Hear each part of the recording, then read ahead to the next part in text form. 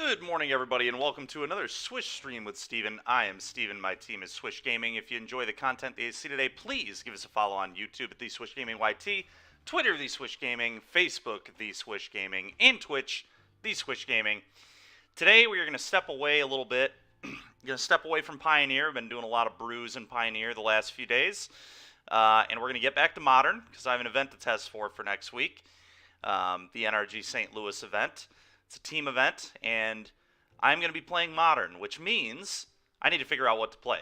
And this red-black deck got second place in the challenge this weekend on Saturday. I think it did well on Sunday as well. Young Dingo is typically who plays this on Moto, and I know there's some other pretty popular scam players as well. I'm not really sure why it's called red-black scam. I guess it's just because you kind of scam people out of the game with Grief and an Undying effect is a lot of the game plan of this deck.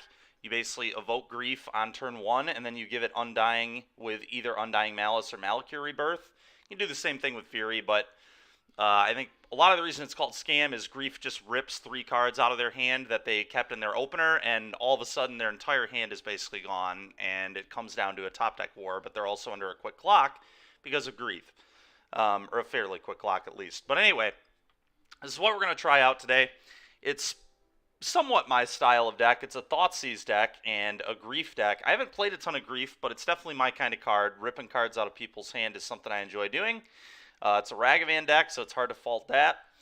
If you want to check out the deck list, it's going to be on the Cardboard Live, I believe. Let me actually check and make sure I put that in, but I think I did. Yep, we did. All right. So I had to check that real quick. But anyway, this is what we're going to try today. This is going to be the first deck we play. We might get back to Pioneer in the afternoon. We'll see. I've got some other ideas I kind of want to try in Modern potentially as well.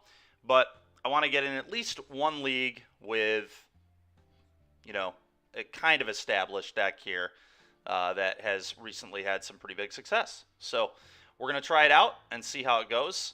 I really hope we can get paired against like 4-color, Murktide, Hammer. Those are the decks that I'm really trying to target right now, and Cascade decks. Those are like the 4 decks that I really want to be able to beat if I'm playing a deck at a competitive event right now in Modern, I think. So hopefully we'll get paired against those decks quite a bit, and I think we will. But let's go ahead. Let's go in a Modern League here.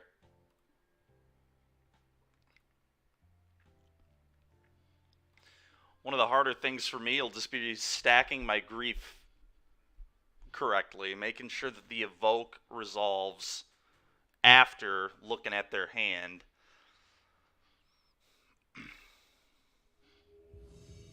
It's on Moto, that's a little awkward. At least for me it is. Alright, well, we're doing the thing. We've got Grief, we've got an Undying effect, so I'm going to keep this. This hand is actually insane. This is exactly what you're trying to do right here. So Malice is just a better Rebirth, so I'm going to Malice. The question is, what do I pitch? Okay, well, opponent's not going to have a hand. They've mulliganed to 5. Ah, they're on Tron, yes. Well, you're not going to have a hand anymore, boss. Let's see what we can do to him here.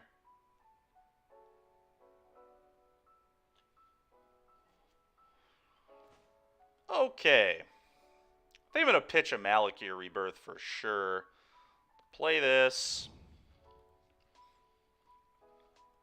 Do this. Get rid of this. Now I want... Yeah, that all looks... Okay, so I want to put the Evoke on the stack first. Let's yield to this. Okay, I'm going to take... Doesn't really matter what I take, to be completely honest.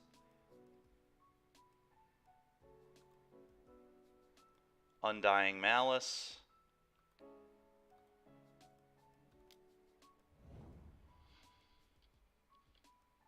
Okay, cool. Do the evoke thing. Do it again. Take your Karn. Go ahead. What a fun deck. What a fun deck. Holy smokes. Alright, well. I can Thoughtseize and cast Ragavan, or I could dash Ragavan and then Thoughtseize. Am I cool to just dash Ragavan every turn for the rest of the game? Probably. I probably don't want it in play because then it's like could get tagged by an O-Stone or something. So let's just dash. They have one unknown in their hand.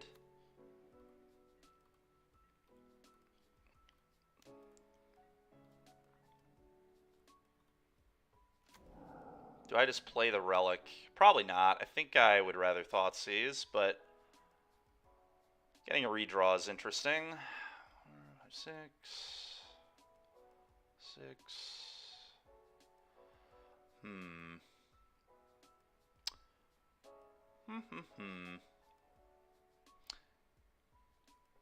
Yeah, I feel like we just do this. I feel like I could get punished pretty hard if I don't. Get rid of that, please. Go.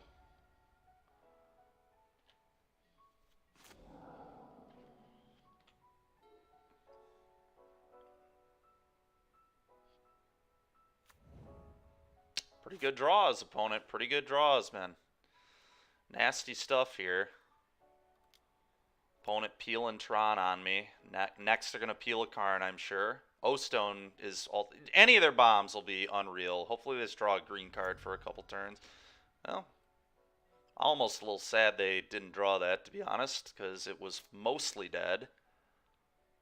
They could have beaten it, but... Or they could have top-decked another Tron land and then just killed me with it, I suppose. Okay, oh, that's green mana. And a redraw. Scary stuff here. Blast Zone. I think that's good news, but... Oh, Karn the Great Creator. Sick. Andy's got enough to... Alright, well, we probably lose. Unbelievable, dude. Oh, man. Really frustrating. Yep. I don't think I can beat this.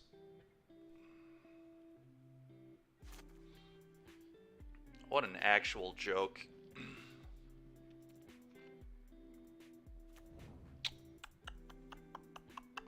We have a one of Kalagan's command I can draw, but I'm probably not beating the next thing that this gets, so... Oh my god, man. It's so stupid. I think I cast this. Not sure if that's right, though. He has a Blast Zone. I'm just going to play it. I don't know if that's good, but that's what I'm going to do. I don't know that it really matters what I decide to do anymore.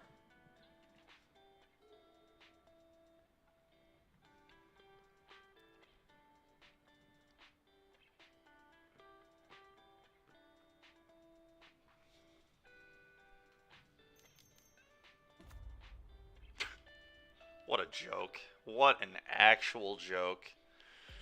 Alright, I want to keep a red card in case I draw Fury. Let's get rid of this.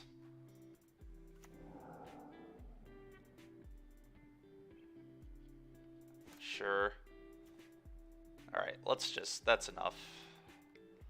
Well, not much you can do about that. As they say, you can't Thoughtseize the top of the deck.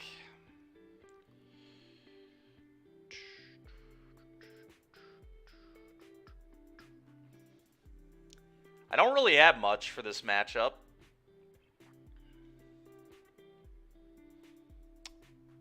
I feel like that might be the only card I bring in, to be honest. Ob Nixilis is kind of interesting against Tron. It's probably not good, but it is interesting.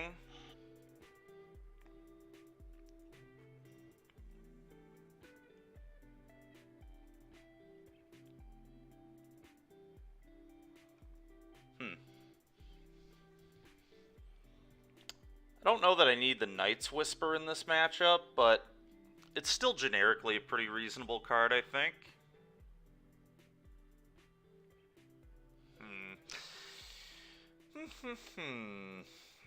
Could go down one Fury, but I think a turn 1 Fury is just good.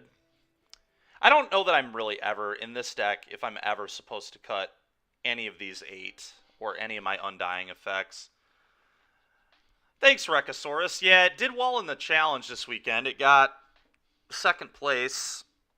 It's a pretty good deck, especially when your opponent doesn't rip 3 perfects in a row off the top of their deck, which is what happened in this game. But you know, nothing you can do about it. Could not have played the game any better. I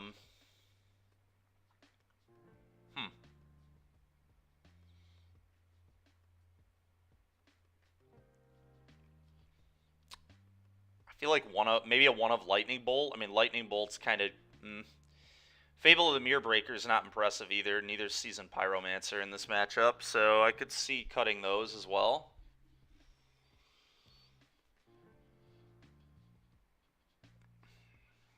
For me, it's between a Lightning Bolt or a Seasoned Pyro or even a Fable. I think these are fine, though. I know, Fable is so slow. But it does help me dig the Blood Moons. I'm just going to cut a Bolt. I think Bolt is pretty weak. And honestly, I might cut another Bolt for an Ob Nixilis because it pitches to Grief and Fury. And I feel like I'm just all in on the Griefing. I don't know, that might be a little ridiculous, though. I just don't think Bolt really does anything. I don't know. I'll keep a Bolt, I guess. I don't know. It does kill Karn. The plan is just don't let Karn resolve, I think, but would I like to play first? I would. This hand does nothing. Oh, I should have cut Terminate. Terminate should have been my cut. That was a mistake, but... Oh, we're going to turn 1, put a 4-4 into play. Well, it's actually only a 3-3 here, huh? Is this good enough? Is turn 1 3-3 Double Striker good enough against Tron? I'll probably put him to 2. And then lose to anything good.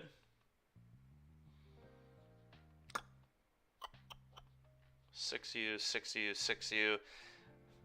All of a sudden regretting cutting that Lightning Bolt. I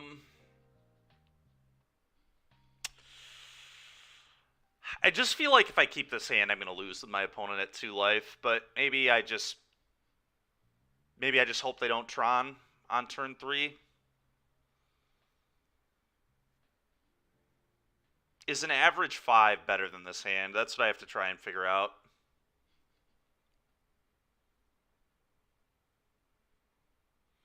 We can top deck Kolaghan's Command or Lightning Bolt to kill them, or Ragavan. Ragavan Dash also. You know, I'm gonna keep this.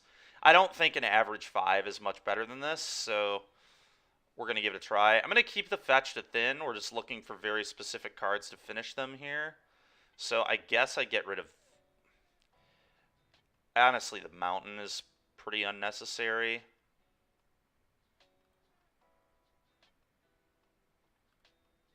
They did not mulligan at all, so it's a little awkward, but here we are.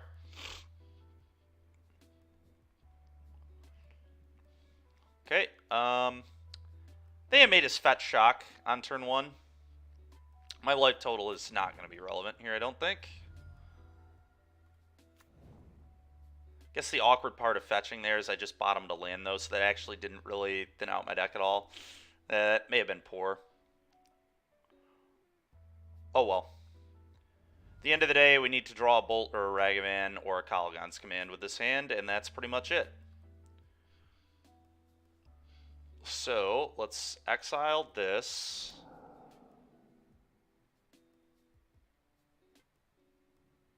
Put the Evoke on the...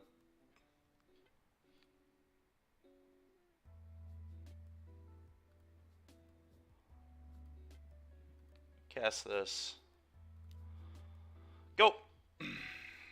We have a 3-3 double strike. Your turn. Hopefully he doesn't have Dismember. That would be awkward.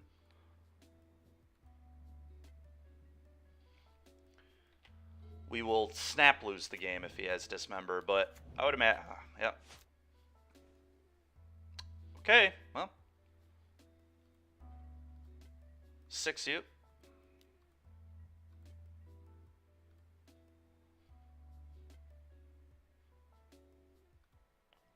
I don't know why I was thinking I would get 3 attacks with this before they would have Tron. I get 2 attacks with this before they have Tron, which is pretty awkward. Go.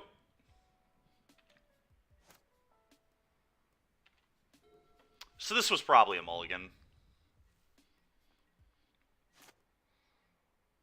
If it actually did what I thought it did, then it would have been good enough, but it didn't. We'll play this, and we'll lose the game to whatever bomb they have. So I was definitely supposed to go to 5.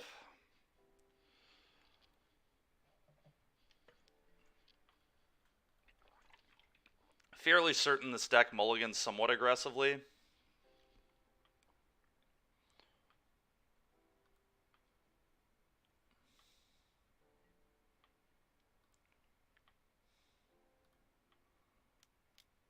Yep.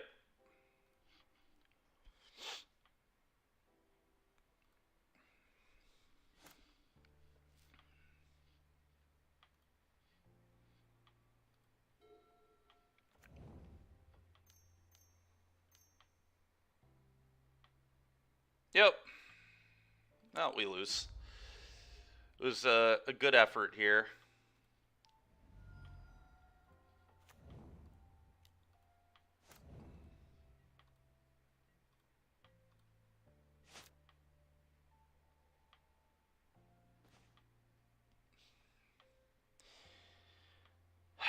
Well, fetch. We can grief them and see how dead we are.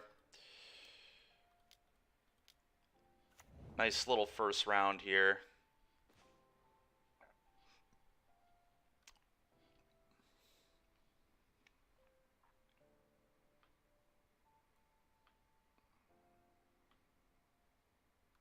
I'm going to take the Ugin. That's not remotely beatable. We'll see what they do.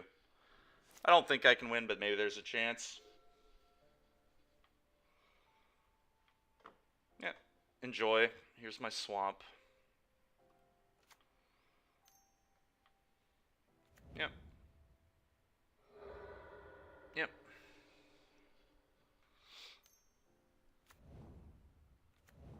Sure. Yeah, I think I'm pretty dead. I'm going to concede. No reason to keep playing this game, I don't think. Alright, well, that's a great start. Losing 2-0 to Tron, my favorite.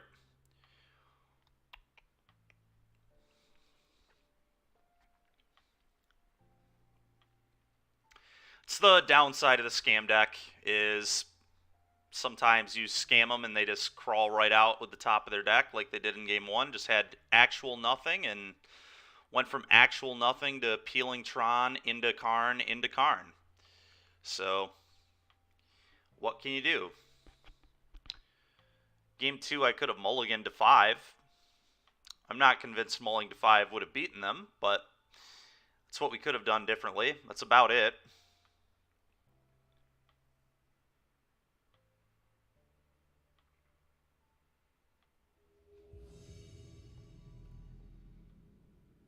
Should have boarded out the Terminates, but other than that, not a ton I could do. Just shrug the shoulders and move on, I guess.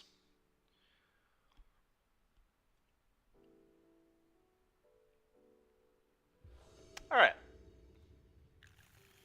Oh, I don't have an Undying effect. But I do think this is probably a keep. I've got Thoughtseize. Yeah, I think this hand plays Magic. If I ever draw an Undying effect, it gets really good really fast. So I'm going to keep this. I'm going to turn 1 Thoughtseize them, see what's going on. Okay, Thoughtseize you.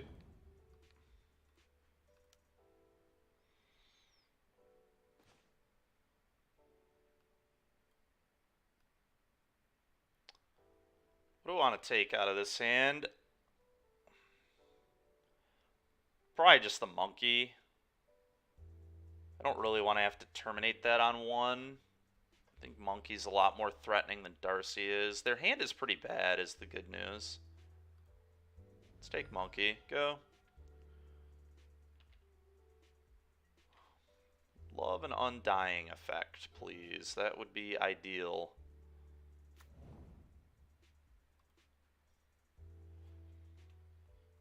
F6.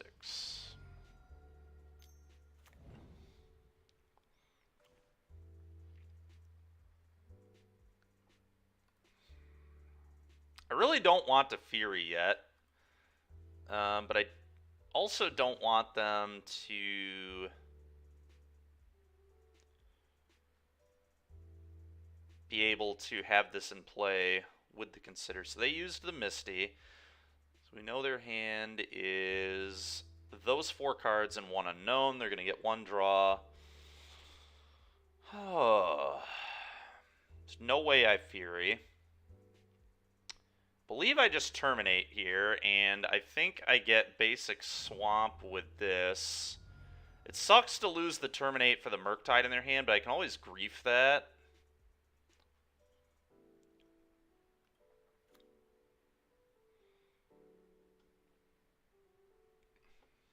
I don't like this being in play. I don't love spewing a Terminate, but I think I'm supposed to. There's like a chance that they could just peel a Bauble and get Delirium, so this can't kill it next turn either, which scares me a lot. Also scares me, though, is that Counterspell. It's going to be hard to grief them through the Counterspell. Okay, well. Now I can K-Command, kill this, you discard. Seems good. Thoughtseize was a really good draw, so let's play this. Lose 3. Kill this. And you discard, I believe, is the play. Yeah.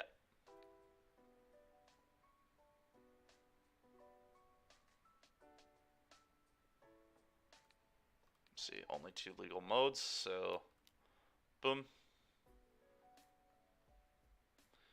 They're going to Consider in response. Sure.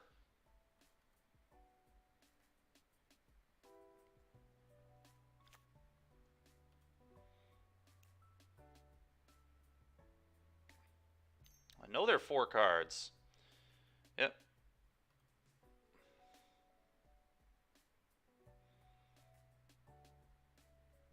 Maybe this was not a good play, because now they can Murktide.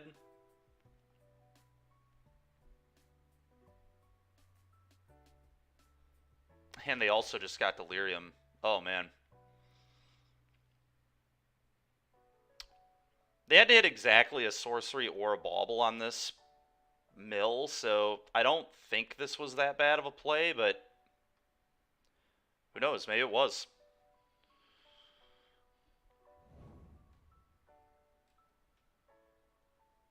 I mean, they had exactly, what, 8 cards they could hit off that to get Delirium. I don't think I'm supposed to play around that. It's an 8 out of frickin' 47 chance or whatever it was.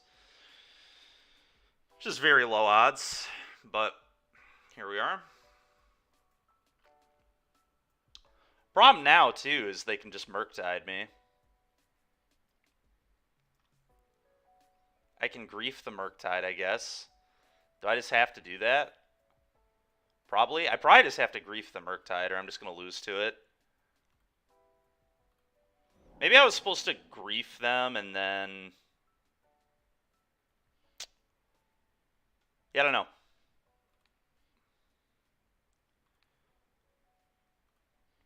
I guess I could have gone Grief you, then K-Command, buy back the Grief, kill your guy. Maybe that was right. I don't know. Definitely some hindsight. Oh, and they have Bauble in their hand too. Nice. All right, well. Let's take the card that I'm not beating right now. Don't think I'm going to beat what's happening anyway. Darcy plus Counterspell is going to be probably too much.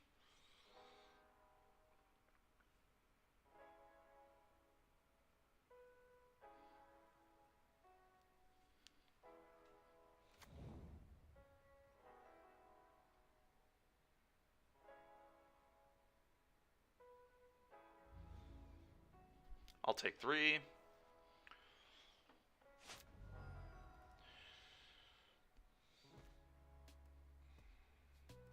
Okay, I'm just going to pass for now.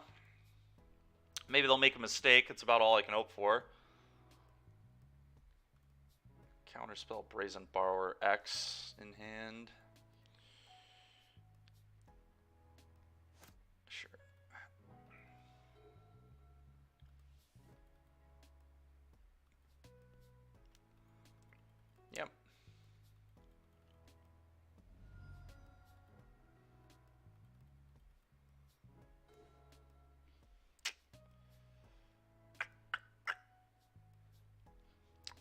Probably was not supposed to get Basic Swamp with this earlier, huh? Because it didn't let me cast this. I was thinking about if I Blood Mooned, I would want to have the Basic Swamp, but obviously, probably not right. We're just going to wait.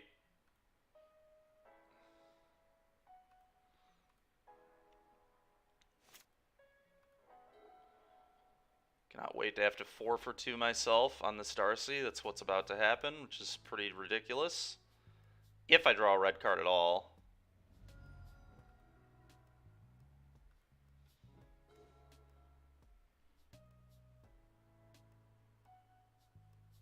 Play Varals and Willowgeist and Pioneer. Modern is Garbo.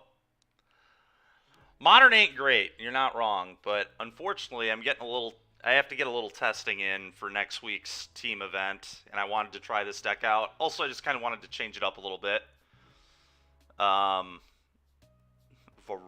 and Willowgeist, huh?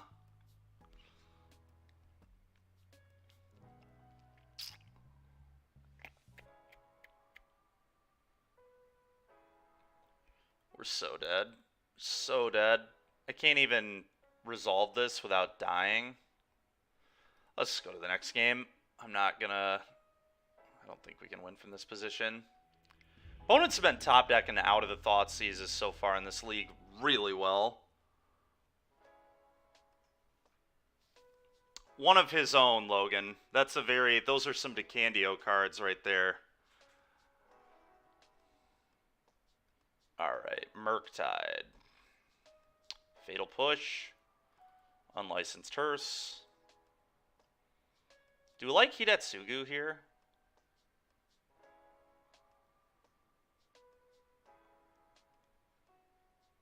It's like, okay. Blood Moon seems bad. Let's cut those.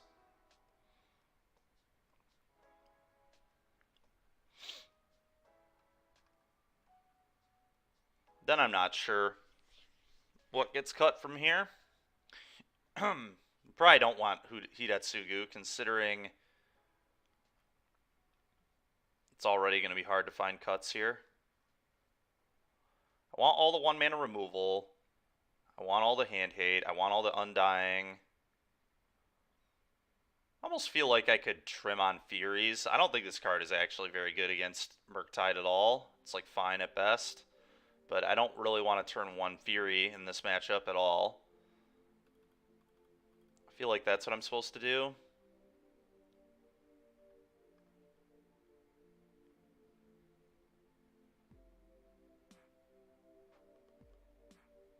But that could be wrong.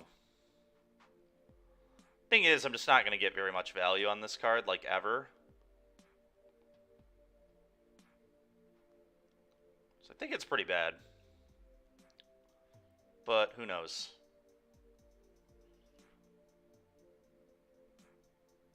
Let's try this. Alright, I would like to play. Classic, the one of. It's a good pitch to Pyro, though. I'm going to keep this hand. This hand is good. Good enough. Plays a normal black-red mid-range game. We're not going to scam them, but that's alright. Definitely casting this. Go. Do you have the answer to turn 1 Monkey? It's the first question that we're going to ask. Looks like the answer is yes. Okay. Sure. It's pretty good. Play this. Go. Sure.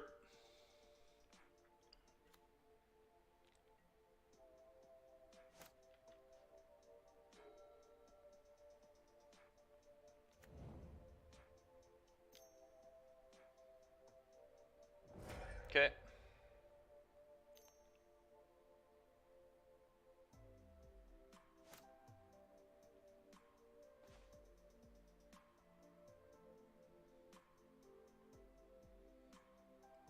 I think I'd play Monkey and leave up Bolt. Makes sense to me.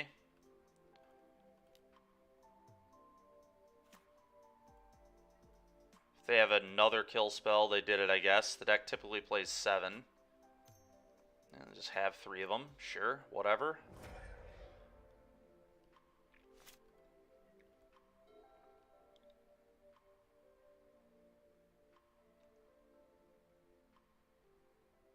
Sure.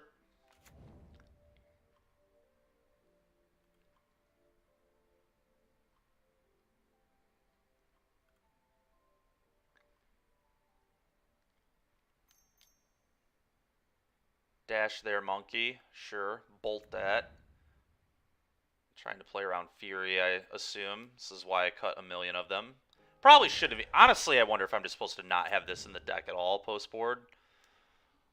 I think I still like 1, but I do not like it in my hand right now. So maybe it should be none. I don't know. Okay, I would love a land here. I think I just need to resolve this. It's very awkward to have to pitch a Terminate, though. But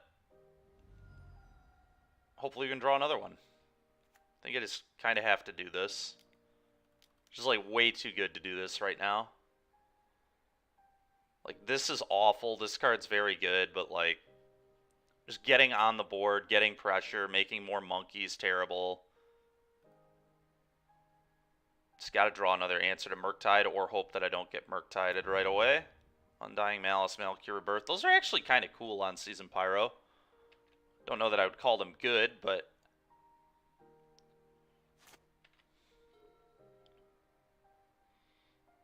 currently would be pretty small Murktide.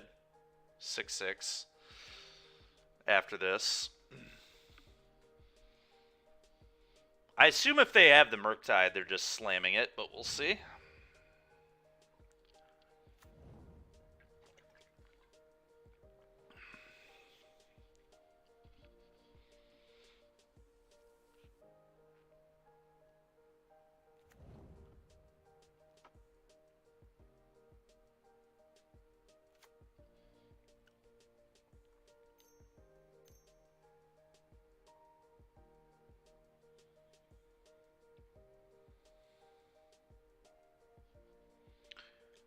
Man, just another worst possible for me. Let's see if I can top deck my opponent. That'd be nice. Been a lot of me getting top decked in this league so far.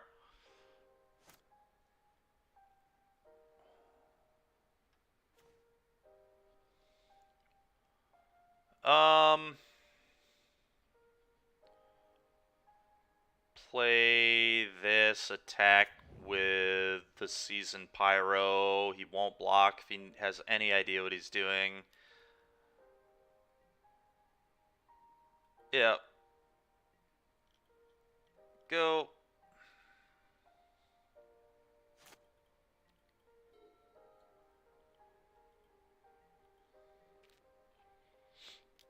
Yep.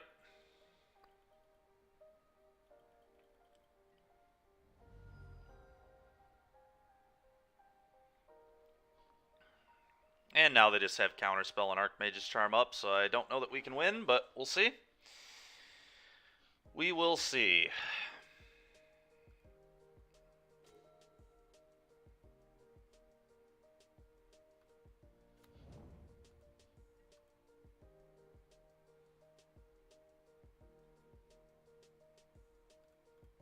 We have to send like this because if they have a Ragavan, I want to be able to block with this. If they use a removal spell on a 1/1, I guess that's a win for me. Feeling in huge trouble this game.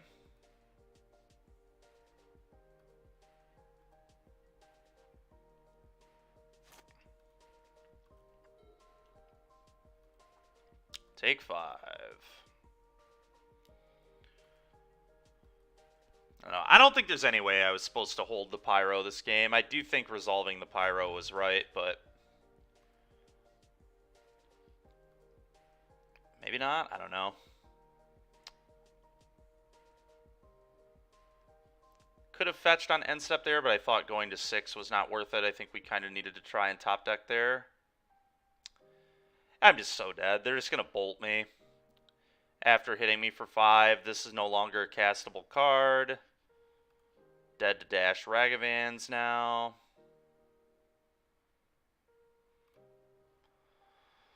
Oh. Dead to counterspell. Dead to pretty much everything. And our opponent hasn't played a land, so I think they just have 5 spells in their hand. Let's attack like this because I have the Undying effect for the Pyro. I think I play the Mountain. Yeah, this just, yeah, let's do that and probably go to our next match. Terrible start to this league. Holy smokes, man. Just classic 0-4 in games. So annoying because game 1 of match 1 like started perfectly. Opponent mulled to 5 and we griefed them twice. And then they just top decked insanely well. Classic Tron. Yep, I'll lose the Lightning Bolt now. I almost hope they have it, just so we can not waste any more time. Honestly, I probably shouldn't even be playing from this spot. Like, there's so low odds we win. But let's at least see a draw. Okay, nice. Should I humor myself and just see what's in their hand?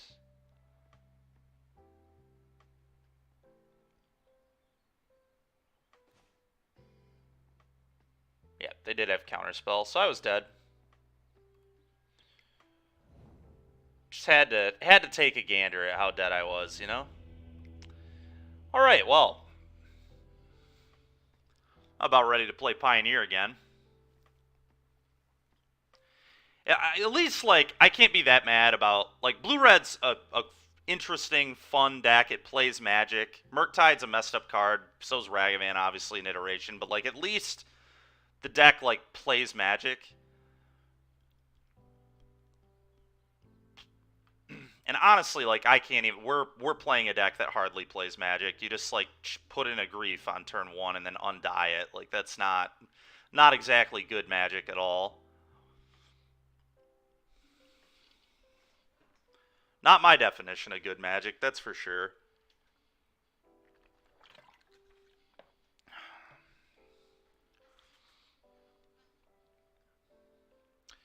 But yeah, I've been not impressed by this list at all so far.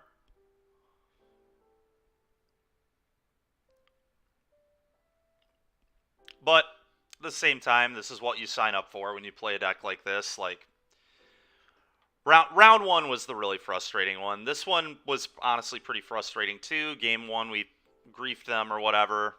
We didn't grief them, we thought seized them. And they drew, like, the card we took. It's not the card we took, but they drew a second Darcy into multiple other really good things. Is this hand keepable?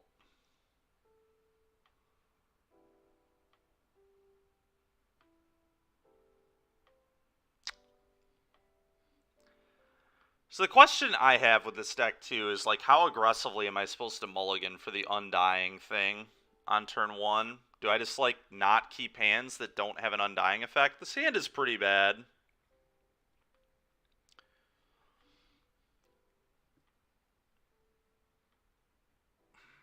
I don't know. I think this hand is bad, but it's hard to tell because this, like, kind of refuels me. The Pyro does. I got 3 lands. If I draw an Undying effect, it becomes really good. Whatever. I think you're supposed to... You have 7 Undying effects to draw to. Like, that's so many. Like, a hand like this just gets so good if I draw one, right? Whatever. I'm going to keep.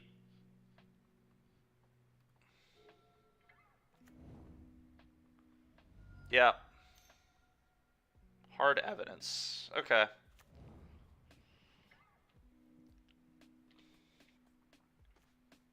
And there we go. Okay, so I guess what I'm going to do then... Let's do this. I need double red, so I need to get Blood Crypt. I need to grief Undying Evil to grief. Grief, pitch, grief.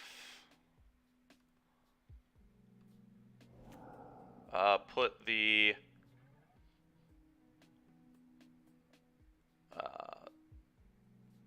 the Evoke on the stack first, so it will resolve last. I mean, I'm in a Malice no matter what, so I may as well just do this right now. Doesn't change literally anything. Okay. So I'm just going to take Ren, and I'm going to take Mana Leak.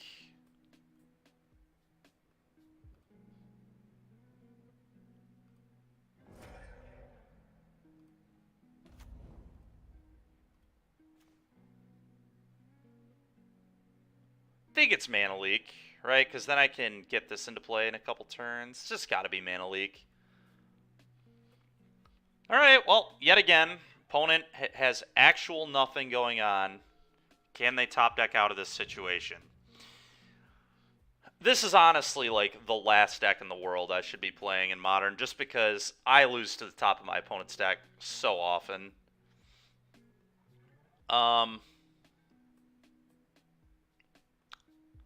So I guess the Malice just gets countered by Spell Pierce, so it's not even good. Alright, combat, attack for 4, play this.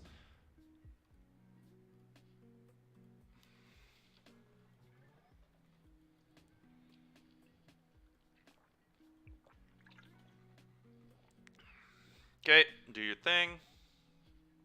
They're definitely popping a clue. Really? No popping the clue, huh? Does it mean they top decked a Ren on me too?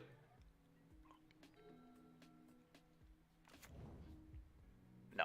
Okay.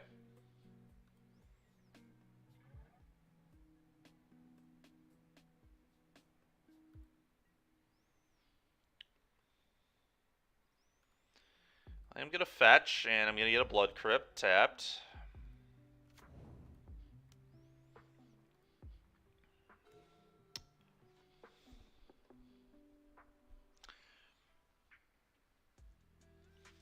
I definitely want to grief them here. Like, no question.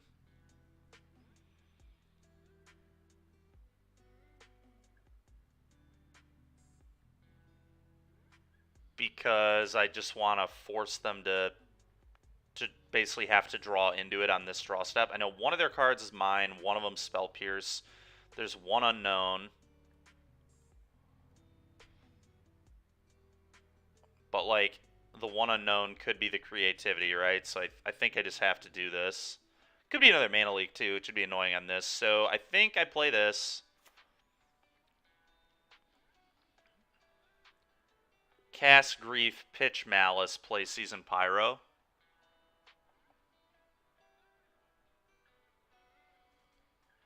I think that has to be the ordering of it, right? It just makes the most sense, yeah? Alright, do this. What you got?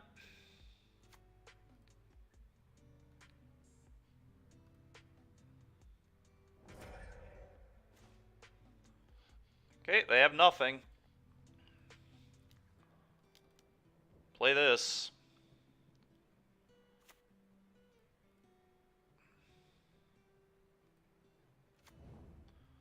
Okay. 4. Yep.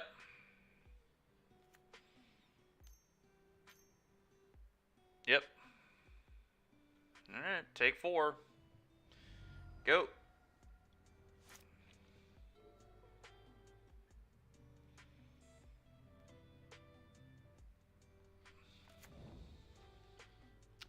Okay. Didn't top deck me there. Alright, that's a really good draw, because now if they go for creativity, I can do this. I'm just going to wait. I don't want them to, like, Mana Leak this or whatever. So, combat, attack. They can obviously tutor a Dwarven Mine here, too, I guess. So, like, it's a little awkward. Sure. So they tutor a mine, and then they get a block. Actually, they get 2 blocks. They probably put 0-3 on 2-2, 1-1 on 1-1. And then they can play their new Dwarven Mine and still creativity for 2, which would certainly beat me, I think. But nonetheless, here we are.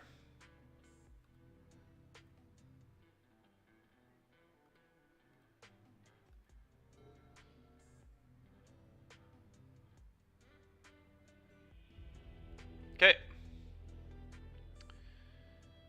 I actually think EE is good against this deck because it stops the combo. So that one's acceptable. All the Blood Moon effects seem nice.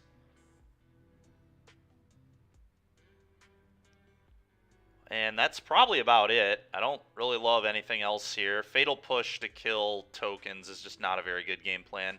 I think, yet again, Fury is pretty garbage. Maybe it's good enough, though, because it's just a potential turn 1 4/4.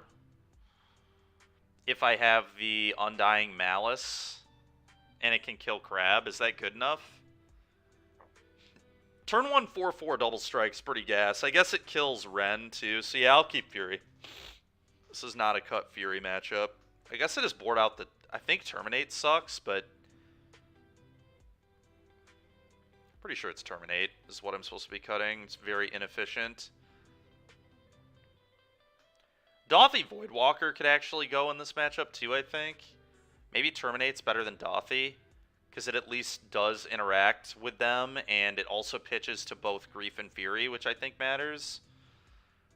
How good is Dauthi here? It's just not really that good, right? I guess the interesting thing about Dauthi is I can, like, play Dauthi on 2, Fury a Ren, and then, like, maybe replay their... They also can't block this. It's just like a 3-2 unblockable. It's, like, pretty real pressure. Huh. Yeah, I don't know on that.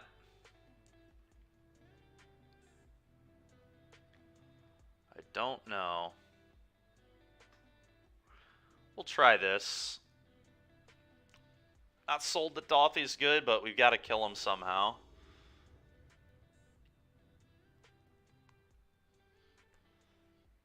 Nope. That ain't it. It's a shame. A pretty good hand if it had lands, but...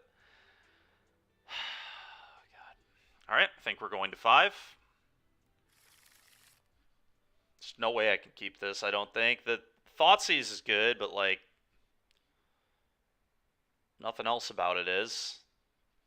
I have to mull this. There's no way. Alright, well, we've got Grief and an Undying effect. Keep.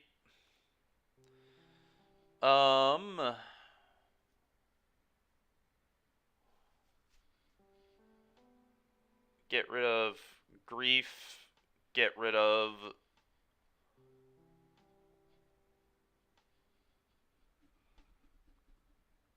Kroxa, probably. I want my second land. I think that's the play here. Alright, need to make sure I resolve my triggers correctly here. Honestly, maybe I'm just all... with this deck, like, maybe you just aggressively mulligan to, like, this all the time. I could buy that. Alright, let's do this. Let's do this.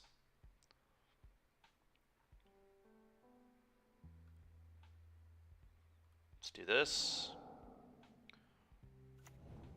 Okay. Let's put the Evoke on the stack first, so it will resolve last. What's in your hand, please? They had 2 bolts, because of course they did. Disgusting. I mean, their hand was actually insane against us. Just didn't get double griefed, but that's fine, I guess. I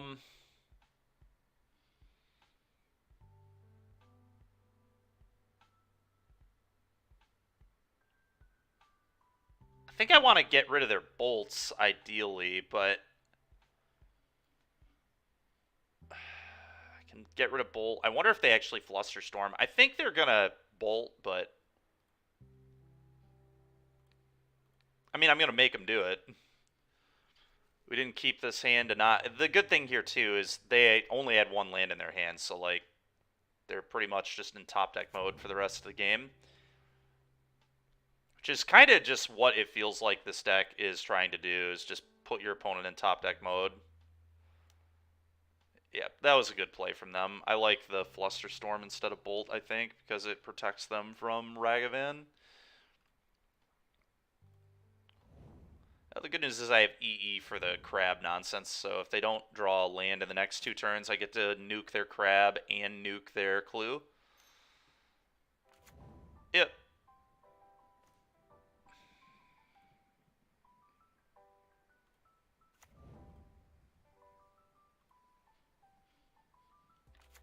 Go.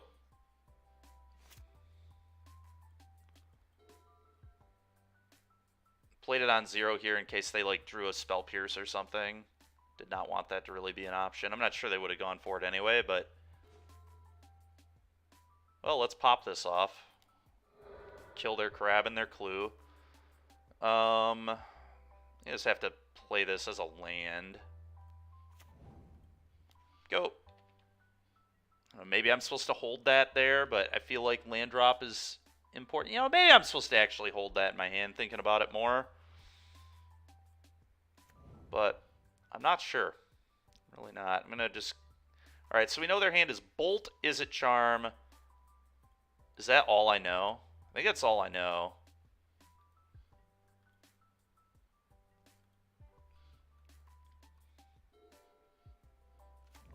Okay. Turn it up here.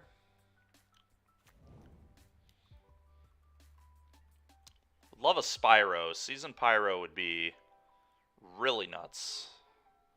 That's actually pretty good. I know they have Izzet Charm in hand, so I'm kind of tempted to just do it now. They would have to have Flusterstorm number 2 or Spell Pierce number 1.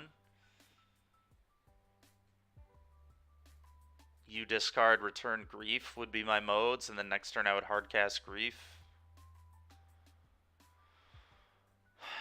I could just wait until I draw a land, though, if I draw a land, and then this is not Spell Pierce or Flusterstormable. Also not Izzet Charmable.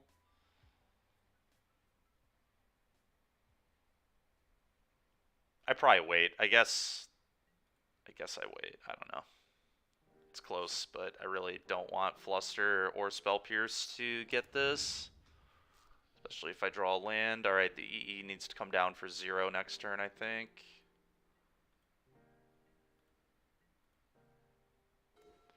Alright, well, that's nice.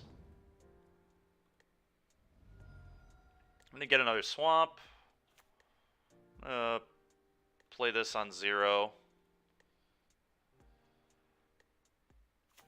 Okay, that's cool.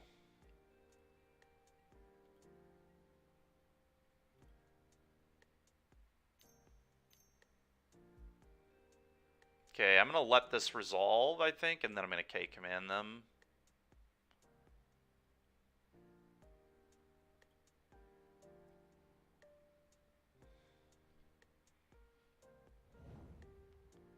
I think I K-command them. Ooh, Iona, that's gross. K-command, they discard Return Grief. Seems good to me. So this is not in their hand. Invoke Calamity. What in the world? Alright, so they still have Lightning Bolt, and that's the only one I know for sure, which is probably what they're going to discard, but...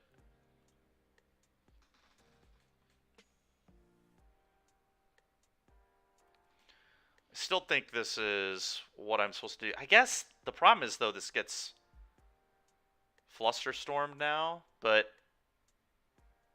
So maybe I wait? Yeah, let's just wait on that, actually.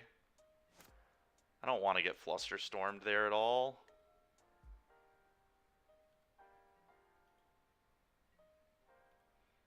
Okay, now I think I'm okay to do it.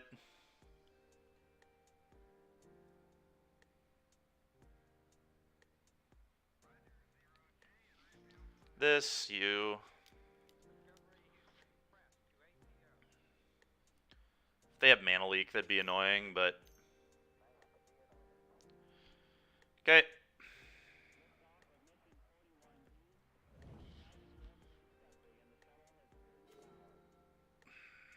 I know they have Bolt in their hand, so this isn't even worth playing yet. Go.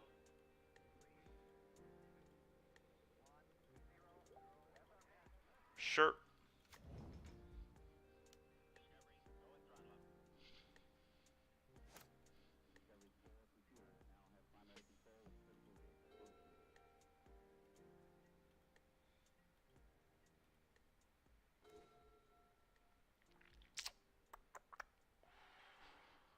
Play this, I guess. Go.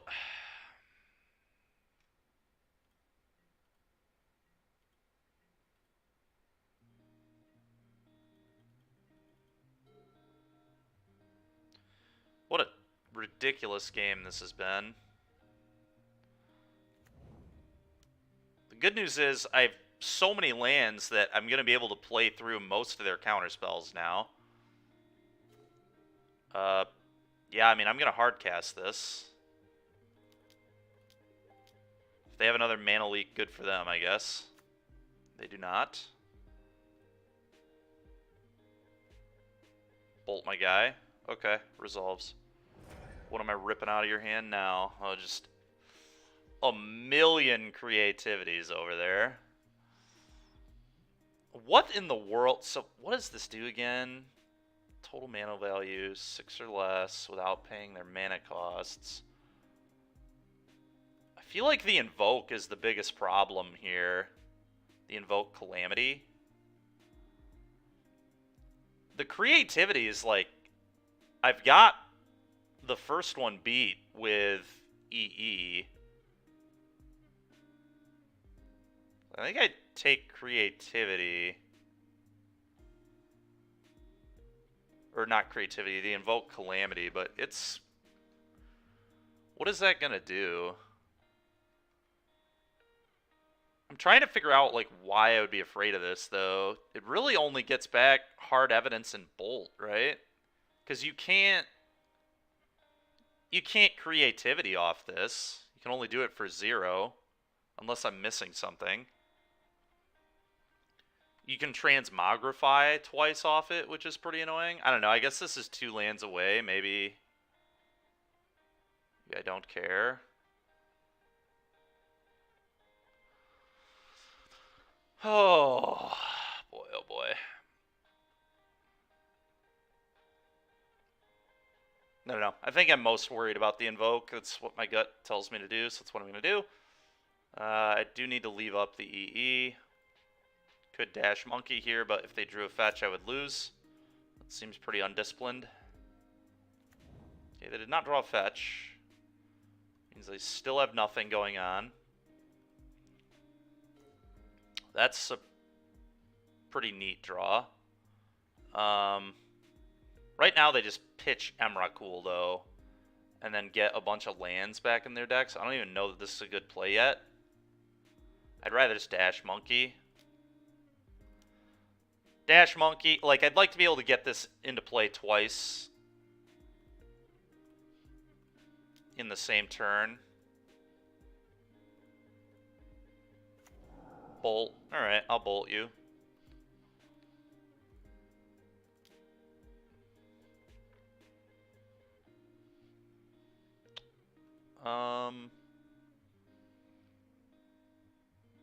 Yeah, I mean, I just would put 3 bolts back in their deck if I let them do the Emrakul thing. It seems bad. I don't think this is a good play here. I really don't.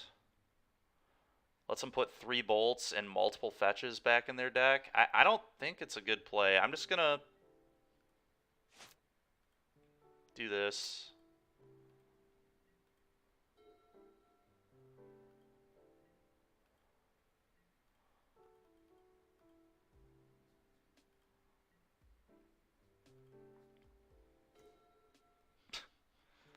What a wild game this has been. Just my opponent never drawing any lands, me drawing all the lands. Let's dash this boy in. Combat. Hit ya. And now I'm going to play the Kroxa because I can do it twice. Oh, they drew another bolt. 4th lightning bolt. Oh. So we're going to attack. Okay. Wild.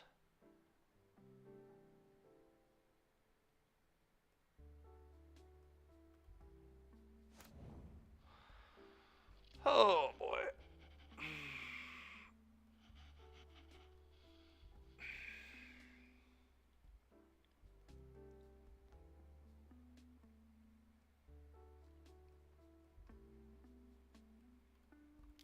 Alright, well, now I do this.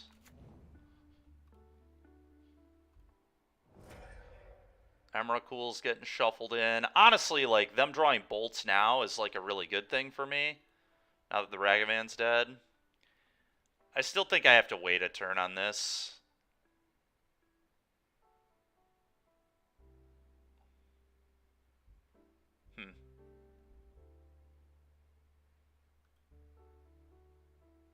Although, if I don't wait...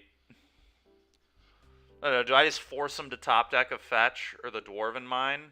It pretty much has to be that, right? There's nothing else they can draw, so it'd have to be exactly fetch land or Dwarven Mine.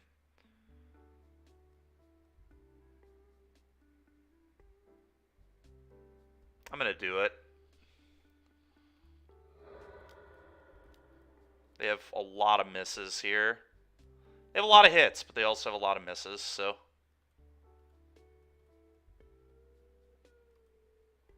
I just feel like I'm not going to win the game if I wait.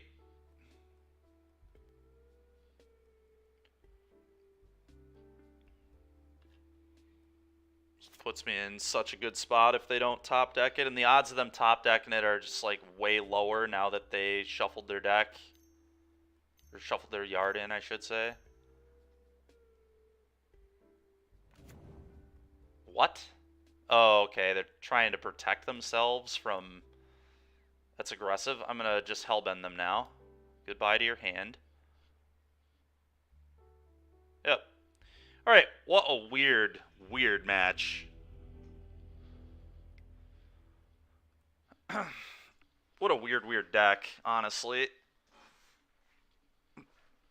So just the kind of games you're trying to play with this deck, I guess, is just knock the top of our deck and go.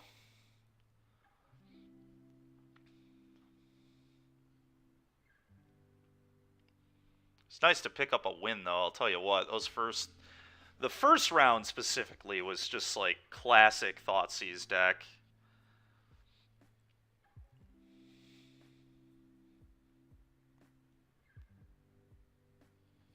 To be fair, I should have went to 5 in game 2 of that match, but like saying I should have gone to 5 is like, you know, would we have won? Like, it's possible. If you'd done the turn 1 grief thing, maybe.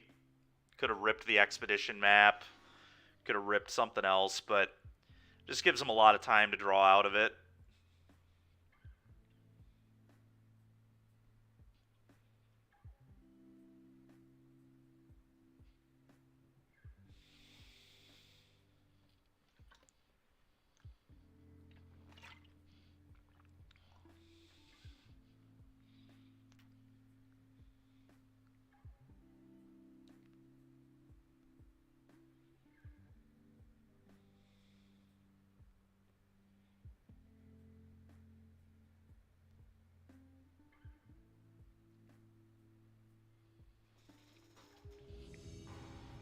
Alright, let's hop in the next one here.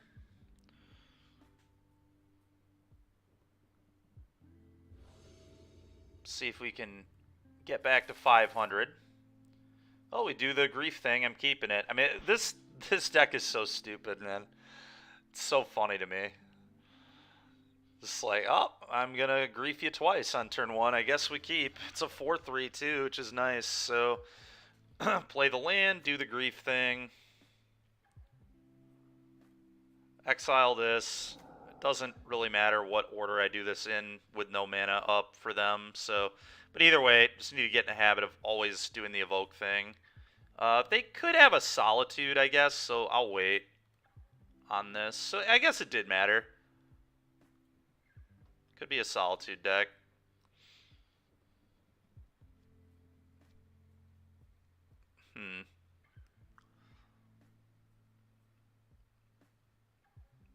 I feel like I just, like, rip Narset and Days Undoing. Is that crazy?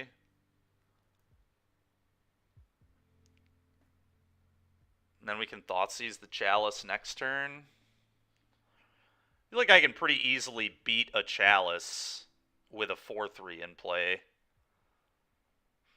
You have to be a little leery of the Subtlety, but I can always Fury the Subtlety and it can't block. So I'm just going to take Narset Days.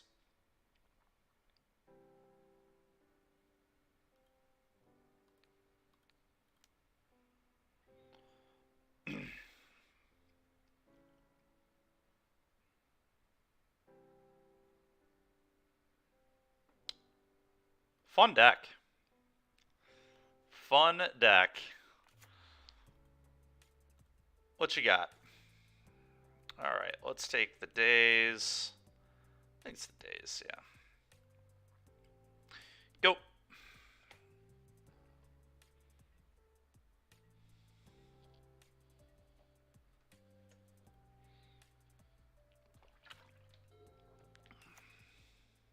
Yep. Name it a Thoughtseize. Thoughtseize you.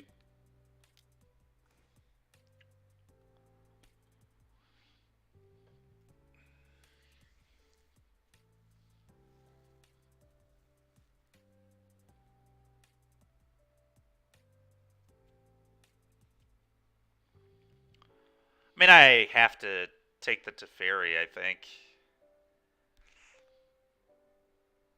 I don't know, it's a little awkward now. But Teferi just seems so good. Can we go the distance with Grief? That's the question. Can we go the distance?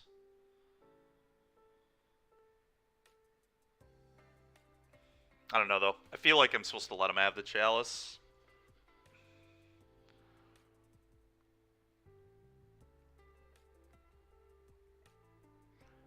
Who knows? Maybe I was supposed to leave him with the Days Undoing. Maybe that was the correct way to play this game and take Chalice last turn.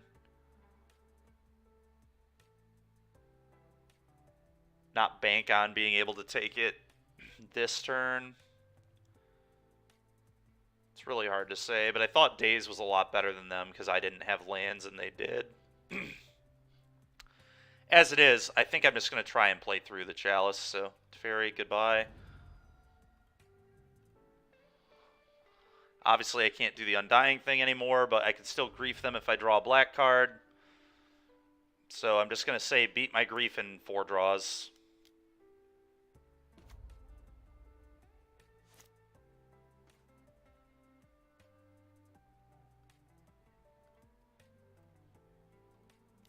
I think I just Grief them right now.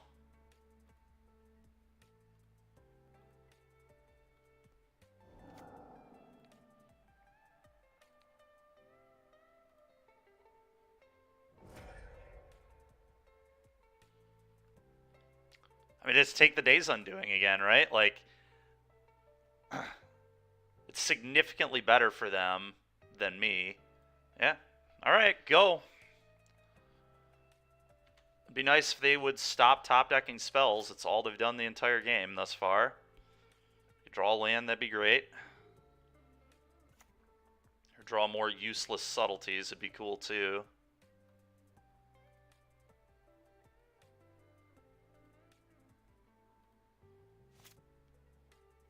Cool. Combat. Tech.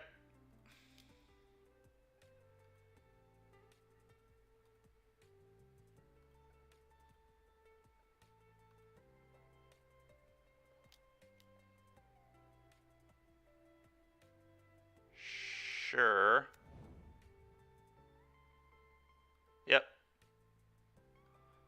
Okay, well, that's another spell. Dude, just please draw a fricking land, you monster. Okay. This is just unbelievable. Yep. Supreme Verdict. Tilt.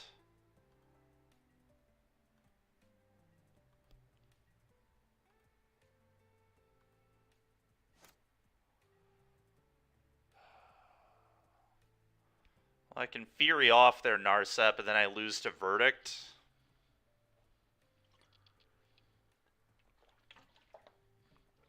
Frustrating game.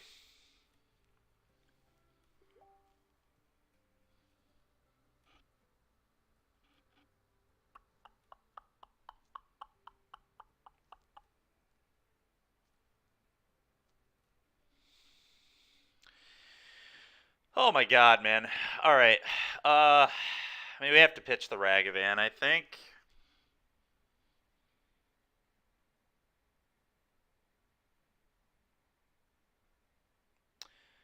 Guess maybe leaving him with Chalice was too dangerous this game. I don't know. I feel like Days Undoing, though, was a really bad thing to play to as well. We had to just kind of make a choice. And I chose to hope that my opponent wouldn't draw a spell for 5 straight turns, but it's what they've done. They finally hit a land on either the dress down or this draw step, but like...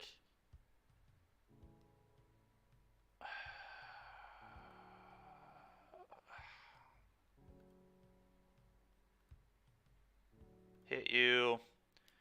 Fury or Narset. So I probably have to just keep a Fury in my hand. Pitch Ragavan, obviously.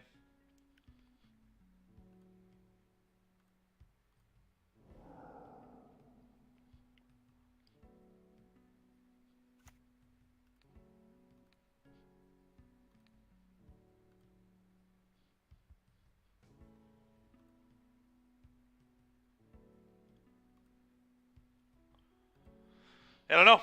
It's rough. Very rough.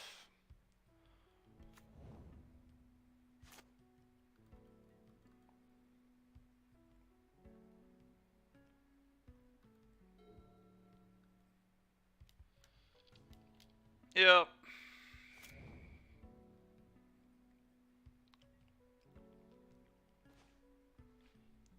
Sure. Go.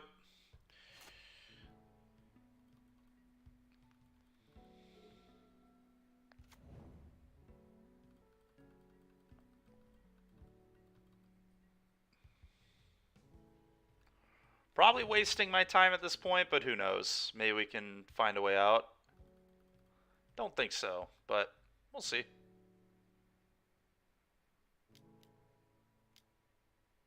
Don't really like this play from our opponent at all, but I'm pretty sure I'm just going to terminate the crap out of this. Guess I'd always just like draw Kroxa. Kroxa would be pretty insane. K-Command is obviously very good.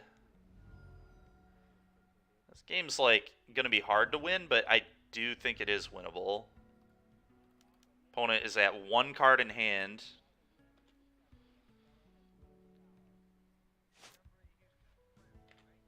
And we do have an out or two to this, so...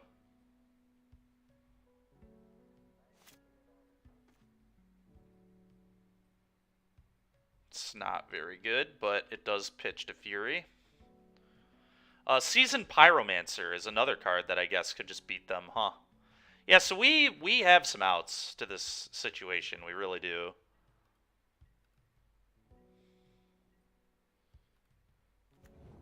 Do I try to Blood Moon? I don't think so. I don't think Blood Moon does enough. It would force the fetch here, which puts them to 2 life, which then means they are dead to Kolaghan's command.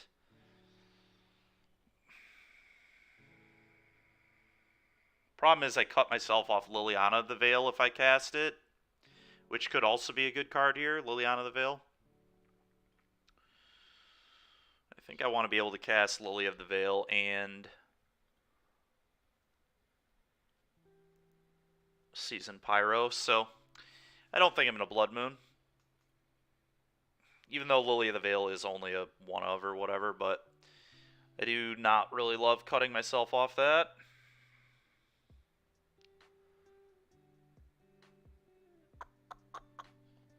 Huh.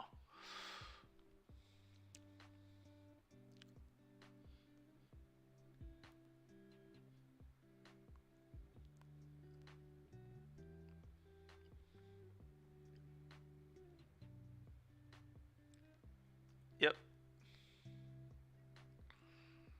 Okay.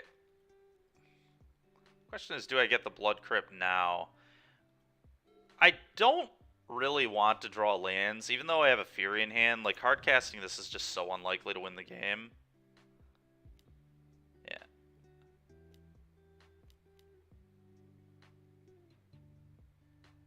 Chalice on 2. That does almost nothing. So that's fine. I'm definitely doing this. They should have waited to play this on 3. Chalice on 3, like, stone cold kills me. On 2, I guess it's awkward to do it on 3, though, because that shuts off their deck. Like, they can't cast most of their cards if they do that, but... Give me a break. Do I Blood Moon now? I just don't think it does anything. I think it's worse for me than them, because they can just easily play through it. The only thing it does is it puts them to 2, which makes them dead to a Kolaghan's Command, but Kolaghan's Command is so good here anyway that I just, like, I don't care, I guess, and I just assume it's going to eat a counterspell. Sure.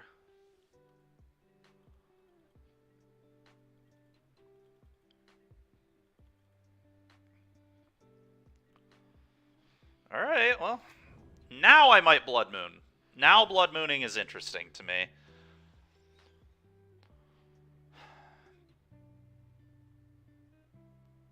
I think I am going to Blood Moon now. Hardcast Fury is interesting to think about, like, holding it, but I'd rather just draw my good 3s. So I'm going to Blood Moon. And let's see if our opponent fetches in response and goes to 2. It is a very dangerous fetch. Yeah, they're thinking about it. Or they might be thinking about countering this. If they countered Blood Moon, I would just be ecstatic. This card doesn't matter at all.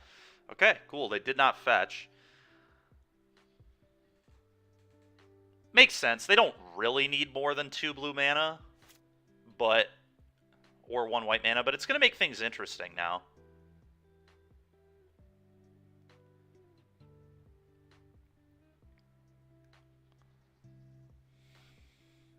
What I like about this is now they cannot Narset into Days Undoing in the same turn, which is pretty nice. Ending my Blood Moon. Sure. Works for me.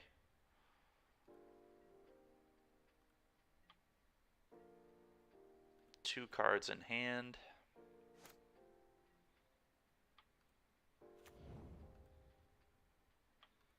Would love to cast Fury here. That would have been nice, but here we are.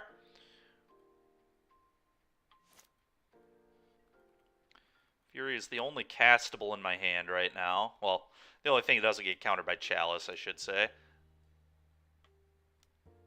Jace the Mind Sculptor. Okay. Okay.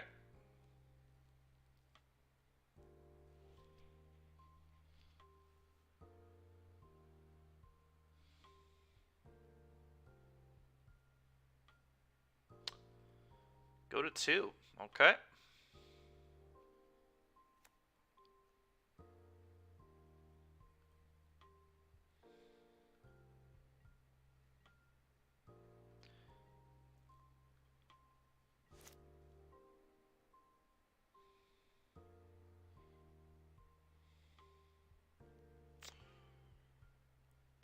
To hardcast this or to pitch Terminate to it? Pitching Terminate to it makes them at least think about countering the card. I think I'm going to bluff. I'm going to bluff having something that matters. Because they kind of just have to let this resolve once I do that with it, right? There's like no way. There's no way they can counter there, because if I have the K command, they lose. And I'm kind of like bluffing that I have something good with that play.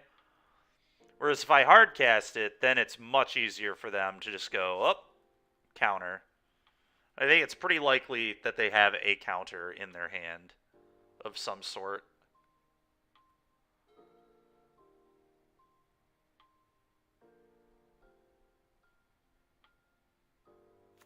Sure.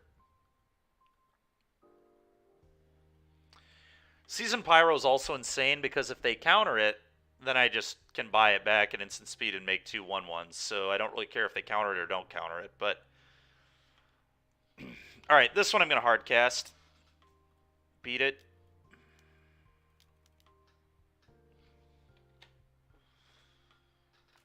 Okay. Okay. Who knows? Maybe they don't have a counter spell. I don't know. Either way, gonna do the Fury thing.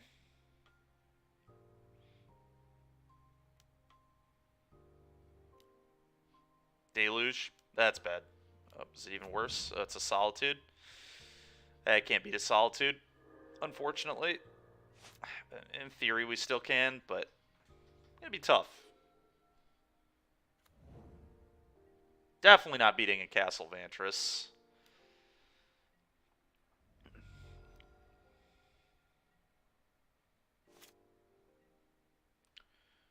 Okay.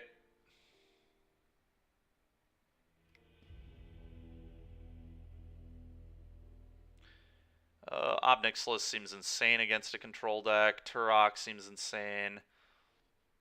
Probably about it. I think the Blood Moons are pretty garbage here. Not a big fan of those. Not a huge fan of Lightning Bolt.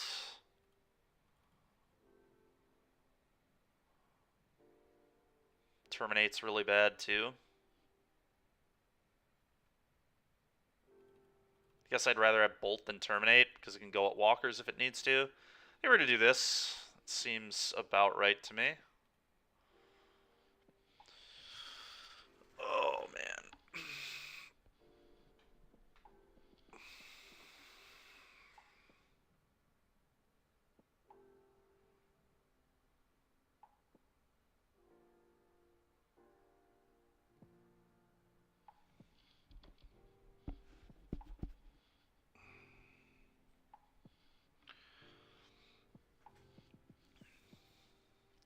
Yeah, I don't know. That letting them keep the I think I was supposed to let them keep the Chalice. I really do, but maybe not. Maybe I was supposed to go Chalice Narset with the Grief and then Thoughtseize, but then they just get to keep the 3-mana Teferi. Like 3-mana Teferi bouncing Grief was going to be pretty bad too.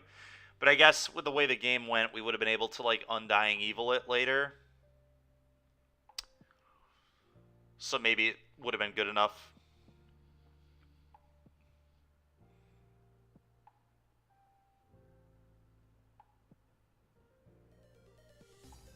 Triple A, thank you very much for the follow. Appreciate it, man. I don't know. It's a tough game. It's always so hard to plan for what your opponent is going to draw and how they're going to draw. Like, am I supposed to act like they're just going to draw all spells all the beginning of the game? Like, they were running at like an 80% ratio for spells to lands, so I don't know that I'm supposed to play that way, but yeah, we're definitely keeping this. This hand is awesome. Only question is, do I Thoughtseize first or Monkey first? I kind of like Monkey first and just make them have the Prismatic ending. I don't want to Thoughtseize a Prismatic ending anyway.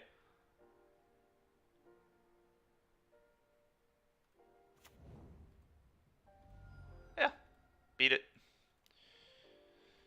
Go.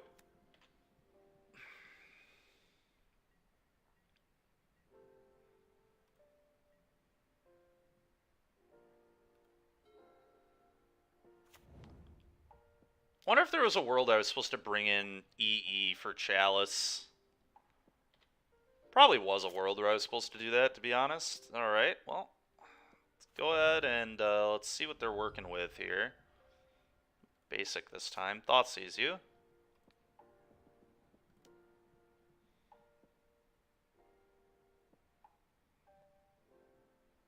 Getting Solituded.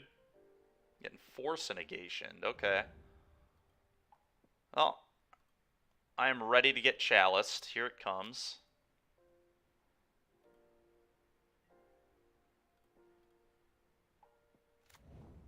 Taste Undoing. Okay. I'm gonna Knight's Whisper.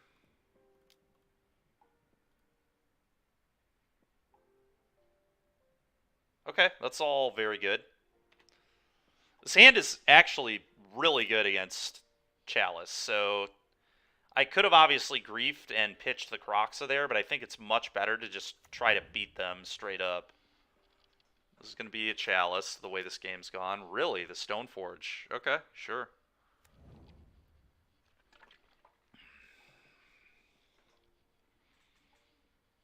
Kaldra, yep.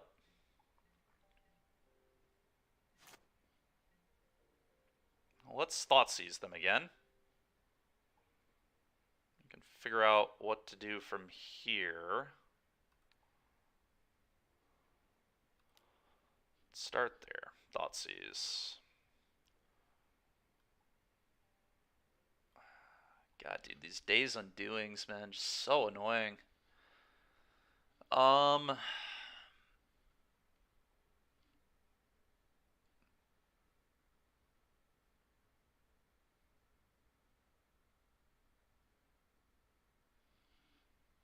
How do we beat this? What is the best way to beat this?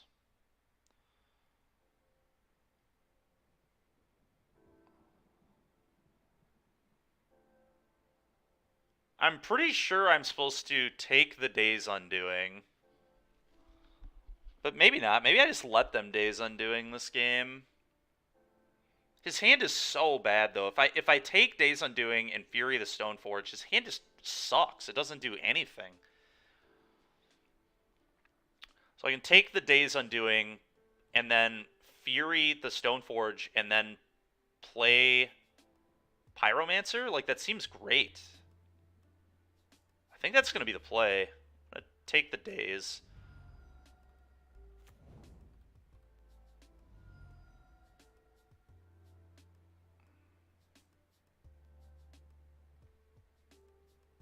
Mountain, I guess.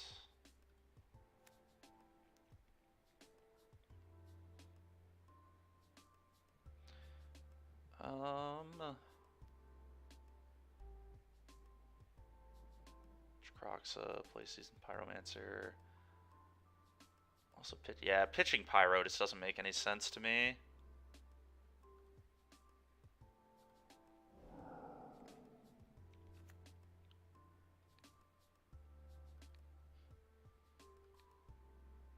Deal the damage there.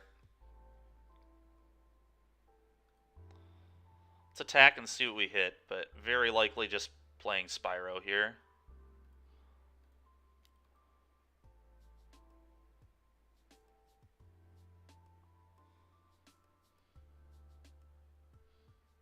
Gets a lot of pressure on the board, and it's basically on a 3-turn clock.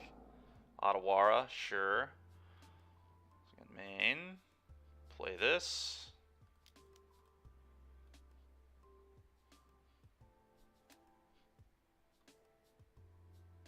Pitch this. That's insane. Alright.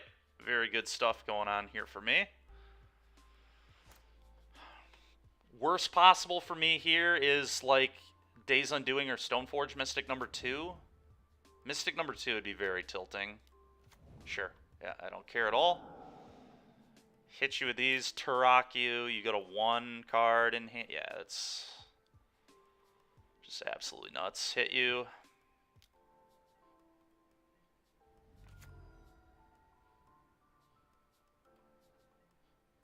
Kick.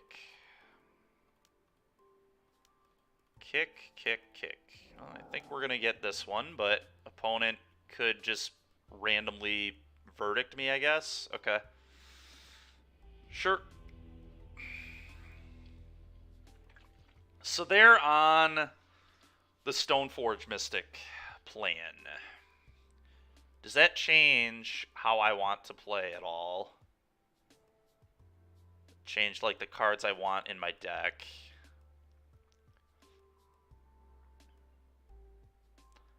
I don't really know that it does, to be honest.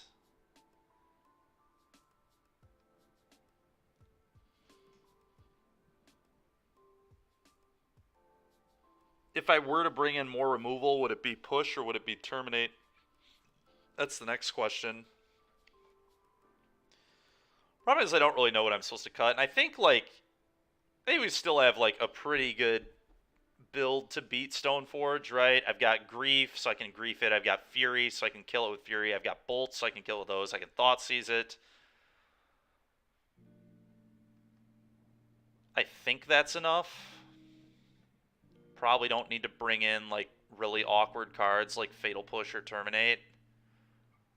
Terminate does also just randomly tag Solitude, which could matter. I could buy, like, 1 Terminate over something. A single copy of Terminate. over maybe a Dauthi Voidwalker. I think Dauthi is probably the worst card for me here. I'm going to just bring in the Mize. I'm going to bring in the Mize Terminate over one Dauthi.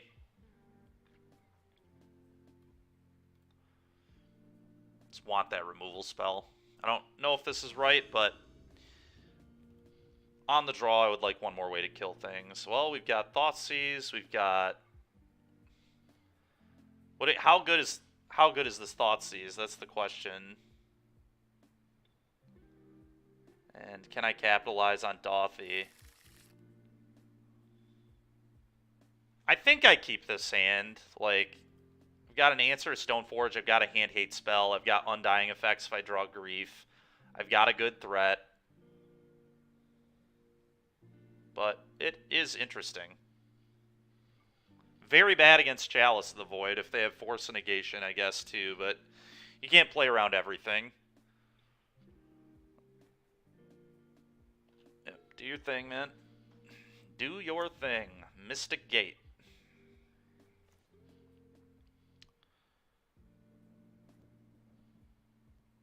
This is aggressive, but I almost want to fetch Shock. It's probably too aggressive. Got a lot of life loss effects in my hand, so let's just Thoughtseize. Okay. Oh, wow. Their mana, they don't add any colors of mana. That's absolutely hilarious. They can Chalice on one with this hand, though. I probably just have to take the Chalice. Solitude's disgusting. They can Solitude the Voidwalker. But I have to take Chalice. This hand's just like too soft to Chalice, I think. So, goodbye to that. Oh, go.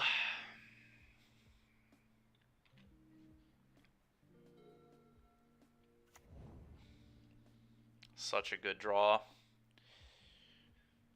Very frustrating.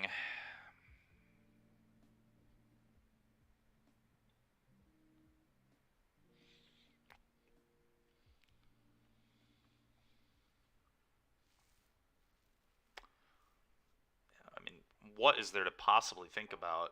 Do I cast my Stoneforge Mystic? The answer is yes. Not too hard to figure that one out at all.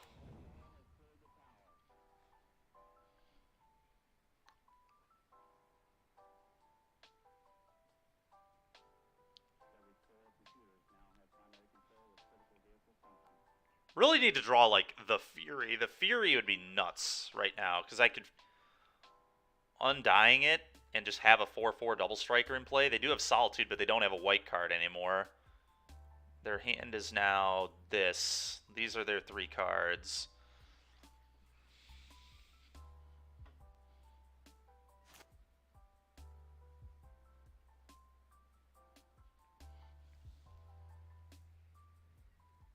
Oh my god. Alright. That's awesome. I just, like, have to do that now, right? I'd imagine.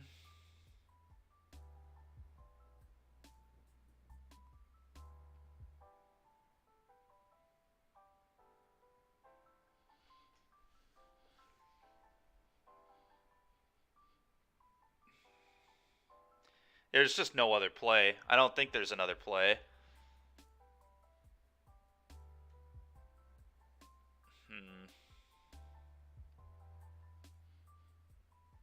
Problem is then Narset can just hit a white card and then they can Solitude this. So is there maybe a better way to play this game? Do I wait on Fury and try to top deck another red card? We could bolt the Stoneforge and save the Fury, and then if I were to draw a red card, I could Undying the Fury.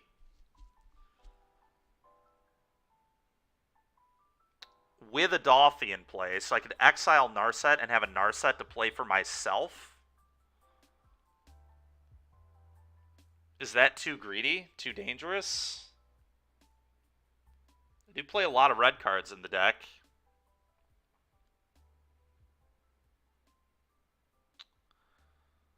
I just worry that the Fury doesn't actually do enough. Because they can either draw a white card for turn or Narset minus into a white card. Both would be really bad for me.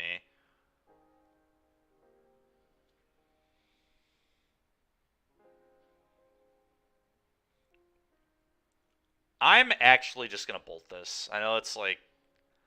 I just don't think I win the game if I do the Fury thing here. I think it's too bad for me. Go. I think it is. The upside is just unreal high here.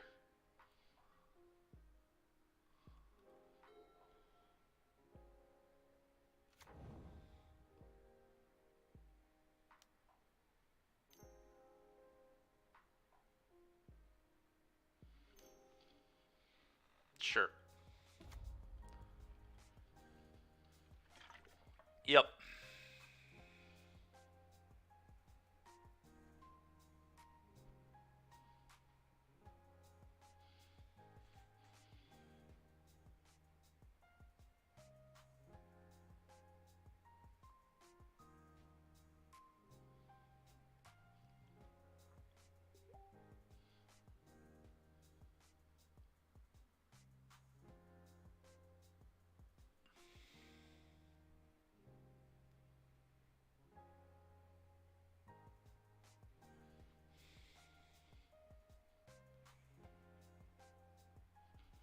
Okay, apparently they have a lot of choices on this Narset.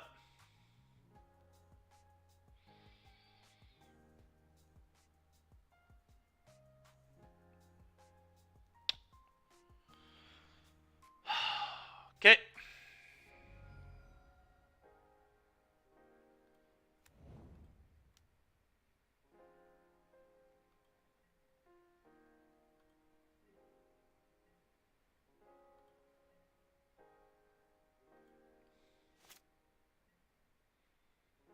Okay, Grief is actually fine. Grief is fine. So let's Voidwalker them.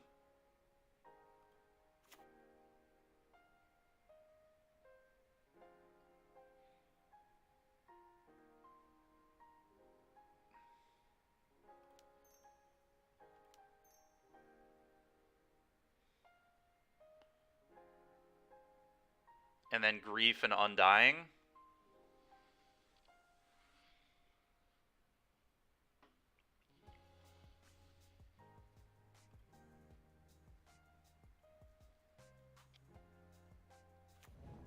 Do they have a white card for Solitude? Pretty tilting, but it does seem like that might be the case here.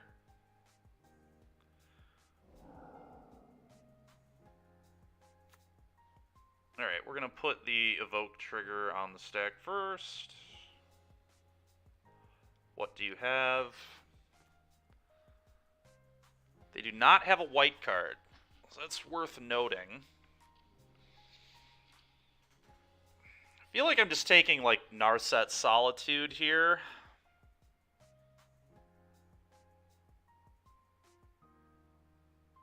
And then Dalthy can play Narset for me next turn. There's no question I'm taking a Narset. And I believe it's Solitude, so they can't Solitude this, and so they're just going to have to appeal like a verdict. They get 5 looks, which is awkward, but...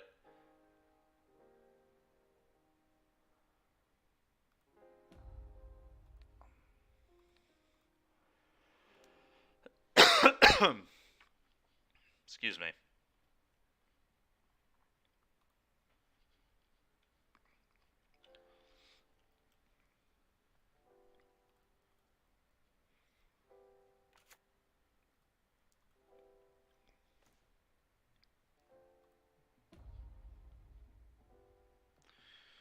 Alright.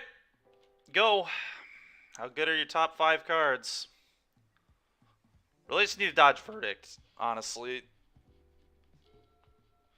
Days Undoing would be really bad too, I guess. We got a couple.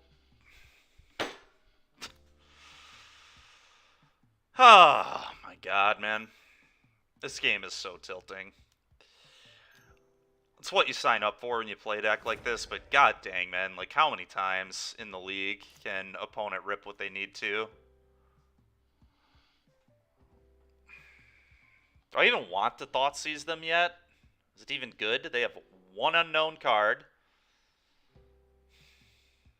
The Cauldra isn't even good. Probably am supposed to do this, though. What am I waiting for? Alright, take this. Go!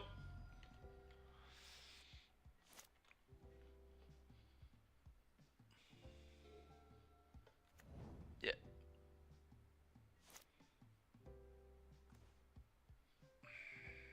Play this. Go!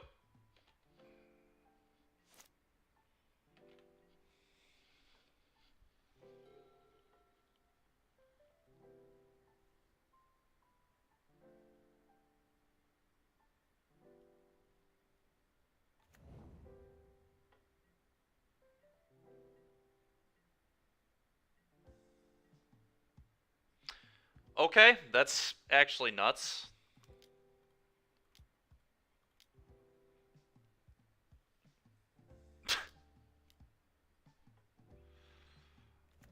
Oh my god, dude. This is so ridiculous, man. Like, how good can you draw in a game? Seriously. How well can you draw? Just completely unbelievable.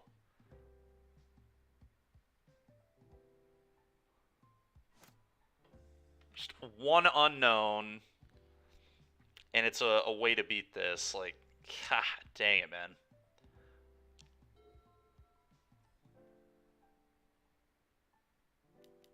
Days Undoing too? Yeah, I don't know what I can do. I really don't. I have no idea. Like, holy smokes, dude. I think the answer is just probably don't play this deck, but I mean, you want to talk about perfect after perfect after perfect. Game after game, man. Very frustrating.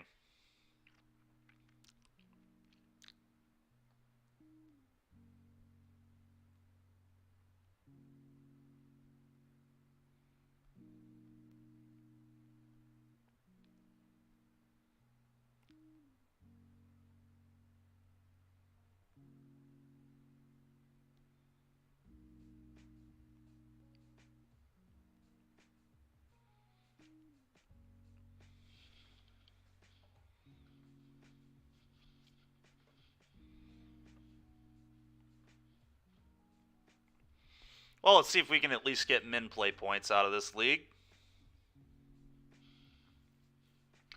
We might try one more league with it. I feel like the first couple matches I did make a couple mistakes with the mulligans. But yeah, it's been a rough league.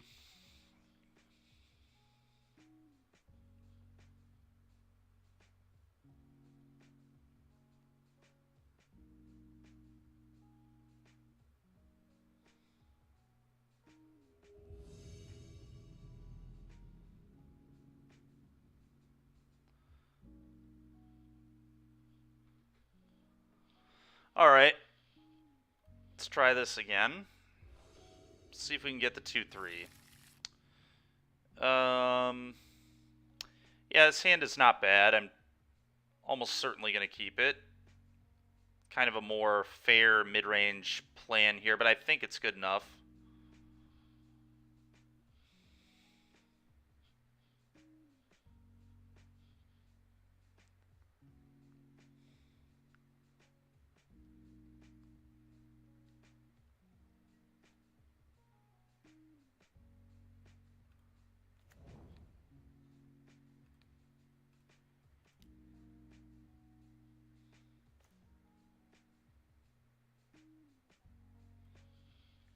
Okay.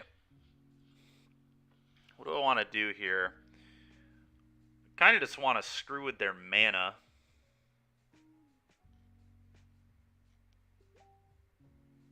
Screwing with their mana makes sense to me. It's just like take a bird, kill a bird. Or I can let them have the mana. Like take Grist. Eldritch Evolution is kind of scary too because it gets Yogg. Strangleroot's going to be annoying. Maybe I leave them with the mana because I'm a Fury deck.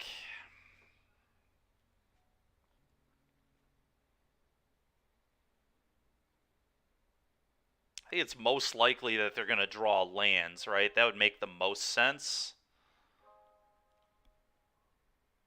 So maybe I leave the birds alone. I have 2 ways to kill birds, too. So maybe it's actually not a bird. I wonder if it's actually Grist. Eldritch Evolution is scary, too. But I'm actually going to take the Grist. Go.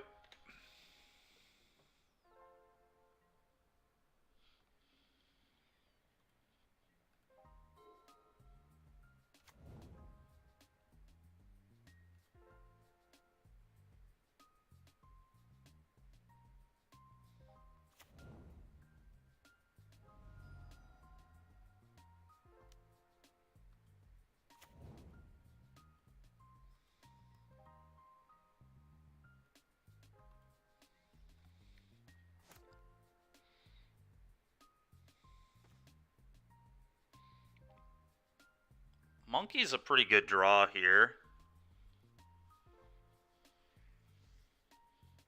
All things considered, it's like fine.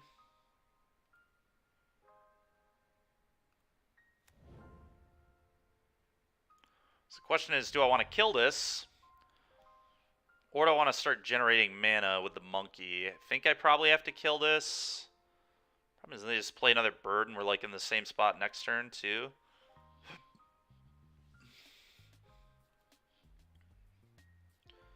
Eldritch Evolution isn't actually very good this turn. If they drew a land, though, they can go Bird Geist. Bird Geist is pretty scary. Just getting a treasure doesn't seem worth it. I think I'm going to terminate this. Go.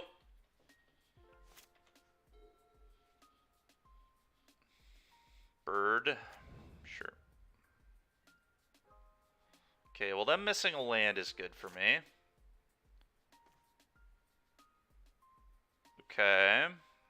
Dash this. Attack you. See what we can hit. Can I hit a bird? A bird would be nice. Hierarch. Wall.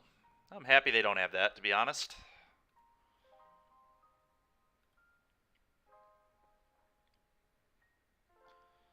Next turn I can K command, so that's good.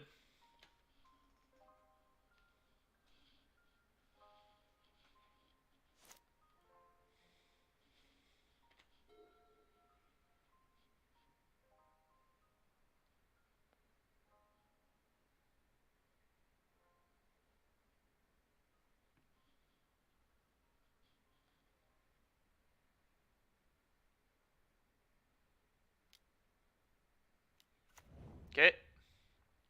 They just miss a land again. That'd be huge. Wow, they're just letting Monkey crack at him again. Surprised by that. I guess they're just trying to race. Can respect it, I guess. That's a pretty good draw there. Okay. So what is the best way to play this? We definitely want to K-Command, kill this, you discard, I believe. And then I think I just cast Monkey.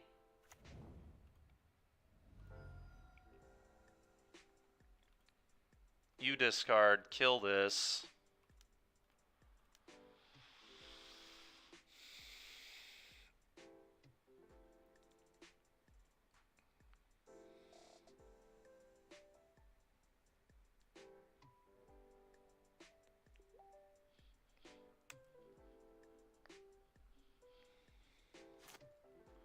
What did they pitch? Another Strangleroot. Really? I am very surprised at that, to be honest. Surprised that that is their pitch, but I'll take it. Sure. Gotta leave the Strangleroot back now, right? Yeah, I was about to say, no way.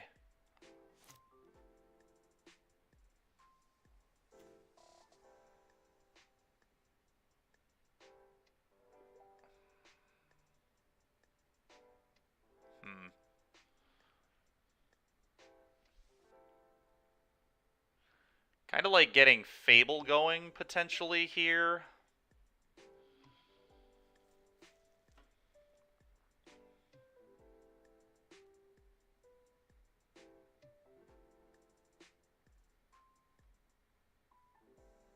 Although we know they have an Eldritch Evolution, which is a concern too. I almost wonder if I actually offer the trade. I think I do offer the trade. Because them blocking means they can't... I mean, they can still go get a Yogg, but they won't... This will be dead, right? For good. So I think that's acceptable.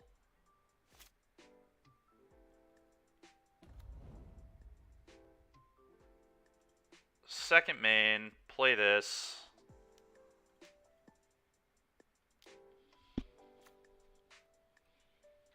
Go. Now I'm a lot less afraid of the Eldritch Evolution here.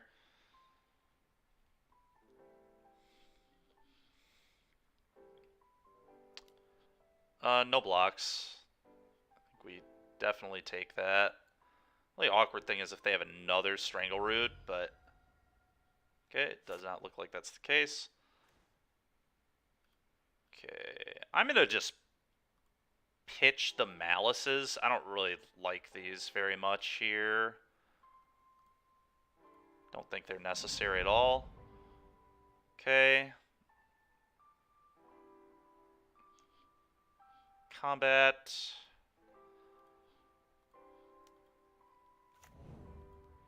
I think I'm just gonna kill the bird, play land.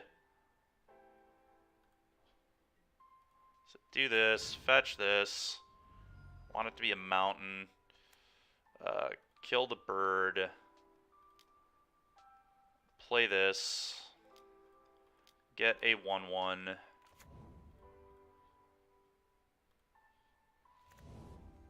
Grief, Malakir Rebirth, sure. So I can... Actually, what I'm very likely going to do is block here and then Malakir Rebirth it if he gives me that option, because I still wanted to play with the Fable. Sure.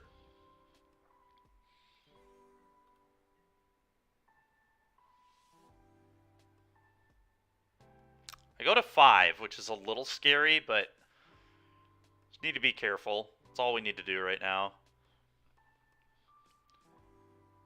Okay. I can also just start griefing them every turn once the Fable flips, which is kind of cool.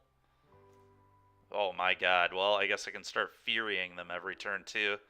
That's insane. I think I just Fury them right now. Just Fury this off the board. Seems very good. And it can't block. And we attack with all 3. Yeah. Alright. I'd imagine this matchup is probably pretty good for us, considering we're a really good Fury deck. Is Hidetsugu any good here? Fatal Push is probably coming in. Blood Moons I don't believe in this matchup, I don't think. Kroxa's pretty weak.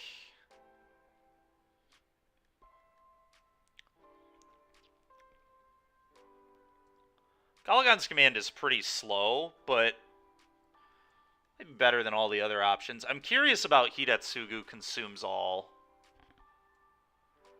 Really? You like the moon effects?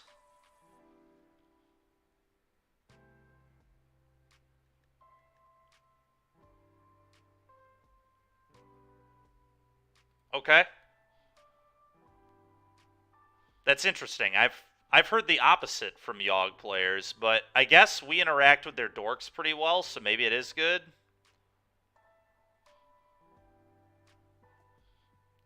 That's fair. I mean, I'm willing to try it. Liliana the Veil might be bad.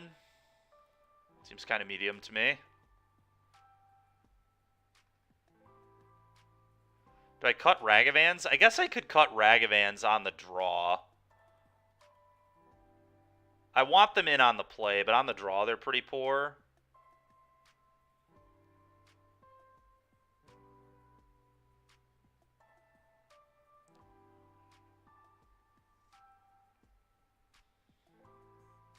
This makes Hidatsugu almost a free roll, because I just have nothing that's 1 or less in my deck anymore. I have tokens, but just, like, killing all their birds is kind of sweet. I guess that just, like, we're going to be killing those with 1-mana spells anyway, though, so that's probably not a real plan. Maybe I bring Liliana back in and, like, the Kroxa back in, because it pitches to both Fury and Grief. I think we're pretty all in on Fury and Grief here. All right, let's try this. Maybe Hearse. Yeah, maybe. I don't think Hearse is all that good against them, but maybe it is. I don't know.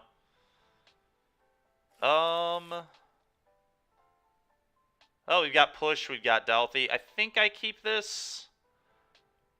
I don't know. We've got the Undying effect, so if I draw either a Grief or a Fury, we're doing the thing. So I think I'm going to try it, but could be bad. This card's pretty good against them, too.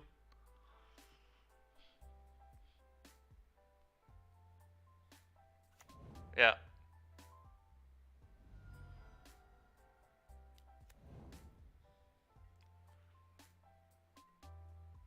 Killing that immediately. I think I fetch a basic Swamp and kill that.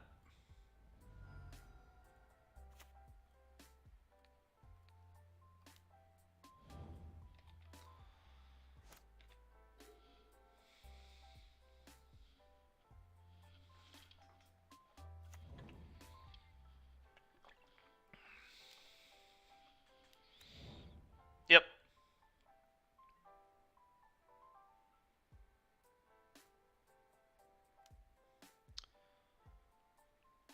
Well, let's play a Dolphy. The race is on.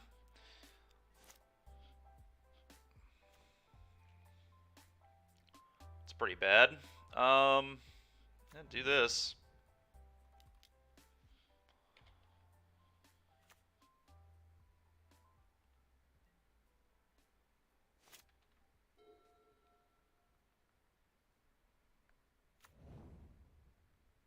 Okay.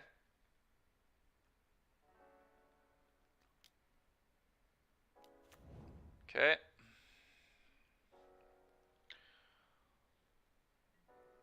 I'll tell you one thing, a Blood Moon effect would be great here, so good call on keeping those in the deck.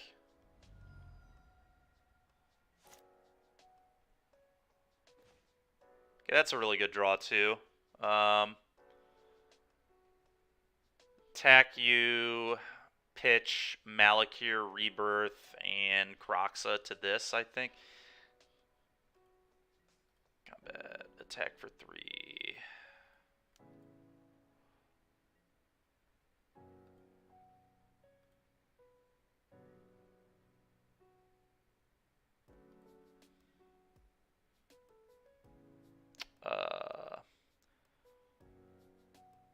Probably have to just play this.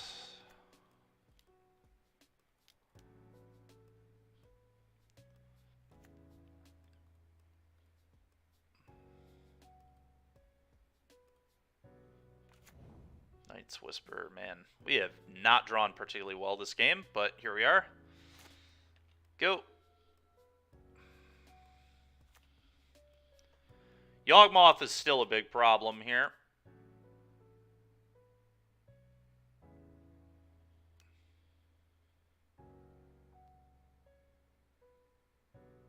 It's Evolution. If it's Eldritch Evolution, I'm a lot like, yeah, it's just actual Yawg. That's a disaster, because he can sack Wall of Roots, sack Dryad Arbor, kill the Voidwalker, float a mana with Wall of Roots, and then if he draws a 1-drop creature, he can kind of go nuts, but what can you do, I guess?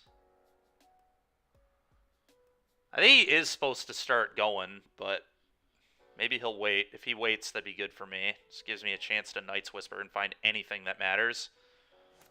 And now I have Undying on the Voidwalker. Okay, another Voidwalker's good. Let's fetch and try to just churn through our deck. I get the other... Do I need another basic?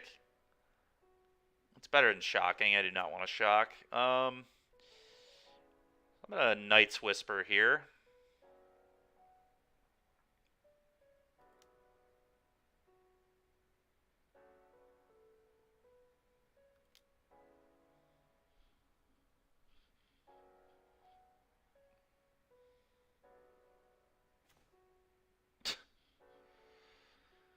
Oh my god. Alright, well, attack for 3.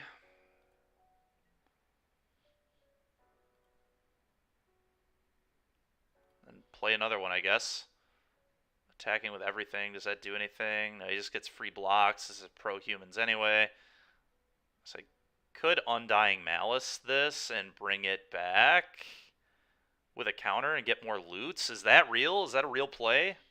Maybe that is a real play. They probably just block this with the 05. Then they don't risk that. If I send these... This attacking makes sense. I really don't think it does.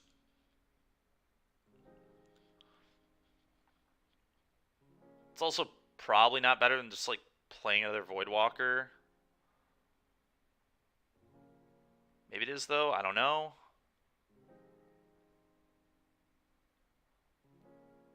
Undying Malice, he can, like, respond and kill that, but I don't even care if he were to do that.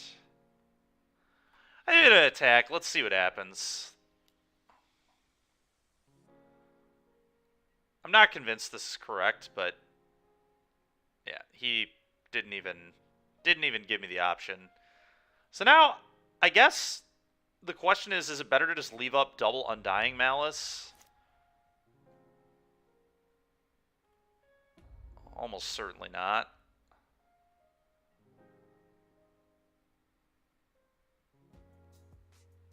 It's probably better. This just gives me a lot more toughness on the Dothies.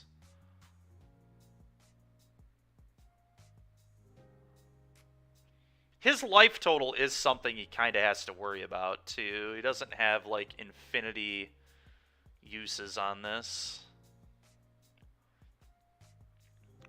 Just trying to think if this is better than these. And it probably is. Play this. Go.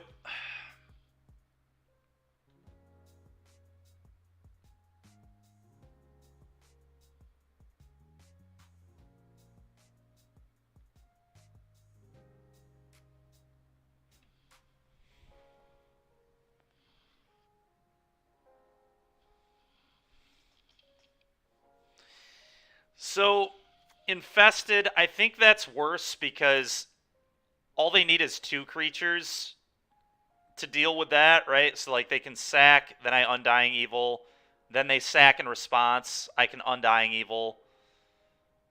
Whereas this way, they need 3 sacks to deal with everything, was my logic. They just, like, need more to deal with this. Sure. So that's just getting sacked to kill the Dauthi, I would imagine. Unless they're going to Chord first. They might Chord first.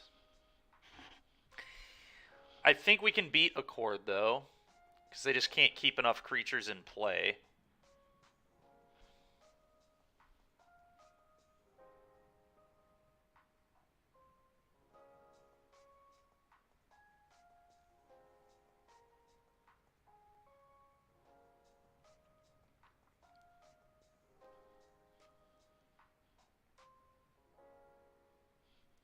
But anyway, Zero Tool, I think the Undyings on the next turn are better than leaving it up here. I just think it did less.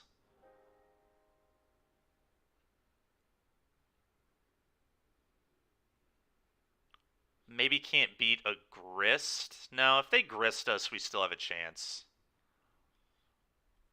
But it's going to be bad. The Urborg there was pretty tilting, too, because the Peatland dealing him damage is actually, like, quite relevant in this game right now. His life total is getting, like, low enough where it's difficult to get through everything for him. But he's just got to try doing stuff right now. There's no way he doesn't just start moving. Oh, God, he has Chord. Yeah, so this should probably get Grist, I would imagine, but we'll see.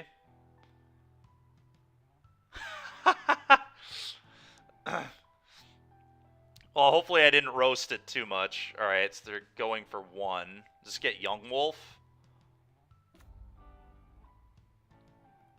Okay. I still think I have a chance. But it really depends what they draw. They sack that. Oh, they can proliferate. I'm an idiot. Well, they don't have a gain life effect yet, though.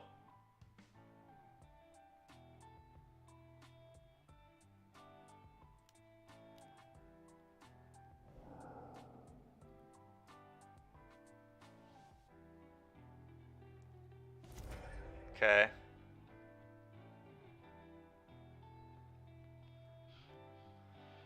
Oh, we haven't lost yet, but holy smokes, are we in trouble. I really need a Fury, just so badly.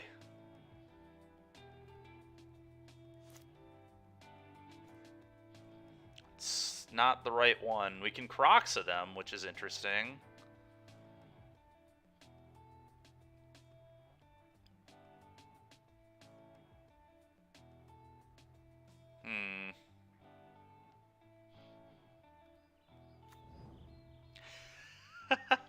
Zeratul, fair enough, dude. Fair enough. Alright, well. I'm gonna win if I don't attack. So let's start there.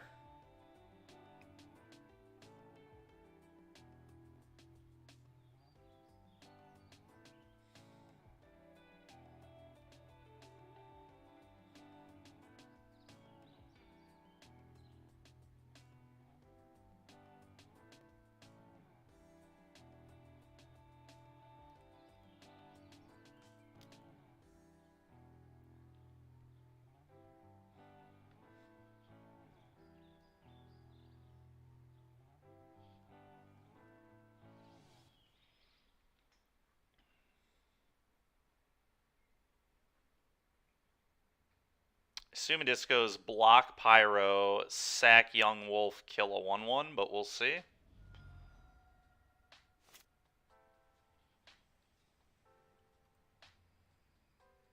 Okay. Had that available to him too, I guess. Makes sense.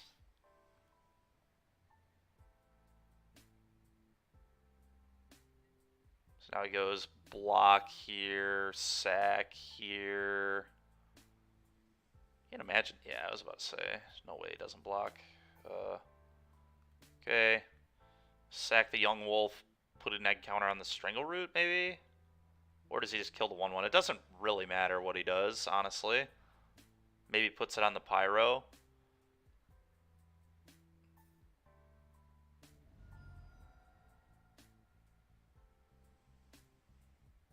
Okay.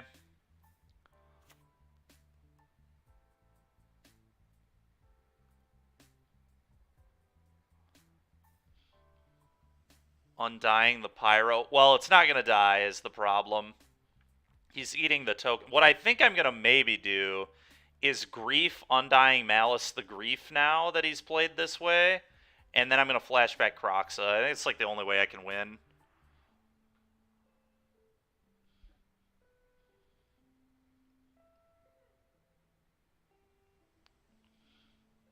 It's the part of the reason I did all this first was so I could make the Grief useful, get cards in his hand so I can try ripping them now.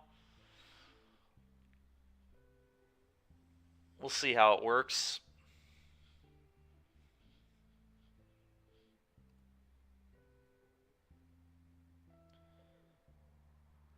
But I don't think I can win without getting this into play, that is for sure. So this is a swamp, so technically I don't even have to fetch, although I probably want to fetch. Maybe not, though. I don't even know if I have another... Do I even have another basic in the deck?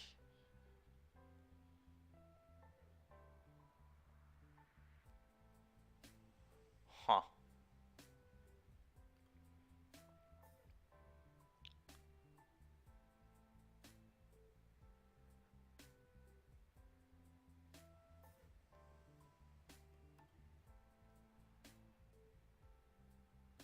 This is rough, because he can respond to this like very easily.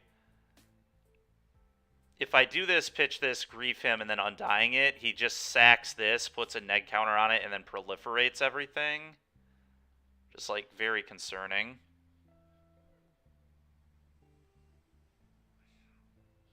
But, like, I don't think I have another play, to be honest.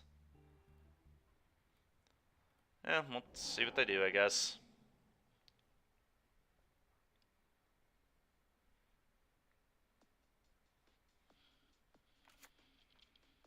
Put this on the stack.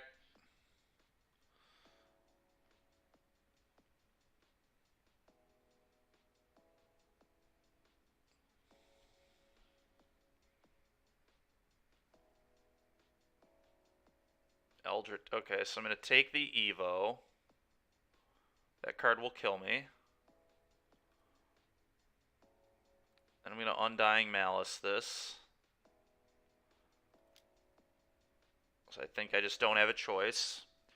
Then they will likely sack their Wall of Roots to neg counter the grief, and then probably pitch a card. But then they go to 5, and then Kroxa will get another card out of them. And it's a pretty crazy game. I think we're going to die, but there's maybe a chance. If they can't find a source of life gain, they're in trouble. Potentially in trouble, at least. Okay. Like I said, the Urborg is just so tilting. The fact that this peat land is not dealing them damage as well is frustrating. Oh, well.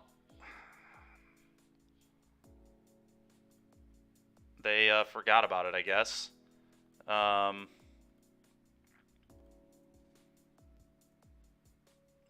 because they forgot about it, that's so interesting.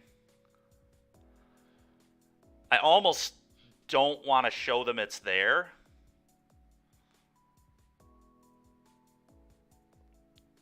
But that's probably poor.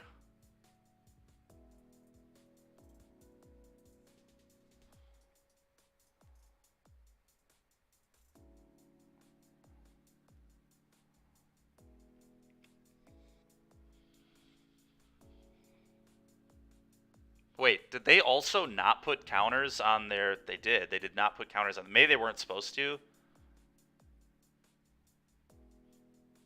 Okay. This still needs to happen.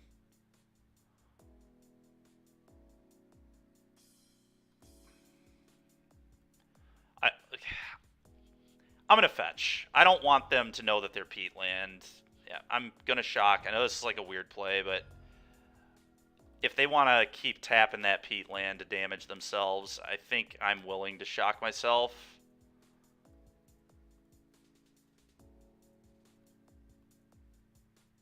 Okay, Kroxa you. They will, like, somehow have a chance still. They're pretty low. Despite drawing very poorly for most of this game.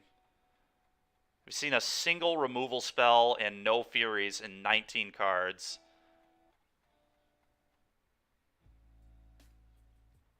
Kept the hand under the assumption that I could find a Fury by this point of the game, but clearly a poor assumption.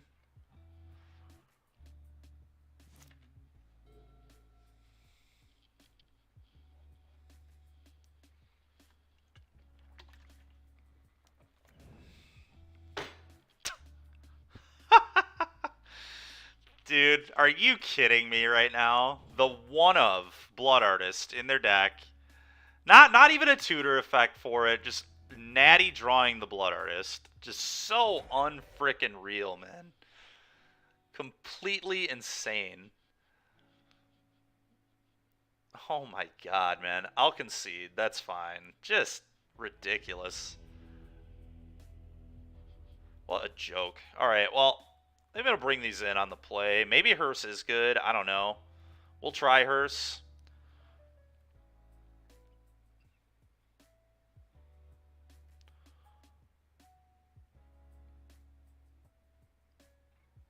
Problem is, like, what am I supposed to cut? Maybe Monkey isn't good. Still, even on the play.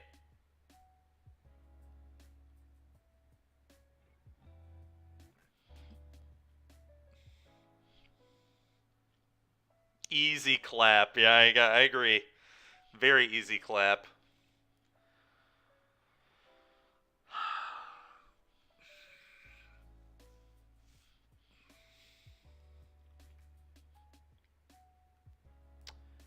Don't know. I guess if I did keep in the hearse, I would want to cut, like, Liliana of the Veil. Liliana's not amazing against them anyway. And then one more card.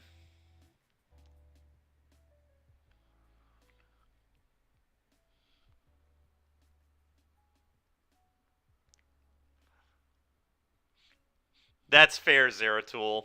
I did not enjoy it there. But that's just been the league, honestly. My Tron, I mean, it started with our Tron opponent mulling to 5, not having any spells in hand, top decking the third Tron piece, and then top decking 2 Karns in a row. So it's just been the whole league for us.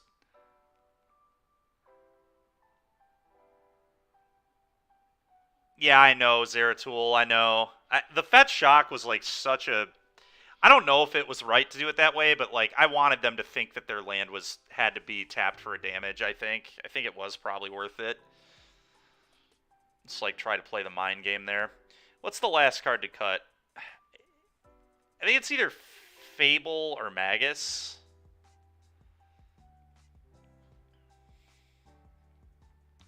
Could be Kroxa, but I think the Kroxa is still fine. Need to kill them somehow. Maybe I'll only bring in one hearse.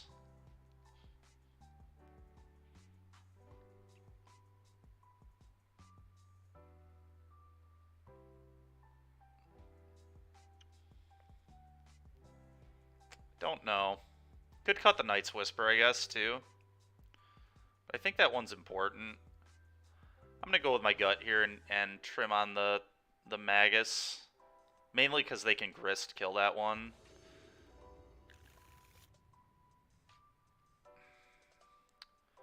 Well, I have the Fury, but I don't have the Undying effect. There are 7 of them to draw to, so I think I keep.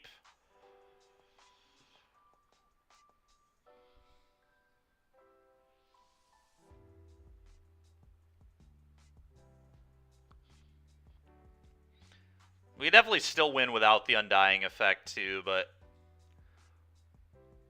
no way I'm getting rid of the Dauthi Fury hand.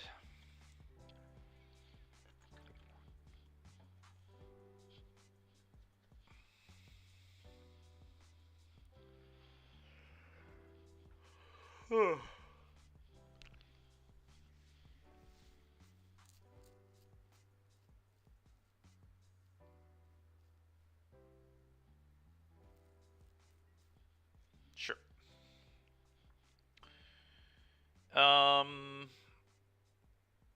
Kind of don't mind thinning my deck, but I'd probably rather do it on future turns. So let's do this. My life total does matter in this matchup for sure.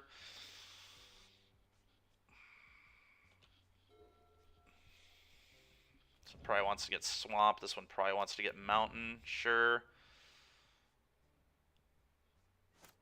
Dauthi.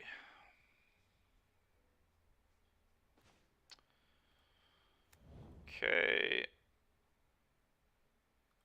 Oh, sure, they have a Yavimaya. It's like, what's going on here? Alright, do this. Go.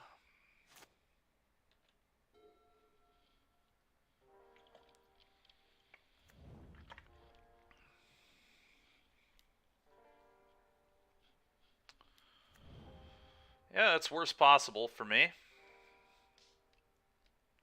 Them having a wall. All right, sounds good, man. Thanks for hanging out.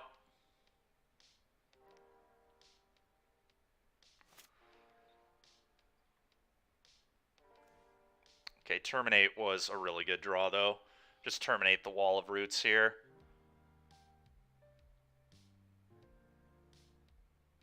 I believe.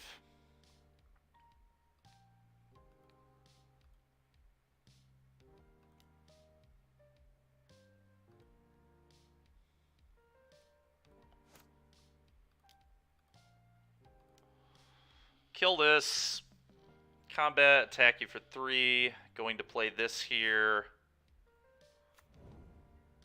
Might just be hard casting a Fury this game, the way this is all going.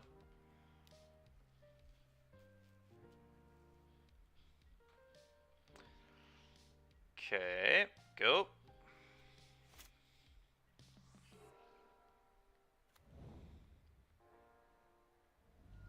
Sure. Is it a Grist?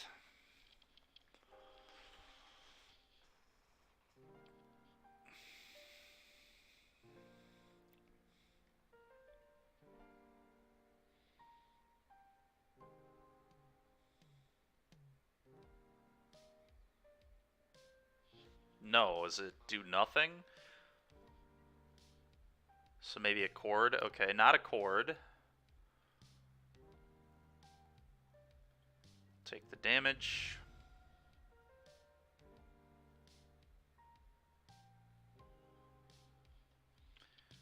If they Grist minus, I think I can Spike Field this in response, and then they don't get to kill my guy. I'm pretty sure that's how that works.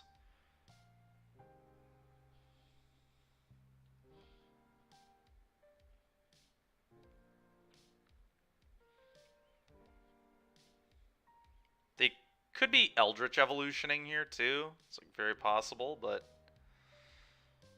we will see.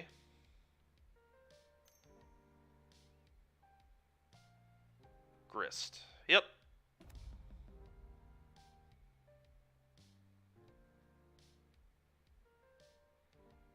See how they play with the Grist here. I think they're supposed to plus it, but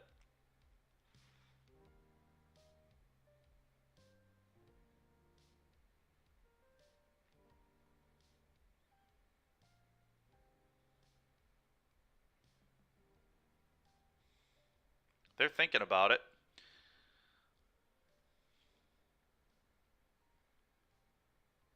You may sacrifice a creature. When you do, okay, pay 1 life. I think we definitely just get a basic mountain off this. And I'm going to Spike Field Hazard this. F6. Now I can attack and kill the Grist, and then I can grief them. Okay. I think I'm actually going to tap this for green. I'm going to cast Grief. What you got over there?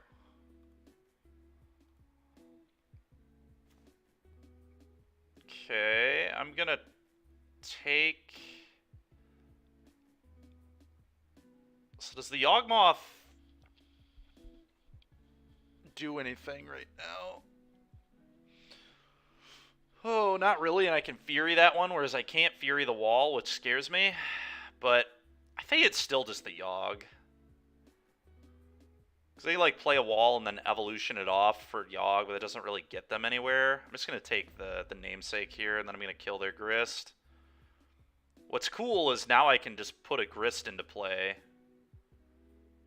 next turn, because this will go to exile, then I can use Dauthi to replay Grist, but I think I still probably want to keep Dauthi going.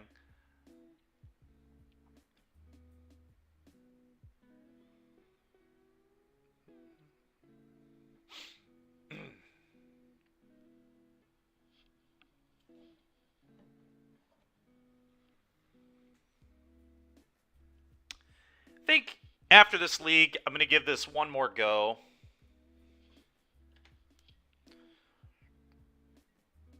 I think we ran a little bit below average this league.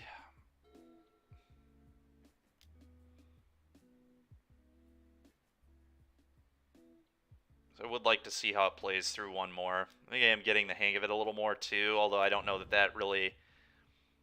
I don't feel like the game where I left the Chalice is the only one where I like made real decisions. Young Wolf, okay.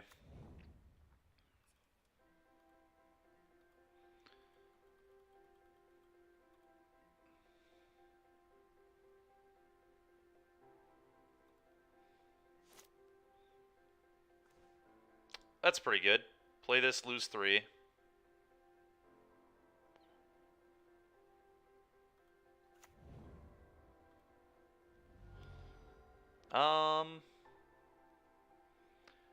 They want to kill off the Wall of Roots because that gives him mana.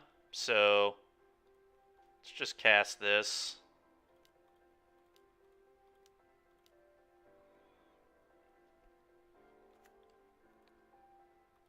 Four there. Goodbye to that. Yep. Yep. All right. Well, not the best league ever, but could have been worse. We're going to do one more. One more with this, and then we'll probably try something else. Be it either Modern or Pioneer.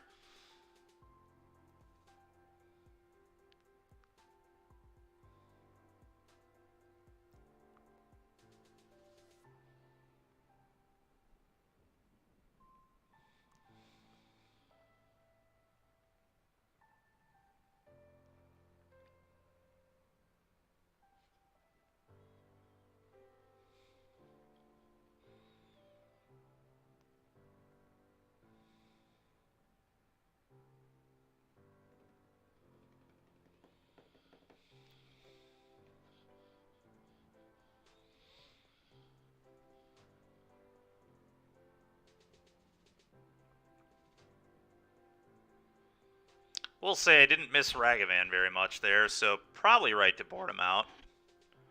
I don't think it's always right to board out Ragavan against that deck. For example, when I'm playing Prowess, I think Ragavan just needs to stay in. But I think in this deck, because of just kind of what your game plan is, you don't need it.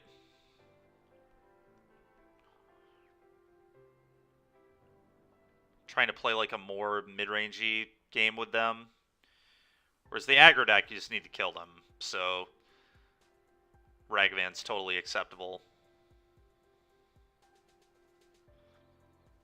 It's also like only bad against the Young Wolf on turn 1 on the play. And even one hit with it can be massive. Just that treasure production is so big. But this deck probably doesn't need it as bad.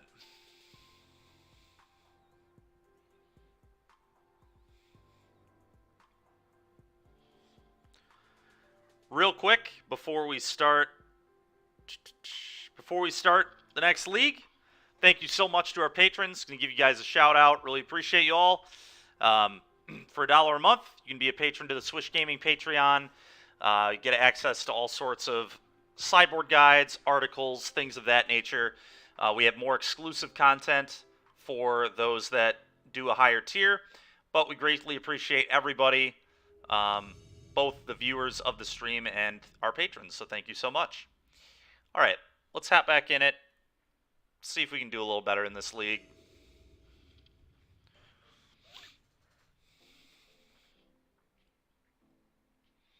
Does this hand do anything? It kills a monkey. It has a Terminate. Has a Grief if I draw an Undying effect. I think I keep this. We're going to keep this one. Sure. Yep. Stomping Ground. Oh, okay. Prowess. Some sort of Prowess deck. Okay.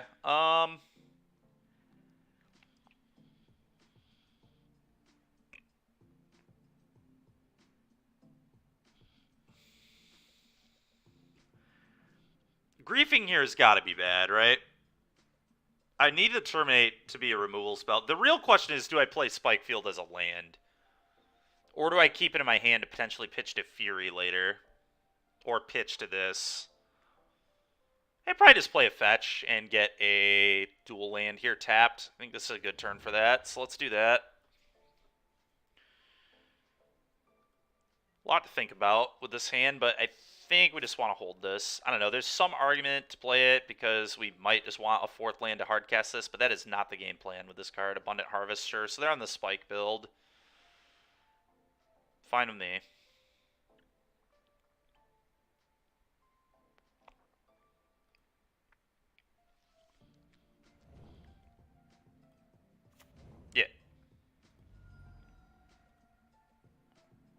Oh, really? They went and got a spell. So we know they have Metamorphose in their hand.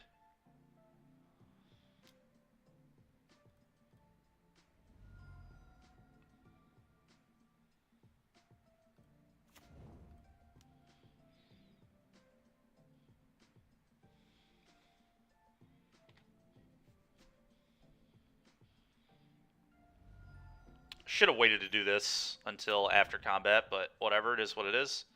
Alright, I would love a Fury. Thank you. That's insane. Alright, well, I probably want to grief them to just be sure I don't get mutagenic growth tier. It's like something that could happen. And I can just replenish my hand with Seasoned Pyromancer later. So I think I'm fine with just like grief you, fury you. Technically down one resource in the exchange, but that's okay.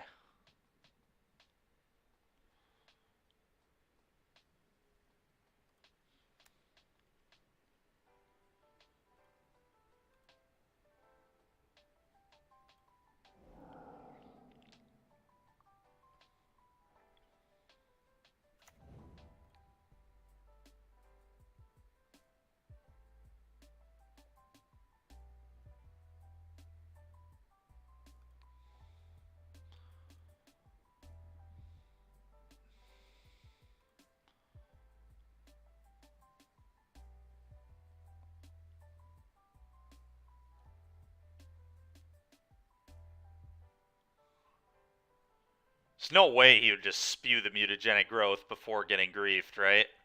That'd be nuts. It's not even a good play, because if he did have it, too. Look at that. Okay. Well, this hand is actually still insane. It's a very good hand, but I have to take the mutagenic growth. He legit thought about casting this. That's so funny to me. That would have been a really good read from him, honestly. He thought about it. So, I mean, yeah, there's just no question. This just has to be the take. Fury. Exile that. Kill your idiots.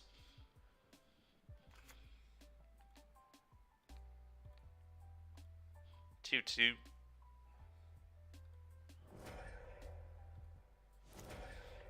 Modern, fair and balanced. Just paid 0 mana to rip a card out of their hand and kill 2 of their creatures.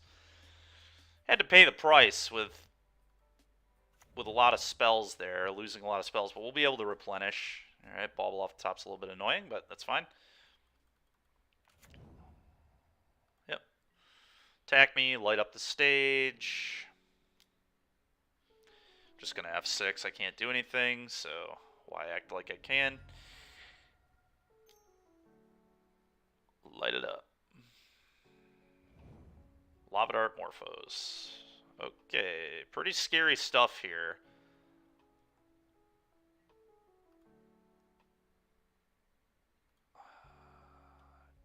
Dart.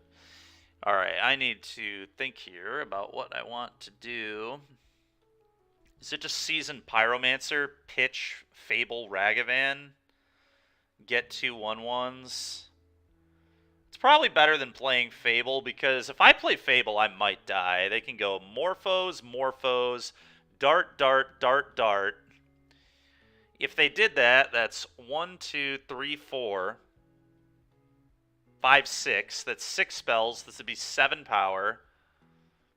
7 power. They would remove the 2/2 from being able to block. They would hit me with this twice. So that's 9 damage. Would be at 6. It's still not dead, though. They're going to have 2 unknown cards.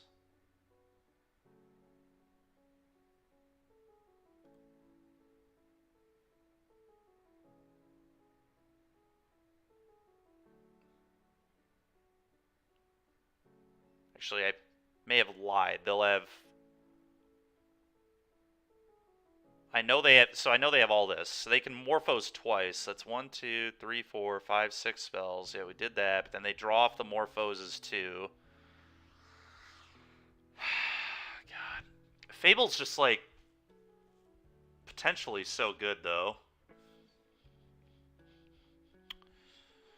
Man, that's tough.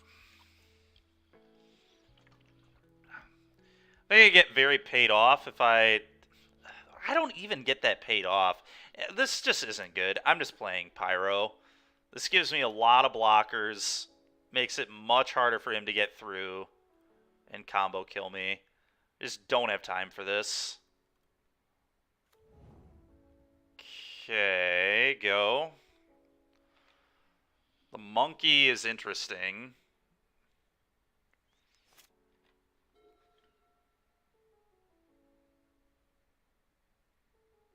Okay.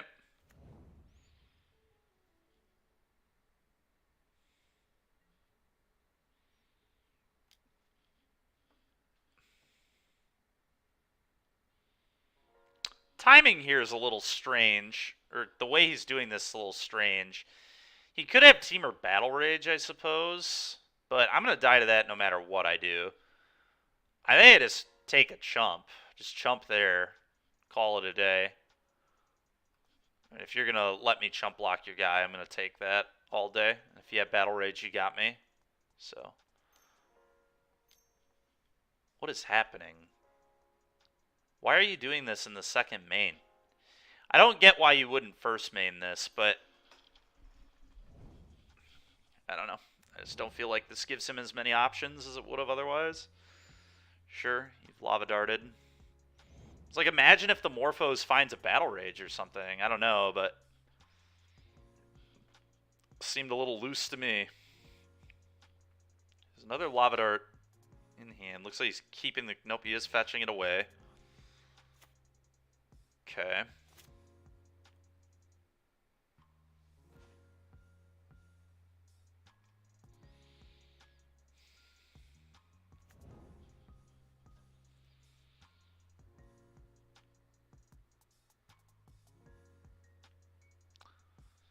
I can dash monkey and force a dart out right now, which I think I like.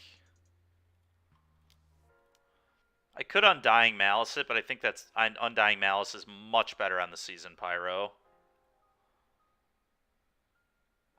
Totally fine with you getting the lava dart this. It's one less prowess trigger later. Yep. Fine.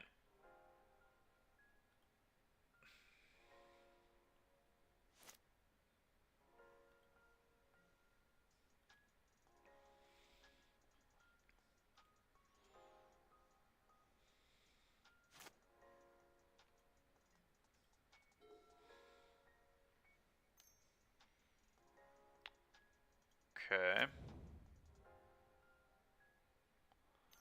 2 darts in the yard still.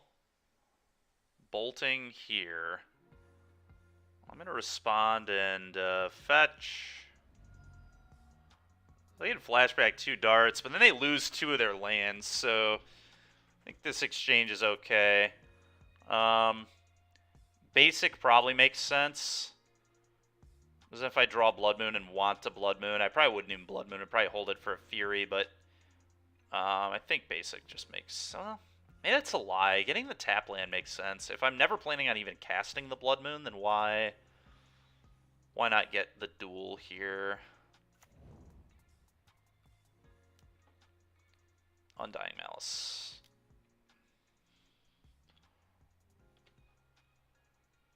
It's a little bit awkward for my opponent, because, like, you're incentivized to double dart here, but then you just have nothing. You just have 1 land and 2 creatures, but I should be able to beat that, in theory.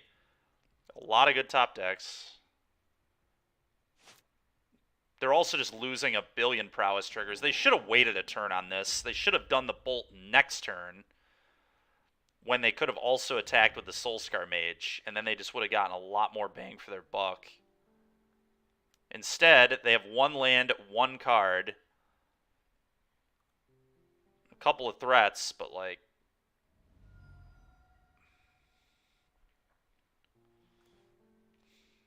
it's frustrating. Of course, it's a tap land. Yep. It's pretty fitting.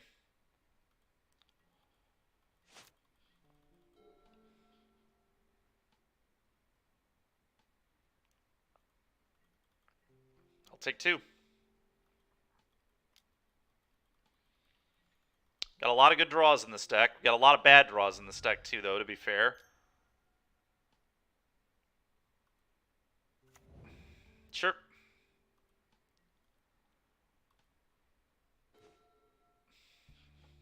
I've got to do it.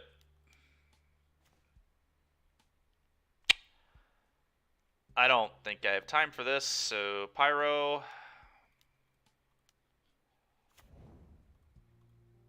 Oh, always yield. Obviously, I'm pitching this.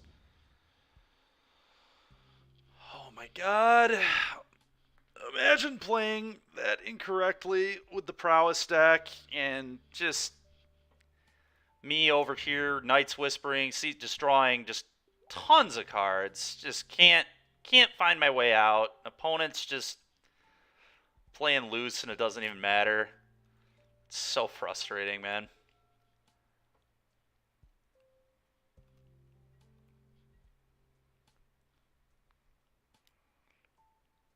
Okay. Go to dead to Lightning Bolt. I don't think I can fetch because that puts me dead to Lava Dart too. Would have to be a third. Okay, whatever, man. Whatever. I should have attacked their prowess creatures too, but who cares? Who cares? Unbelievable. Alright, well, Chalice of the Void's probably awesome against them.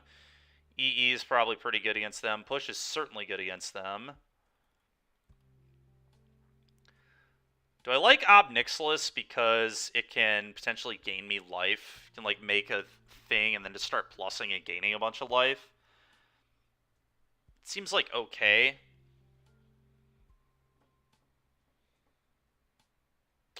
I'll tell you what is not good. Blood Moon, get out of my deck.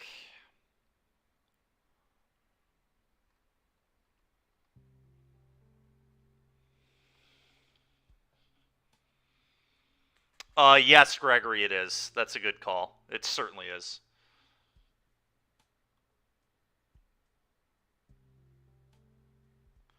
Fable seems way too slow to me.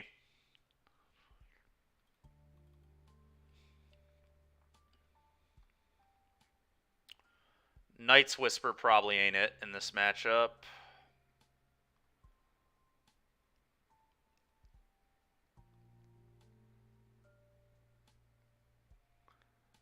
Thoughtseize? Do we cut Thoughtseizes?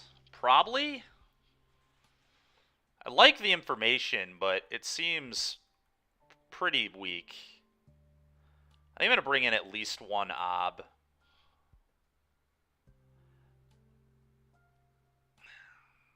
It's not amazing versus aggro, but it is still like a win condition at the end of the day. They can't remove it.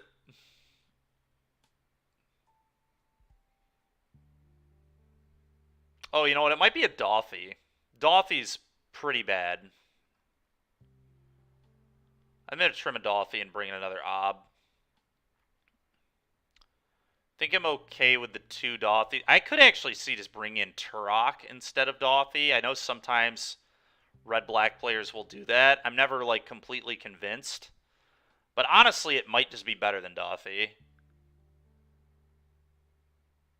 One thing that Dothy does have going for it is if they have, like, a pile... It does, like, make Lava Dart significantly less good.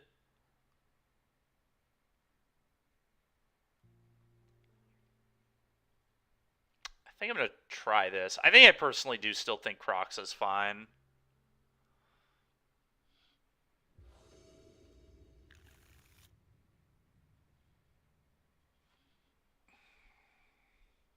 I think it's fine. We've got removal. Obnick's not looking the best here, but like if we draw a Grief or whatever, we have the Undying Malice. I can't actually cast Dothy on turn 2, though. I did just realize that, so that's pretty awkward, but I think the potential double removal spell is good enough for me. Go. Obviously got to rip a land, but that's fine. Sure. If they play a guy, I'm just going to go for the bolt right now, because if they have mutagenic growth, I'd much rather them play it on my turn than their turn. But we'll see what happens.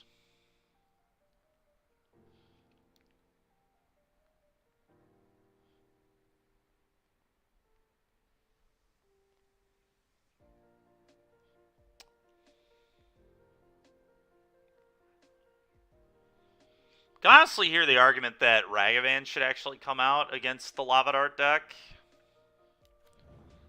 Something to think about in Game 3, I guess, especially on the draw.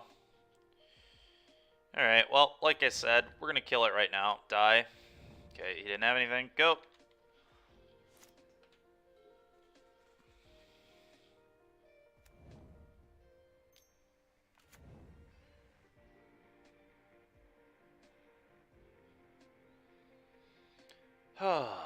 Yep.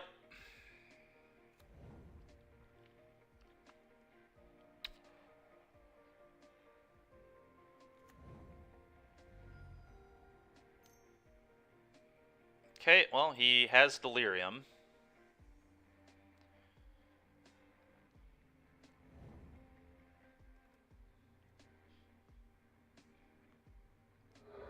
Sure. Please be a good one. So many good ones here. They're also... Okay, that is honestly good enough. That's just going to be a 4-4.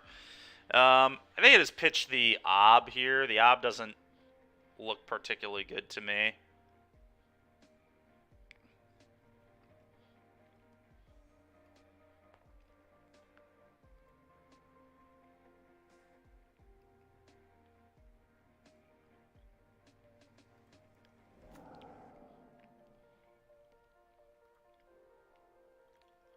Four there. Let's let that resolve, I guess. Okay. Malice. Okay. And we have a 4-4. Good thing about this is they're going to probably need to pseudo 2-for-1 themselves to deal with this. Would have to be Bolt plus Dart, I think. They could be on Unholy Heat, I guess. But either way. Sure. 1, light up the stage. Yeah. Okay. Okay, light up the stage again. But they have to tap out, which means Fury's going to get to crunch them for 8. Yeah, Copperline Gorge was really a pretty awful hit. Sure.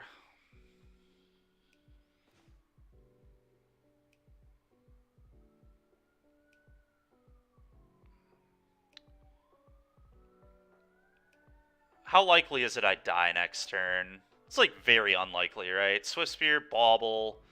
They would have to have like a crazy combination of cards. They could do it. It is theoretically possible for sure. But I don't think I'm just supposed to leave Fury back. That doesn't really make sense. So let's attack with everybody and just hope I'm not dead. Certainly a combination of cards that kill me here. I'm not saying there isn't, but... Ancient Grudge. Okay. Really wish they would have drawn that one. Card had very little text here. Do not kill me, please. Yep. It's 2 Lava Darts lethal. With some amount of Manamorphose, it would be. So this is 4 currently. Every Lava Dart is just a ton of damage. Yeah, here comes a Morphose. Sure.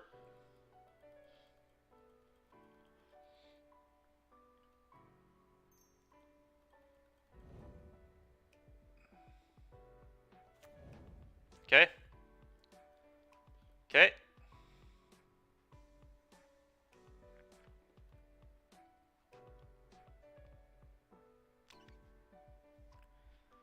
Am I dead?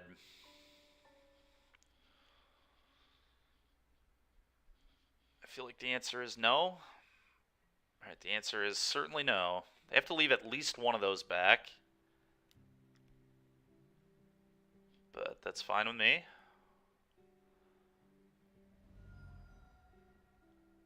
Okay.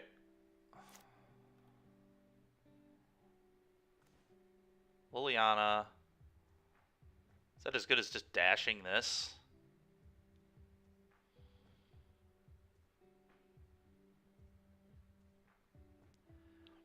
And how disgusting would mutagenic growth here be? I guess we can, like, K-command in response to that? Maybe I'm just not supposed to dash monkey. I guess just don't dash monkey is the play. Attack with this. They probably block, and then I could Liliana Edict them. Which I think is fine. I really hate monkey into a potential, like, lava dart. And I am very afraid of mutagenic growth here. Although mutagenic growth just puts them to dead to K-command.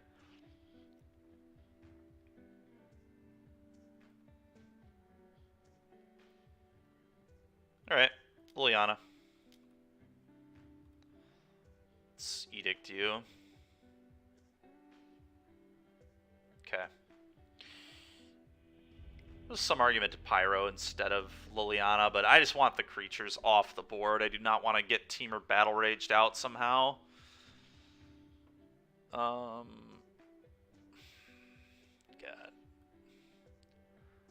I don't think Voidwalker is actually good enough. Thoughtseize is kind of interesting. I take damage off it, obviously, but it's kind of nice to know what's going on, and just it's another answer to their creatures. In theory, you would think, though, that Fatal Push, Lightning Bolt, Grief, Fury, EE are enough.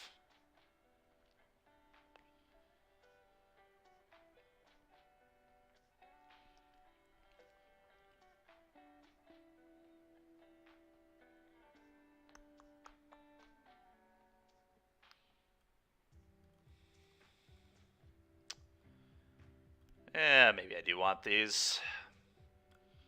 Lava Dart being a one-time use is a big deal, and them having to kill this is, like, fine. Go back to 2.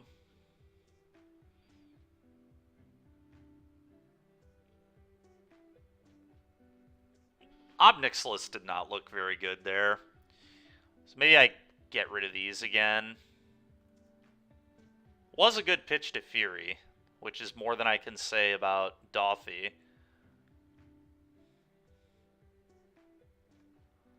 Seems a little slow. I think against normal burn this is better, but against like a creature burn deck like this, a little awkward.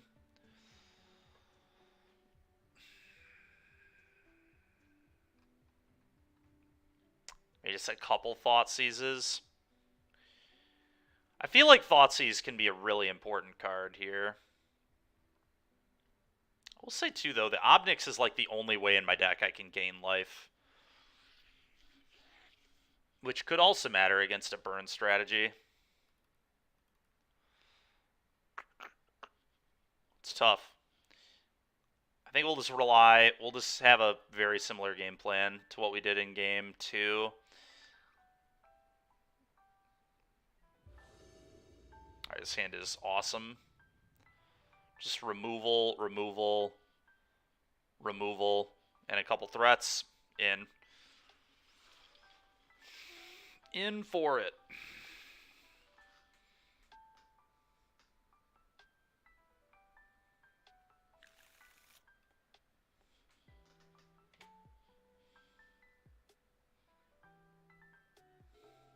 They're on a mulligan, that's nice.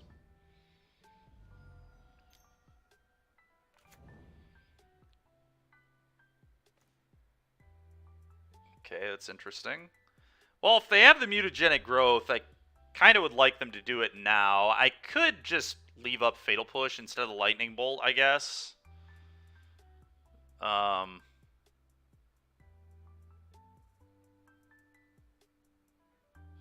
don't want them to light up the stage. I don't know. I feel like I just go for the Bolt here. Tough hand to figure out how we're going to want to play this exactly. I do not want them lighting up the stage. Basic Mountain is really awkward. Zen Trader, thank you very much for the follow. Appreciate it, man. Man, that's tough. This deck is, like, honestly very difficult to play. I think we're going to do this. How's it going, Zach? We're trying out the red-black scam deck today. Sure, you got a Swift Spear. You got a land plus light up the stage. That'd be pretty tilting. Okay. All that's fine. Okay. Checking the top of their own deck. Attacking me for 2. So I assume they don't have light up because you wouldn't... I don't know. Did they bauble themselves? I guess I didn't look, but... Okay. Apparently they like what they see. That's a, like, perfect draw there. That's huge. The blue-black deck. Now, are you talking about the energy deck that I played yesterday? Oh, that prevents searching? I haven't played that one yet, no. I have not played that one yet.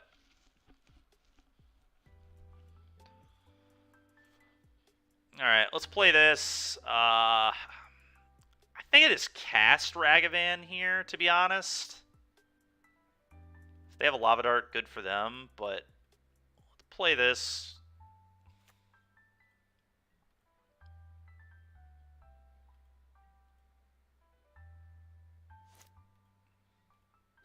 Maybe I'm supposed to hold this? I don't know. I think it's fine to do the thing, though.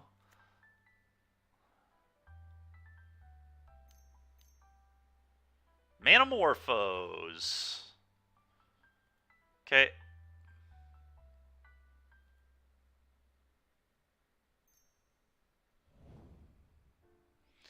It's called scam because you basically scam people out of the game. You just kind of don't let them play. You, like, grief them twice on turn 1. Alright, so they have a Lightning Bolt killing the Ragavan. Okay, Fatal Push this. It's nice to avoid the Lava Dart there. Now I get to Liliana Edict them, and they'll just have no threats, which seems really good for me. Down to 2 cards. I'm at 15 life. In theory, we're in good shape.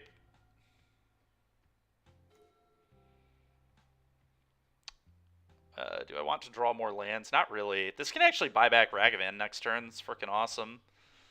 Liliana Edict you. I think I fetch a swamp.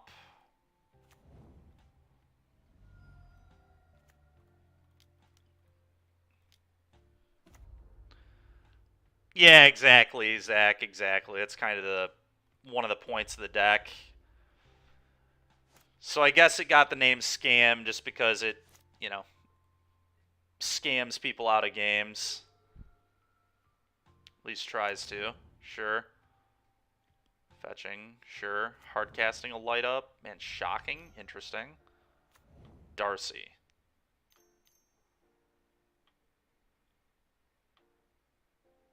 Morphos. Sure.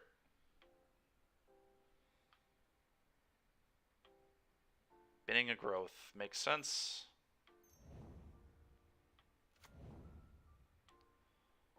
Okay.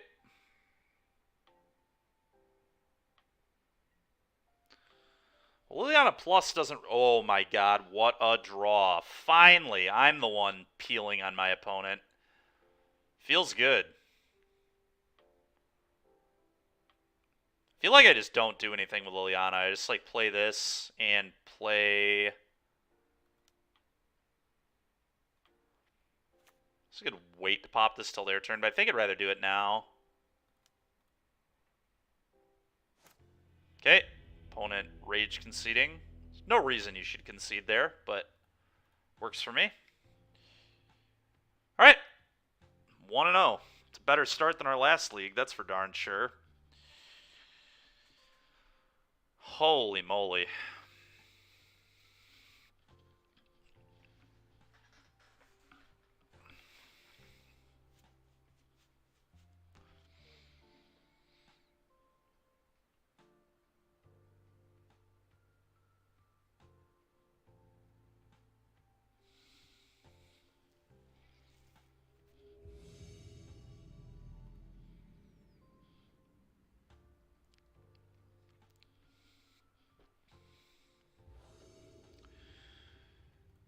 Okay. Thoughtseize. This is a land. I'm low on red sources, but this turns into a red if I find one red source with the Blood Moon in play. I feel like this deck is so hard to analyze opening hands. Can I keep this based on the strength of Thoughtseize and the potential for Blood Moon to be insane? We're also like a land away from Liliana. I think I keep this, but it's another one of those hands that I could easily see this being a bad keep. Okay, so they're playing Hammer. So if I just take the Stoneforge, they have no threats, but I'm potentially just dead. Still, they just have to take the Stoneforge. They have 2 of everything else, right? It's just like no way I let them keep this. Yep.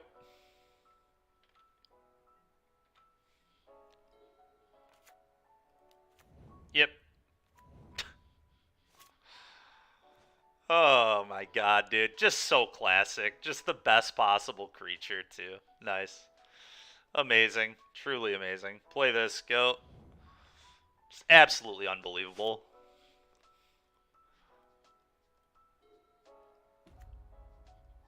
Yeah.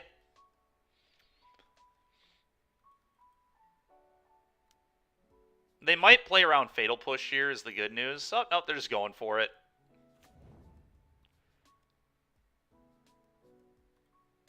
Okay. They played a little bit safe.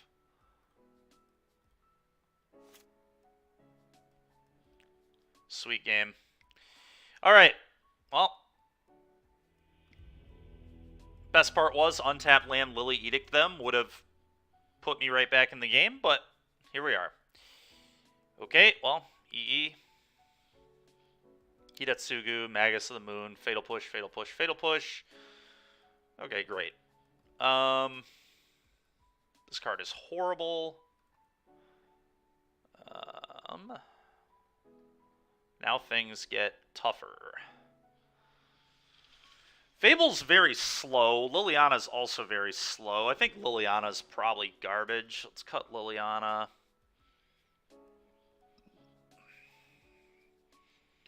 Fable is interesting because I'm on the Fury plan. So it could be like Knight's Whisper, maybe. Could see cutting Knight's Whisper. And Kroxa. I don't really like either of those. I feel like I need to trim a 3. Maybe it's a Season Pyro. Guess I'll go with Pyro. I like Fable because of Fury. Okay, well, let's try this, I guess. It's a rough game 1. Maybe I'm not supposed to keep that hand. I don't know.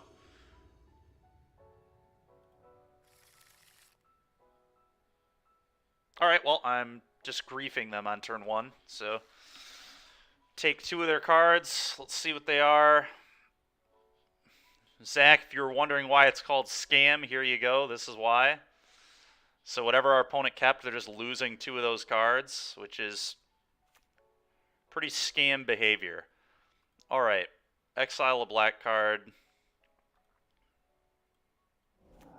Let's do the evoke thing first. Pretty good. Yeah, I agree. Pretty good. Let's see what they got. Sanctifier and Vec is pretty scary.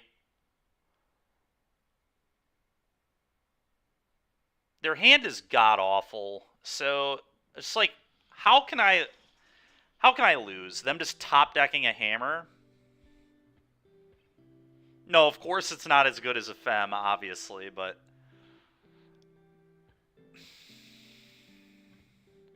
Do I just let them keep Pure Steel? Pure Steel's really dangerous, too, though. But I think it's what I'm supposed to let them keep. The other 2 cards are just, like, way too good. And this card I can just draw a kill spell for. We have so many ways to kill this.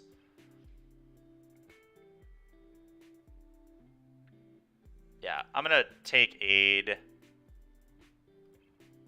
and then Malice this, and take Sanctifier. I could leave them with Sanctifier too, I guess, but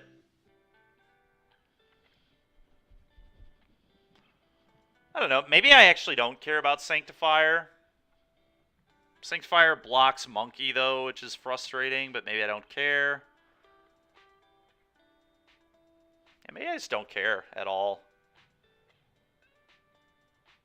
This thing's way harder to kill, though. I'm just, like, never killing this. I'm just taking Sanctifier. I'm gonna go with my gut here. If I can't draw a removal spell for a frickin' Pure Steel Paladin in 5 looks or whatever, I guess I just didn't want it as bad. Question is, do I dash this or hardcast this?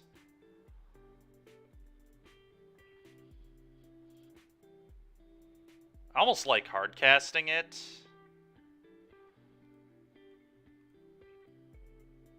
The problem with hardcasting it, though, is if they top deck a Memnite exactly.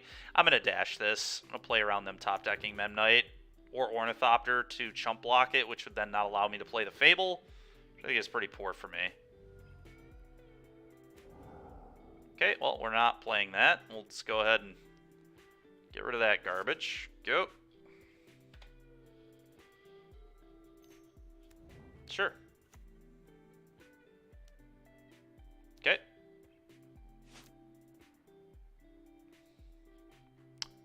For you, play a Fable. Probably play this as a land.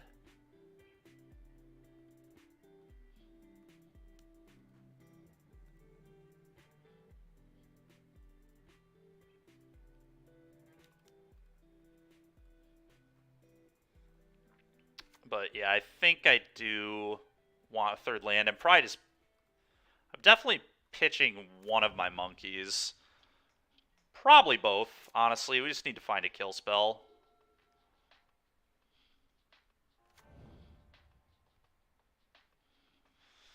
Yeah, Zach, I agree. It's really awkward letting them keep Pure Steel, because, like, all right, well, there's the Ornithopter.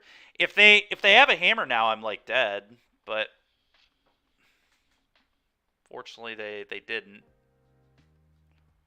Probably just afraid of potentially, yes, pitching both monkeys. I just don't need these at all anymore. Thoughtseize is very good. Let's attack first, I think. Actually, let's Thoughtseize first. He might have, okay. Let's say he might have the protection spell there. Now I feel like we're good. I don't know that we can lose from this position. Probably still some sequence of cards that could kill me, but I think it's insanely unlikely. Especially because I have Hazard to deal with Inkmoth, too. He's just going to 4. Okay. Well, putting themselves dead to a Grief attack is pretty awkward, in my opinion. You have to double block this, so not great for him. You got a Relic off, makes sense. So you could go exactly Aid, Hammer, Hammer. That's how I could die. Okay, that's fine. So now he has a double block. Okay. I don't get it. Why did we animate this?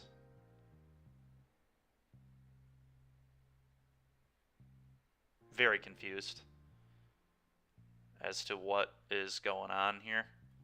Okay. Okay.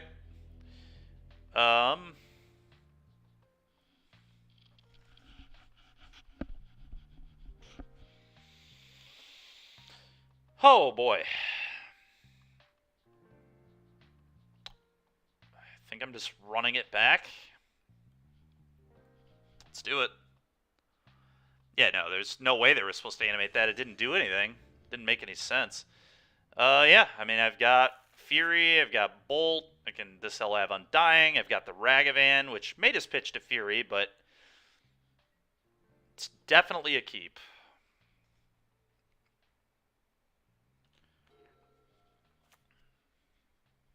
Okay, I'm just going to play Monkey on 1. Easy Monkey on 1, I think. Although I could just lose to Sigarda's Aid plus Hammer, so maybe that's a lie. Maybe I'm not supposed to Monkey. I definitely don't think I Fury quite yet. We can wait on that.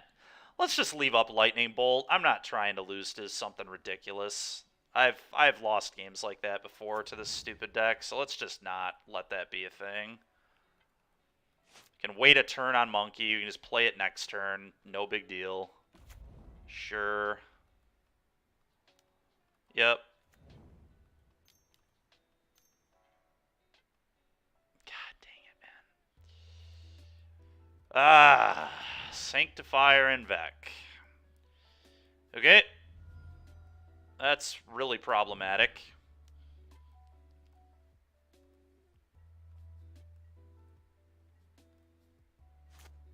I'm glad I didn't play Monkey, though, I'll tell you that.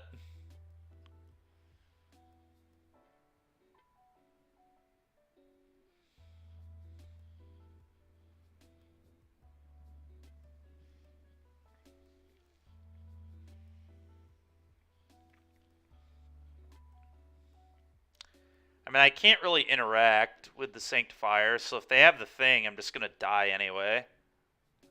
So I wonder if I just like go tap land Monkey to threaten attacking with Monkey. Monkey seems like what I probably need to pitch to Fury, though.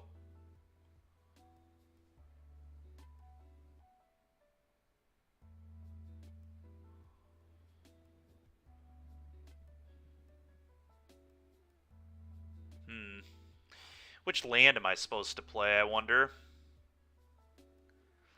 Yeah, I thought I might have a nice Fury there too, but our opponent's well aware that I'm a Fury deck, so they just played around it.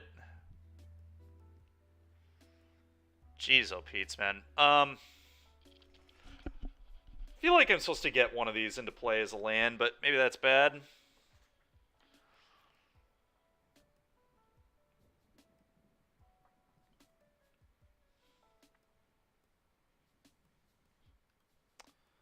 Just play this tapped.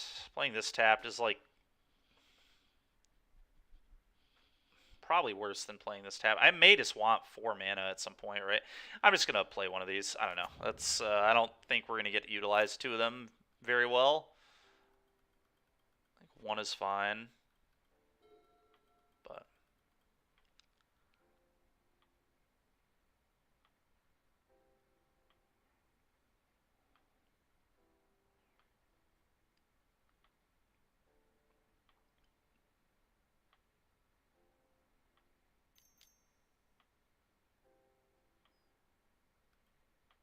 okay, that might have been a mistake from them. I don't know why they're putting more things. Unless they might have Sigarda's Aid. If they have Sigarda's Aid, it made sense because they just don't care about the Mystic. But even then, like, I think it's a little awkward, to be honest. We'll see, though. Yeah, they're just killing me. They have, dude. It's come on, man. What a ridiculous hand.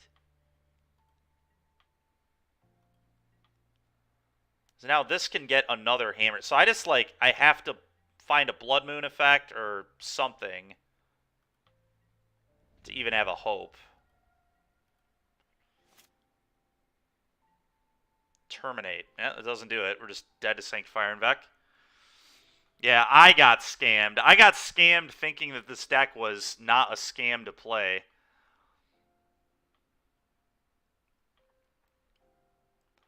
Like, this hand was a keep, right? There's no way I pitch removal, Ragavan, Fury, Undying effect against Hammer, right? Maybe it was a mulligan. I mean, the only thing I can think of is that it was a mulligan. Dash Ragavan and see what happens? I guess. That's all we have.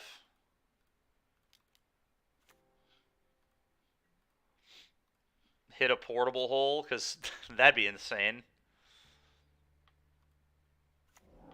Ginger Brute. This won't have trample, so I guess it gives me a block.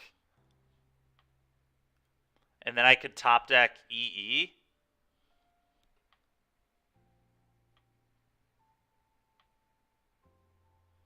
I'd rather... Yeah, for sure.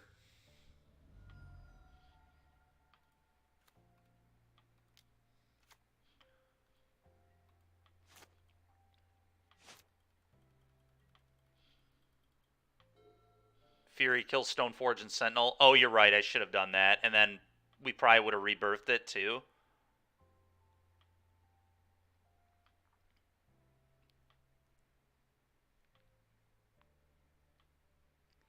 Would have had to given him a card to do that. You're right, though, Chris. I should have done that.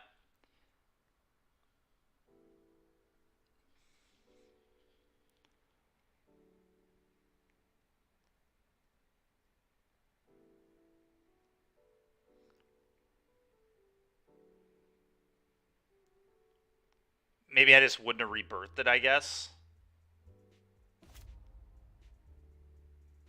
Yep. Oh, you're right. You're right.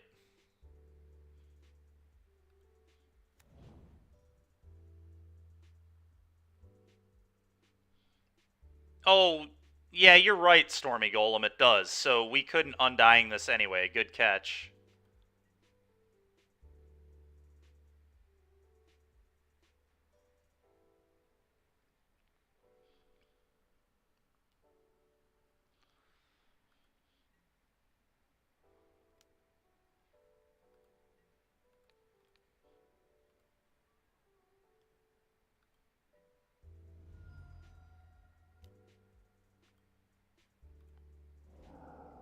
Okay.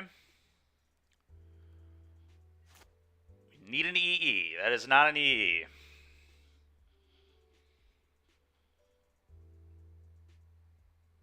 So I have to dash Monkey and hit them again. So Fury, pitch, terminate, probably.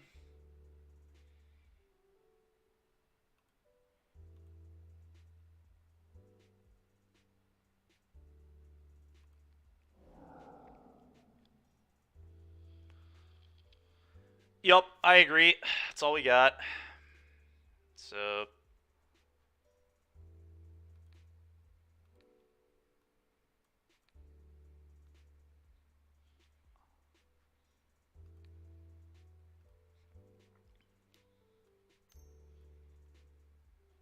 Okay. Okay. Yep. Dash.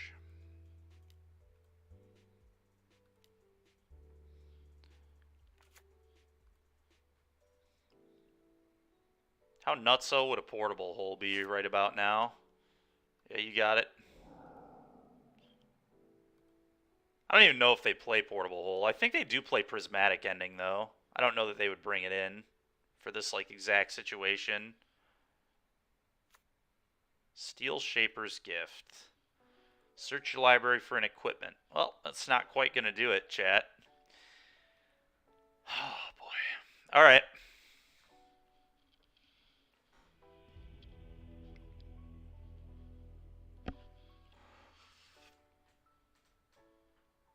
They had a hammer in hand, Chris. What are they going to do? Not do it against the red-black deck? They're going to play around the Edict? Yeah, I knew they had it in hand. They got it with Stoneforge Mystic a long time ago. The one in play was the one they got off Saga.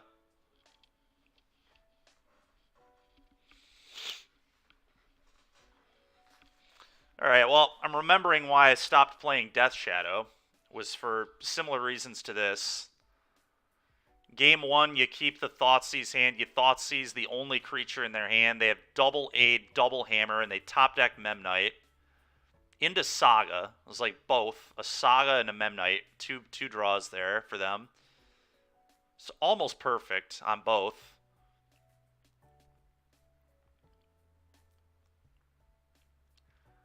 It's like so frustrating losing, specifically in Modern. It's like more frustrating to lose with the Thoughtseize decks here than it is in Pioneer, I feel like. Because the cards are, like, you just get so annihilated by just, like, 1 or 2 cards. I feel like I'm keeping this. Got an answer to a turn 1 monkey. Got Fury. Need to draw an Undying Effect, but, like, I feel like our hand's good. Blood Moon might be good, it might not be, but... no companion. I mean, I think I keep.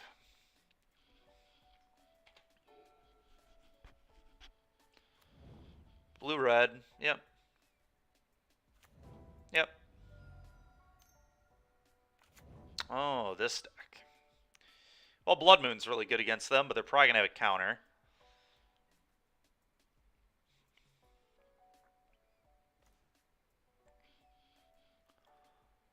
Play this.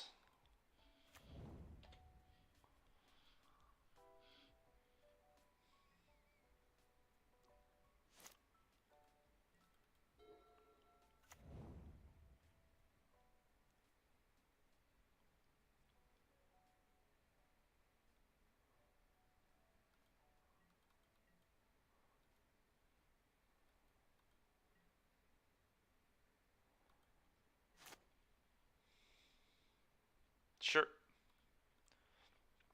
they going to fire ice my land here? That'd be annoying. I think they are. Okay, whatever. That's fine.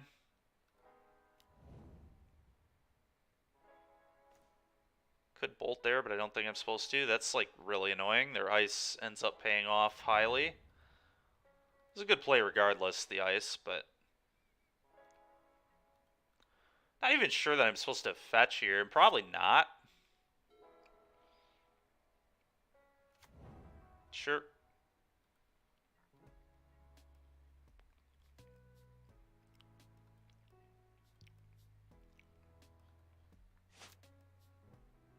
Dude, oh my god. Do you have another ice? Okay. The Undying Effect there is not very good. I think I just have to Night's Whisper and hope that they don't have Spell Pierce into combo.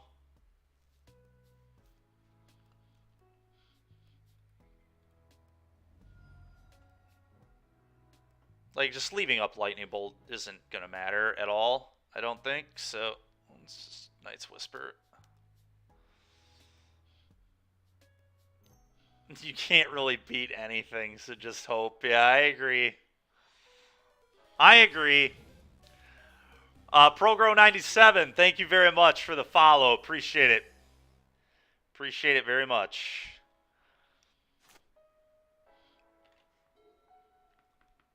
I'll tell you what, Chris. I'm not very confident in this deck. I'll tell you what. This is... I am getting just smoked with this thing.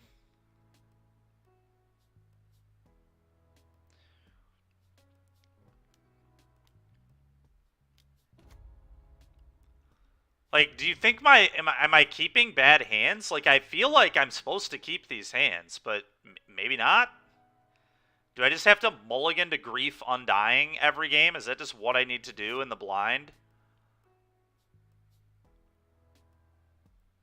So I'm starting to feel like maybe that's how you just need to play this deck. I keep, like, trying to keep these mid-rangey hands, and they just, like, don't even remotely work. I don't know, though. It's hard. It's hard when you don't know what you're playing against. Like, if this were against, like, blue-red, I think it was a...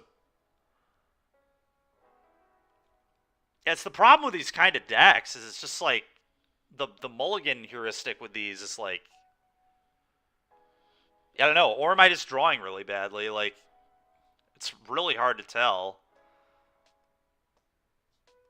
I mean, we kept a 2-lander and never drew a land on the draw. That did not help anything either. I almost just want to go to the next game, to be completely honest. But I guess we can Fury Undying here, which just has to be the play. Fury pitch, probably Kroxa Undying it. Hope they don't have Lightning Bolt. Or even a Spell Pierce.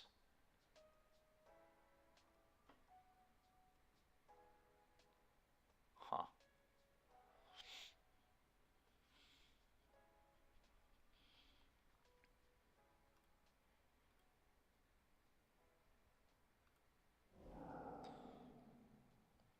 the Evoke on the stack first.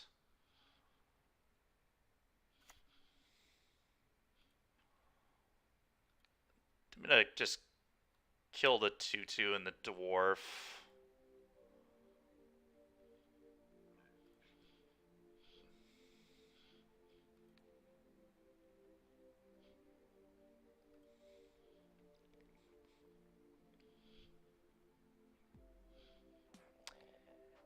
I have no idea, Zach. I have no idea. I'm literally playing this because they had Spell Pierce. I'm playing this because it's been doing pretty well recently, so I wanted to give it a try. Is it good? I have no idea. It's not been feeling good, I'll tell you that much.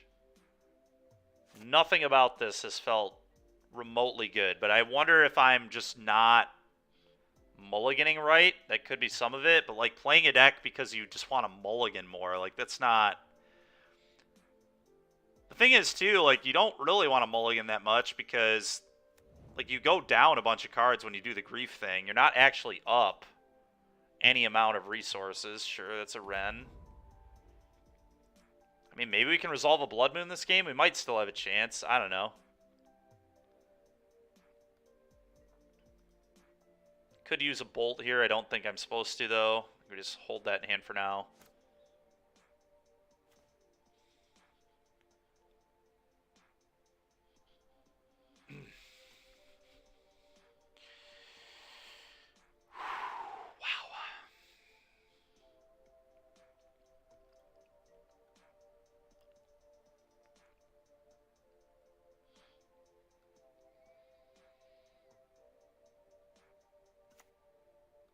Yep.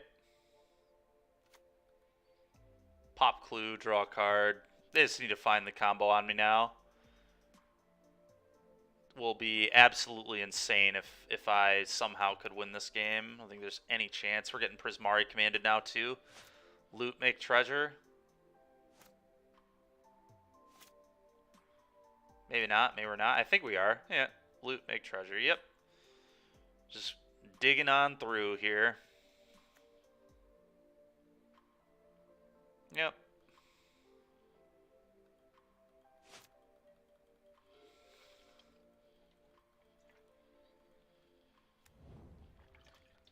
At this point, I almost want my opponent to kill me, to be honest.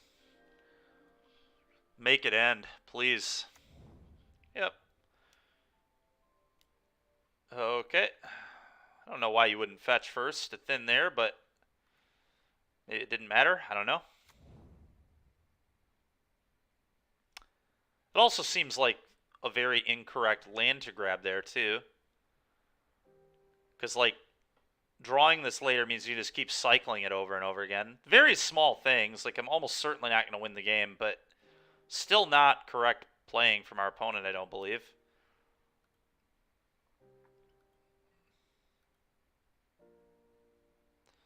I guess I just have to terminate the reflection.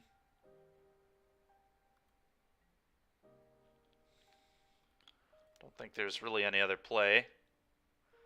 Could bolt it, I guess, and leave terminate to kill a hard cast Archon or Primeval Titan, but that doesn't seem good either to me. Oh boy. Alright, play this.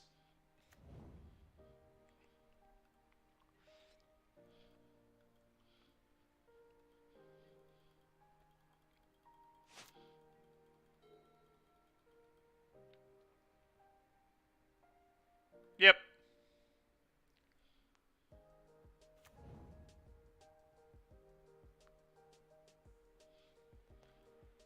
Yep.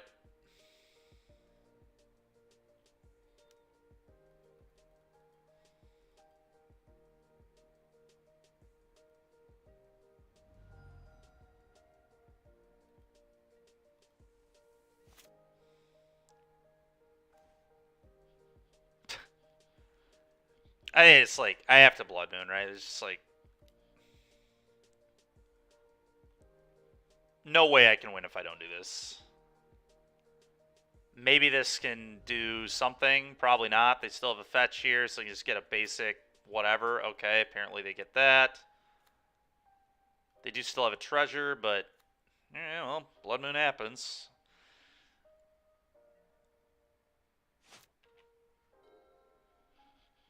Problem is, Blood Moon doesn't stop the creativity, but it does stop the entire rest of their deck. So, sure.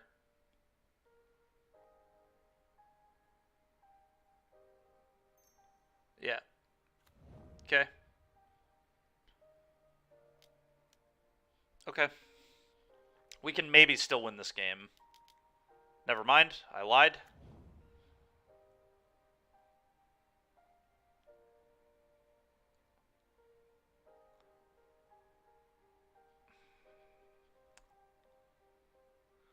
Do I show them any more cards? Is this worth my time? I do have more Terminates I can draw to, so I guess. Fury, if I keep the Undying Malice, I can still do the Fury thing. So let's pitch this. Certainly don't need two of those. Oh. Yep.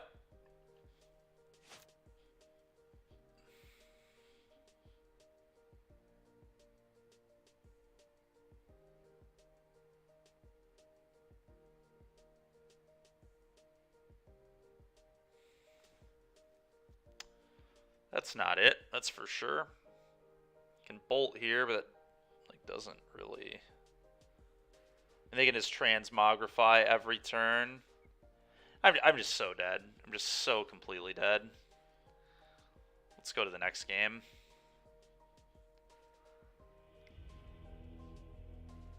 Alright, well. EE to stop their combo. Magus. Terminate blows.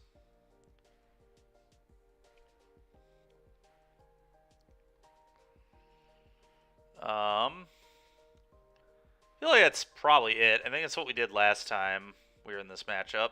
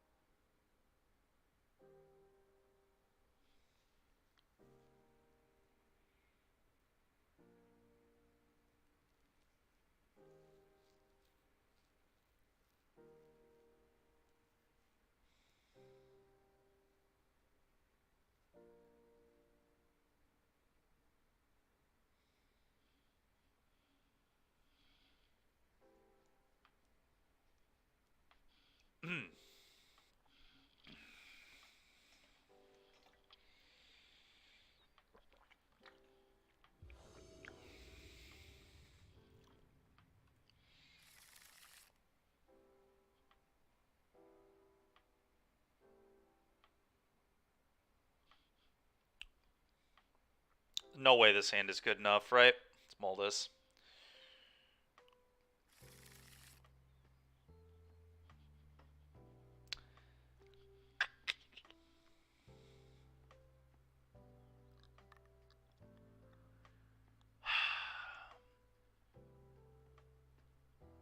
There's just no way. There's just no way this hand's good enough either. I'm gonna mull.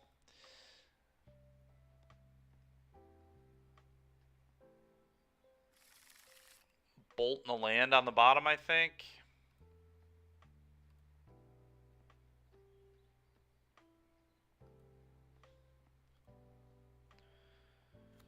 Leyline? Sure, so that stops the Undying thing. I see. Okay. Well, I really don't care with this hand. If we can Pyro on time, it's still going to be very good. Jeez, that hand is really good, too. I just have to take the Ren, I think. Pretty sure it has to be the Ren. It just definitely has to be the Ren. Go!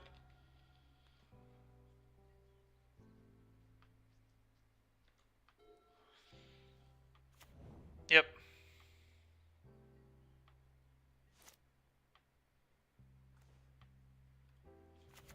Go!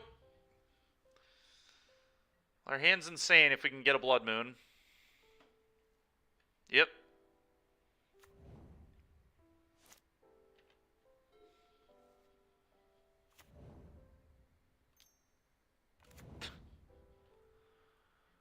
Okay, it was a pretty dang good draw. Ready to miss a land.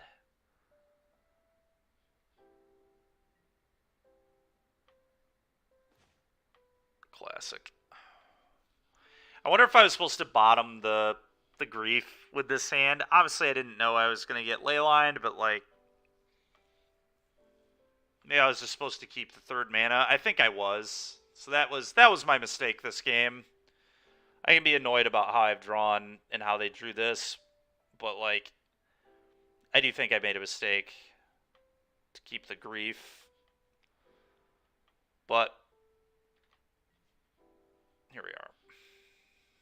Should have kept the 3rd land because I had this and I knew how good the moon effects were in the matchup.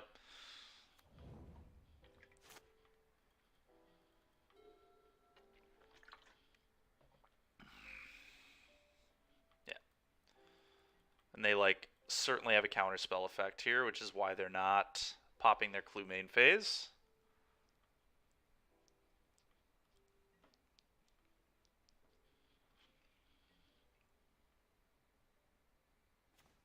Okay, well, we get to play a game. I don't know about a good game, but we get to play a game. I think I just do this and pitch the non-Blood Moons.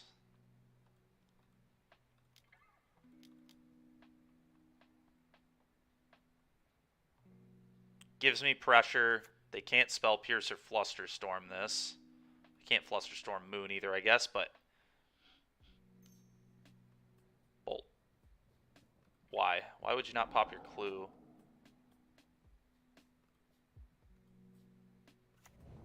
There we go. There we go. That's really nice. Okay, go.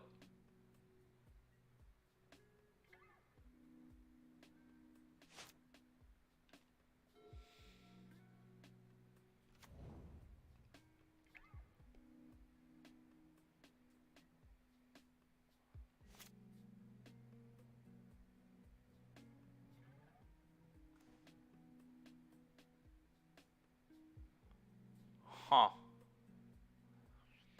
If they have a Spell Pierce, they probably will Spell Pierce this, right? It seems pretty likely.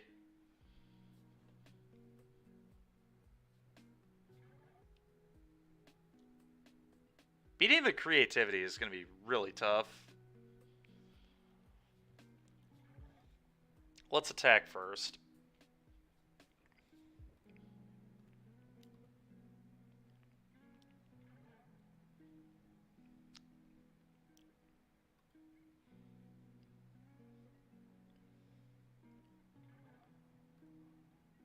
I guess let's just do this for 0. Let's see what they do.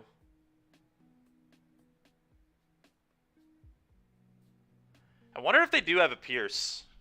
If they have a Pierce, they might think about just firing it off. Oh, yeah. I'll pay 2, and then I'll bolt myself. And then yes.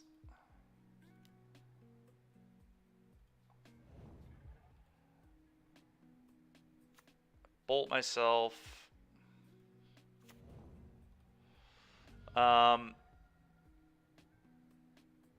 So I know their hand is double Indomitable Creativity. Do I just pop this right now to not let them redraw, and then next turn I can Blood Moon them?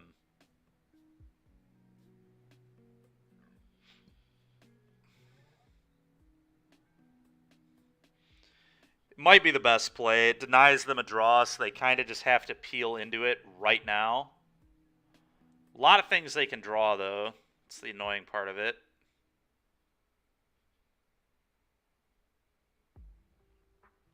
Problem with waiting, like, I want to play Blood Moon next turn.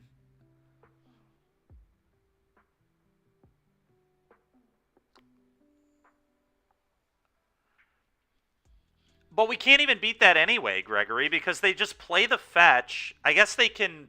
They have to... If they're going to creativity, they have to fetch first. So I guess you're right.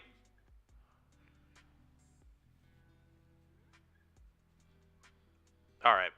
I'll wait. I'm not sold that waiting is actually correct, though, for what it's worth. We're giving them a card. by waiting. So we're just going to let them convert this into a new card.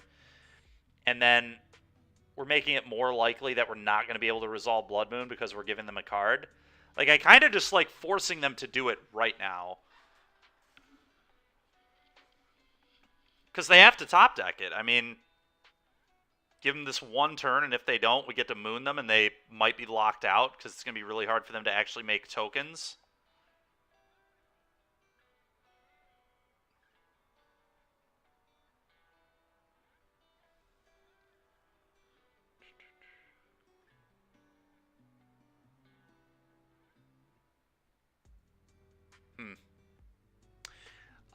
I'm gonna do this right now. I don't think playing around, like letting them use this clue, is playing to win the game. Like, if they top deck me, good for them.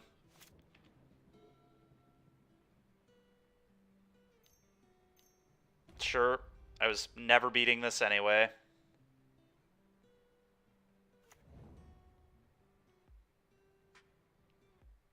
Probably not anyway. We can still draw Lightning Bolt.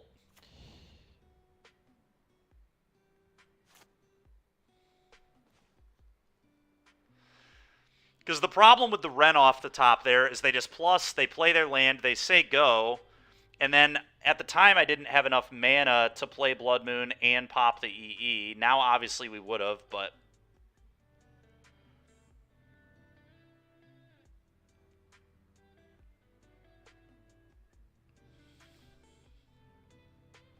yeah, I don't know. It didn't work out, but... it's possible we still maybe could have beaten this. Oh, you're right, Gregory. I didn't think about that.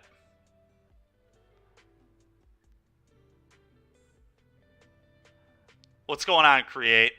You're right, Gregory. I didn't think about the land entering untapped off of the moon. You're correct. Then I probably should have just let them draw a card off the clue, I guess.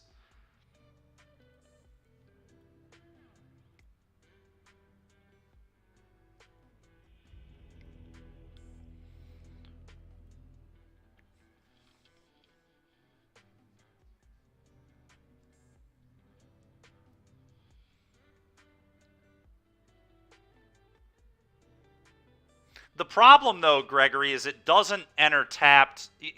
We're assuming that we're going to resolve the Blood Moon, but they play 4 Spell Pierce. And if we give them the pop on the clue, that's why I was hesitant to play that way. Is because you cannot assume the moon is going to resolve. Yeah.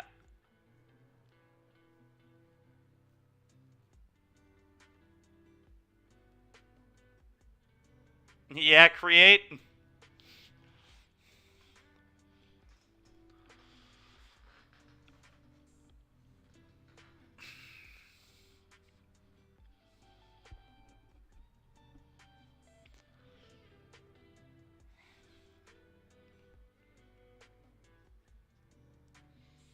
Yeah, I don't know. There's definitely arguments to both sides of it.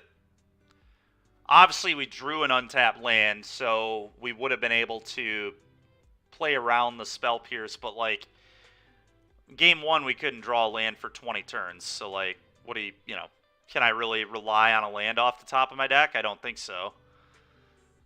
Certainly not an untapped one.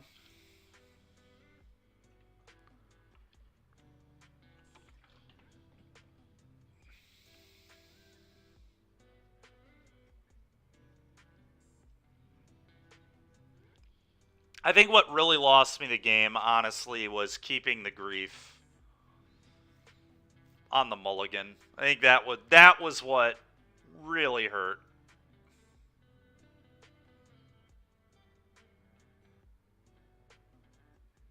Oh, interesting. Yeah, I haven't heard about this, Create. You didn't tell me about this.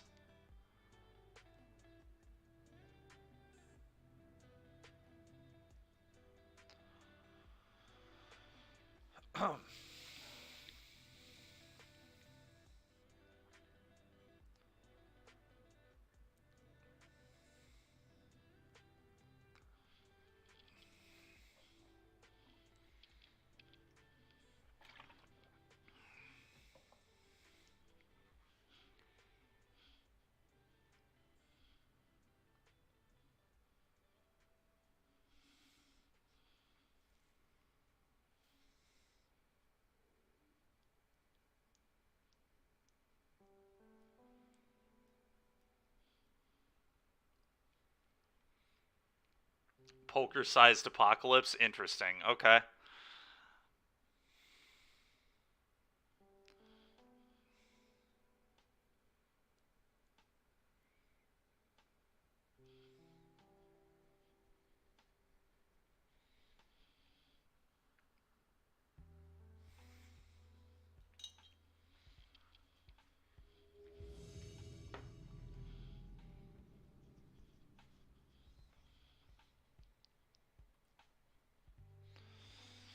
Okay, let's see if we can turn this league around.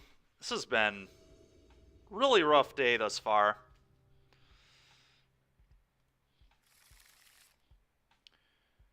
Okay, I mean, I think I keep this for sure. We've got an Undying Fury. We've got a couple Dothies, Terminate for removal. Yeah, let's do it.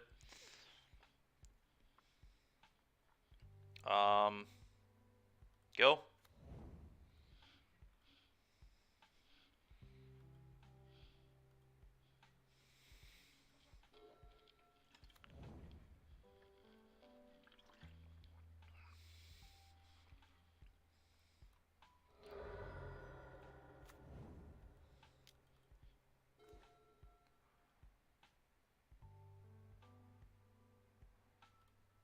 Play this.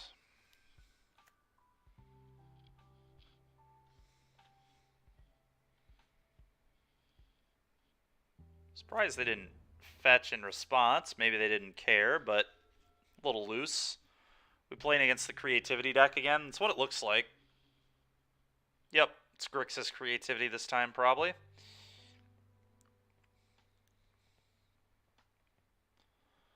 Okay, well now I get to Thoughtseize them off Dalthy if they don't kill it, so that's kind of nice.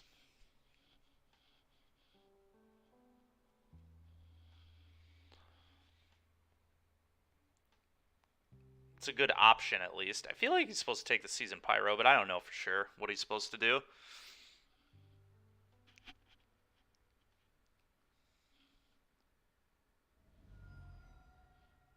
Terminate? Interesting.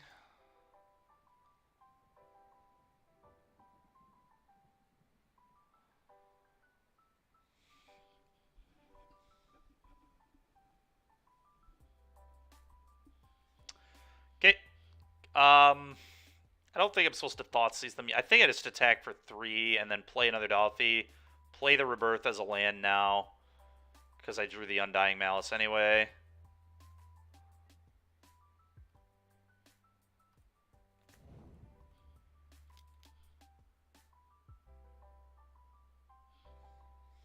Okay. Yep. Yep. Cool.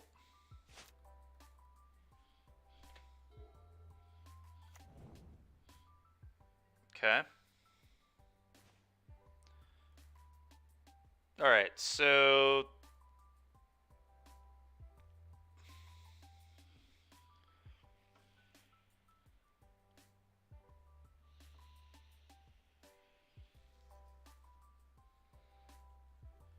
I think I want to Thoughtseize them with the Dothy.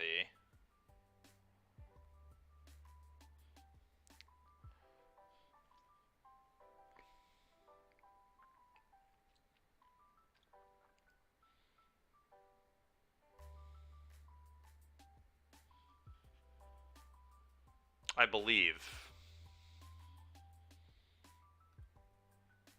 You have a lot of options here, but I think Thoughtseize is probably a good place to start.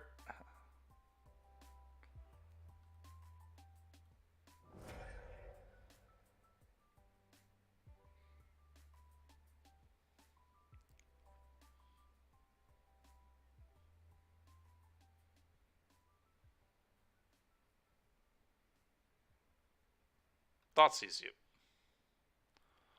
Want to know what is going on. Thoughtseize you.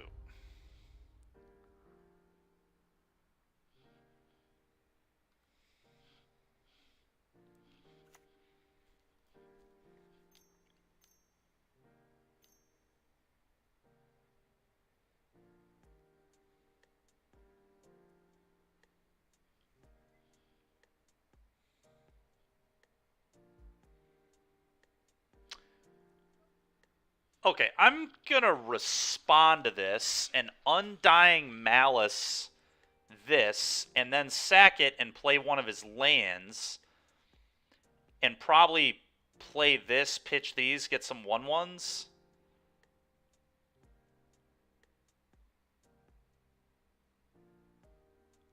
I guess I could just not Undying Malice this, and then I still have the option to Grief. God dang it, man. I'm gonna have the option to Grief anyway, though. Well, not if I Undying Malice, I guess. Maybe I just don't keep this. Maybe I don't blow the Malice. Let's just replay one of your lands. You can just hard cast Grief, honestly. Bloodstained Mire, I guess.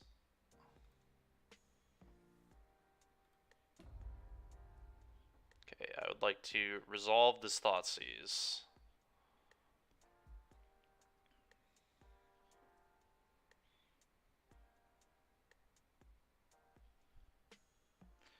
Cannot wait for my opponent's hand to be Trip Creativity Fetch Land.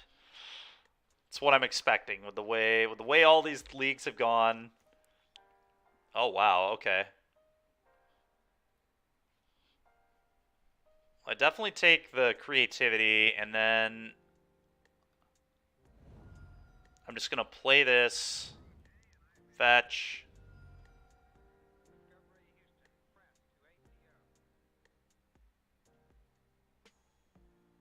Mountain. Cast Grief, take Lightning Bolt.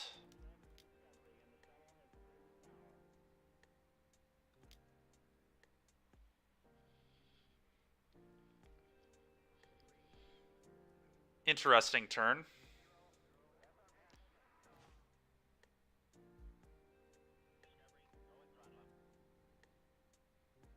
Probably take the Bolt, right? Because that kills the Grief.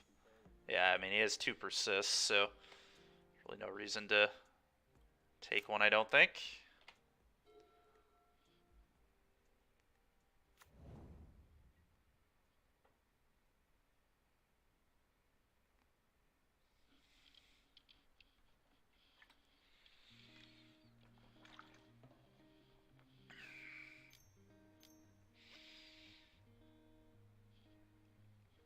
That's terrible for me.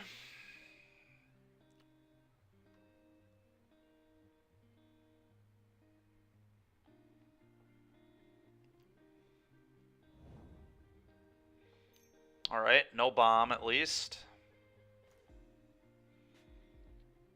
I can Thoughtseize them. Seems pretty good. What's your last card? Yeah, I don't know what it is either, so let's Thoughtseize you. Okay.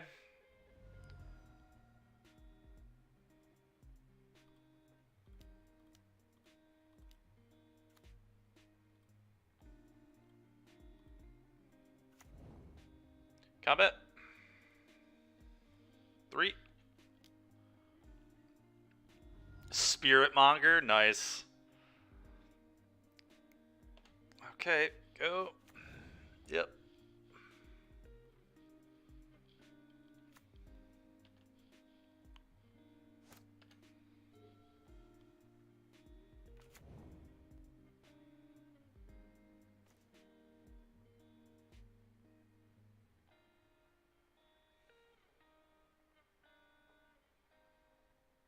Get a Knight's Whisper. It seems like a good step 1 here.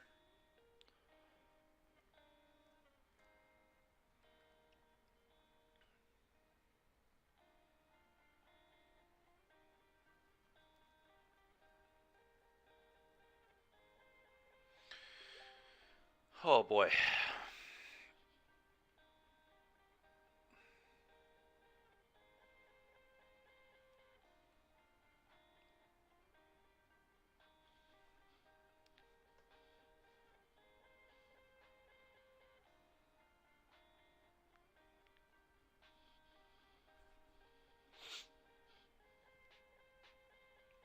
Come on, opponent. Let this resolve. What's going on?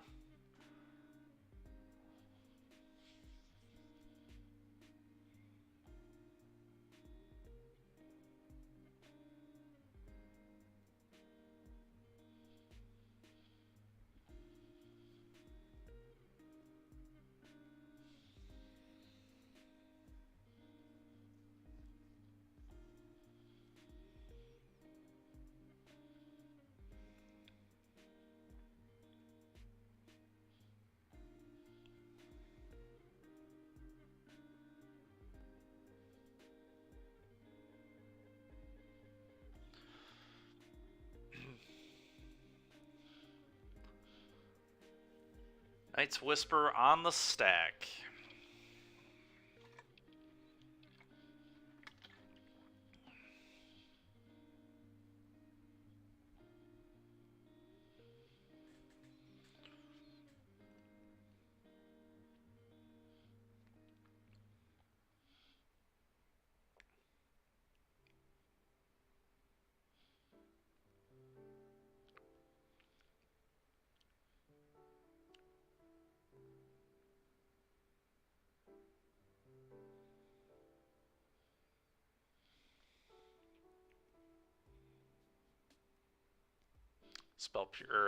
Knight's Whisper still on the stack. I don't know what he's thinking about here, really, at all.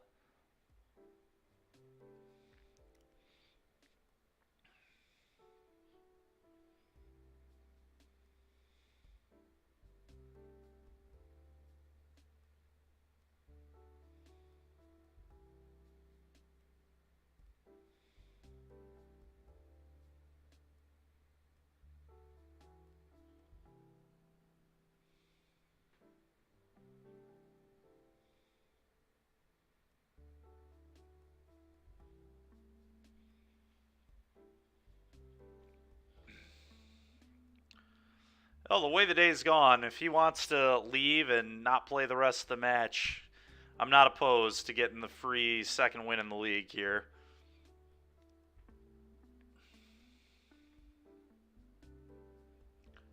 Yeah, it probably is.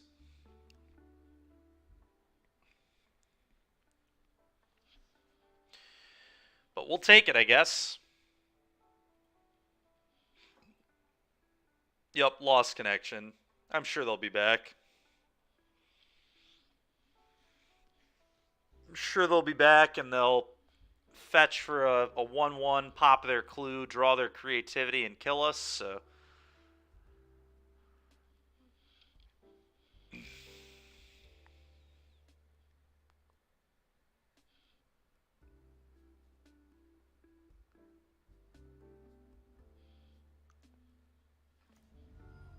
Yeah, 9 minutes from the disconnect. Yeah, that would be just perfect, wouldn't it?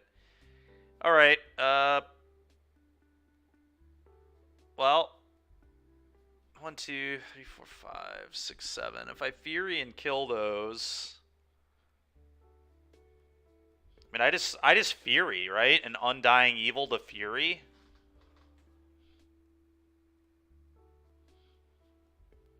Fury these. Kill them both. They have to take 7. They can fetch and go to 7 and get a 1-1 and block. We might even be able to beat an Arcan, honestly, with that play. It's got to be better than Fabling, right? Because if I Fable, they block, so they block here, they probably fetch, get a 1-1 block here, and then they could double Arcan me. They can't double Arcan me once they pop the clue. Yeah, I think I just need a Fury and Undying it. Okay.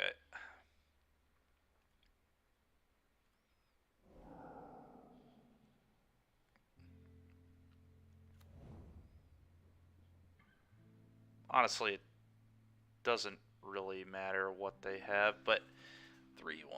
Let's put the Evoke on the stack first. 3... What is going on? Oh, there we go. Okay, do that. Does that resolve? Undying Malice here. Okay. Kill nothing.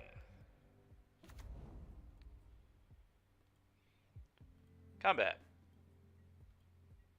Attack you for a lot. I feel like they should fetch and block here, right? You may as well thin the deck and give yourself better odds to draw. Because they're taking 7, so their fetch is off. Yeah, they have to fetch. Yeah.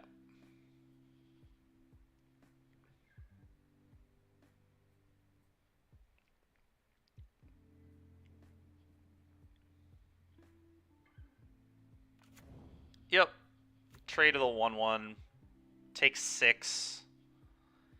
I think we actually beat them through an Arcan. Wait, did they not?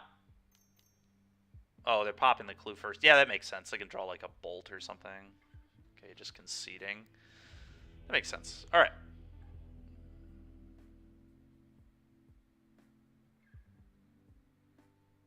Magus.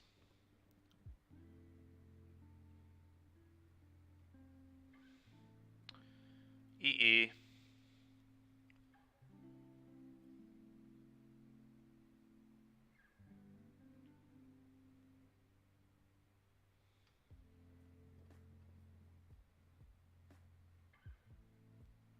Don't really love Fury. I feel like I'm supposed to cut 3 Fury.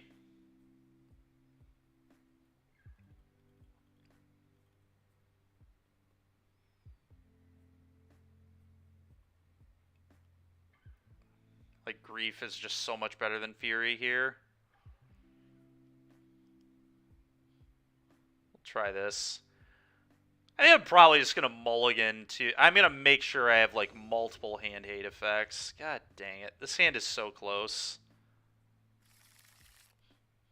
This deck is so frustrating to play. Like, these hands are, like, just...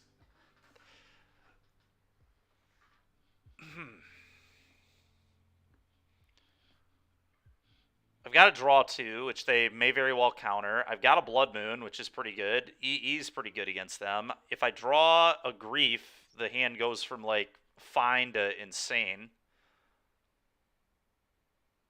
I'm gonna keep this. I think this is a pretty good 7. I know it doesn't have hand hate yet, but, like, I still think it's a pretty good hand. Okay, that actually helped it out a lot, too. I'm just going to shock myself, play monkey. Go. If they can bolt it, they can bolt it. That's fine.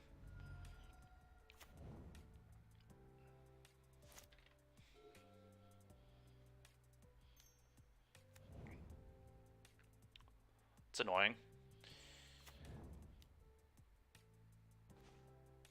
Agadeem's Awakening. I guess I can just play this for 0, pop it right now, and start hitting them with monkey. It's an interesting play. Or I can just resolve Knight's Whisper. Resolving Knight's Whisper is probably where I want to be.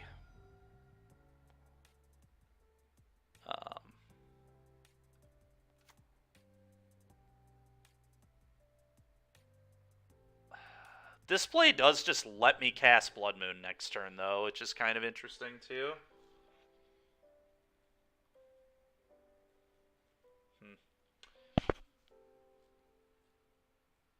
Yeah, I agree. I think it is.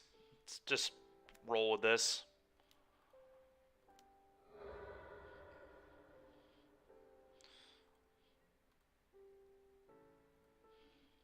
See what we can hit. Maybe we can hit their Thoughtseize. That'd be gas. Transmogrify. Okay.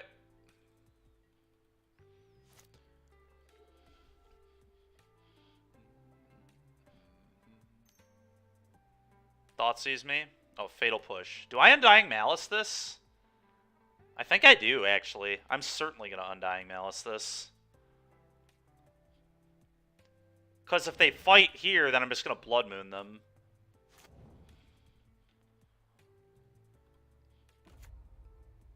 Sure.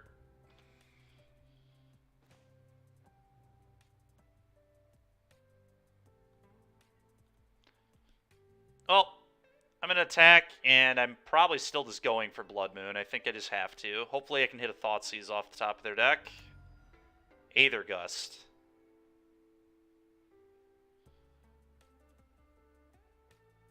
Nobody's ready for the fair Malice. Yeah, the way it was meant to be played. Which is still pretty unfair. Saving Ragavan from removal is pretty filthy. I just have to go for the moon here, right? We just have to, like, make them have everything. If they have everything, so be it. I could obviously also Knight's Whisper.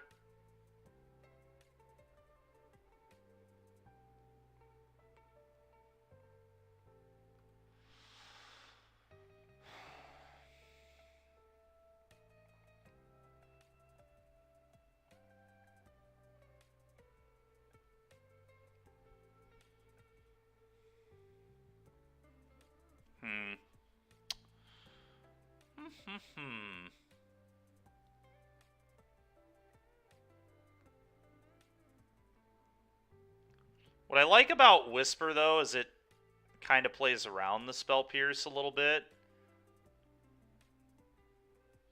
Then next turn, I could still potentially resolve Blood Moon. I could hit, like, a Terminate. Maybe I'm supposed to just Knight's Whisper.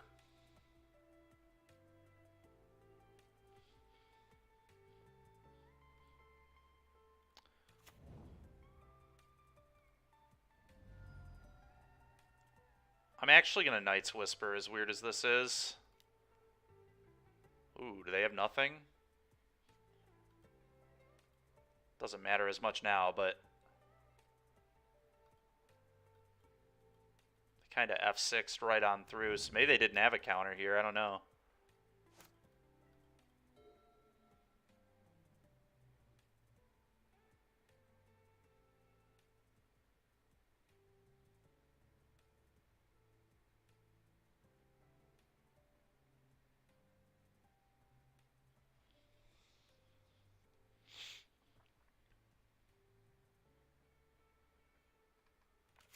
Sure. Well, they're not creativitying me with that land, that's for sure. Leyline of the Void. What? Alright. I'm gonna Blood Moon you. Seems good to me.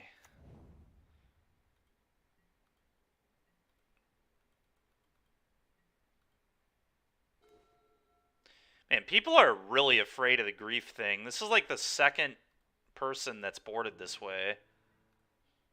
I feel like it's wrong, but who knows?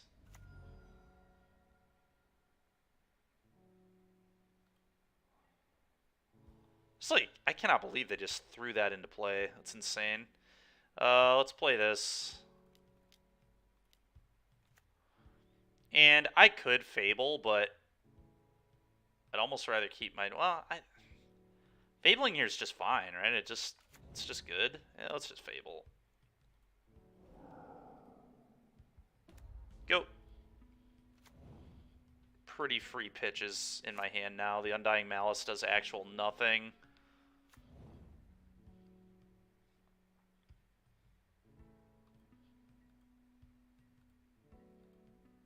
Alright, well...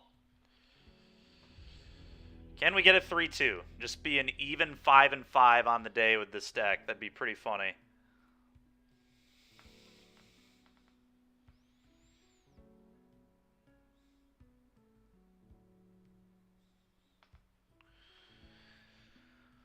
It feels like a... I mean, it makes sense if you go 50-50 with this deck. It seems like a very 50-50 deck to me. Because a lot of it just relies on griefing, blinking your grief, and then hopefully they can't find an answer or top deck out of it for 5 turns. I mean, that's like... Sometimes people will top out of it, sometimes they won't. So far, we've been on the wrong end of it slightly more than on the right end of it, but... And like I've said, too, maybe I'm just, like, not mulliganing aggressively enough to the Grief Undying effect in Game 1s. Maybe that's just, like, what this deck wants to do. Every Game 1 is just, like, grief you, undying the grief. But, I don't know.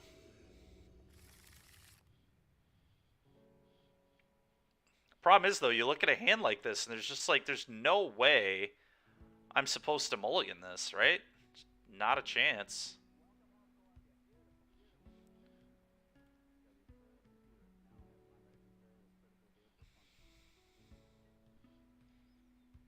Who knows? Maybe I am, but... we could wait on the Ragavan and try to save it with an Undying Malice. It's really bad if they, like, have a hand-hate spell hand, though, if they're, like, playing a mid-range deck with Thoughtseize Inquisition effects, and we don't get this into play. That'd be awkward.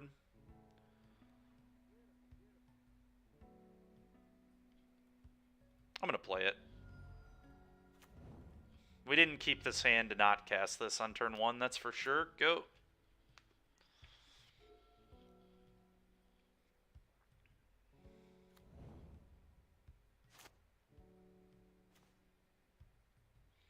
Well, now I'm going to Undying it. They just keep a hand with no answer to it? It's possible. I feel like they might have been waiting.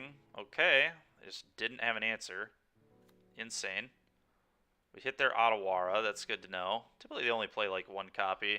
All right. I'm just going to leave up Kalagon's Command. I'm not going to walk into Spell Pierce. No reason. They may have a Consider here, but that'd be fine. Let's just like don't want to take down the Undying Malice.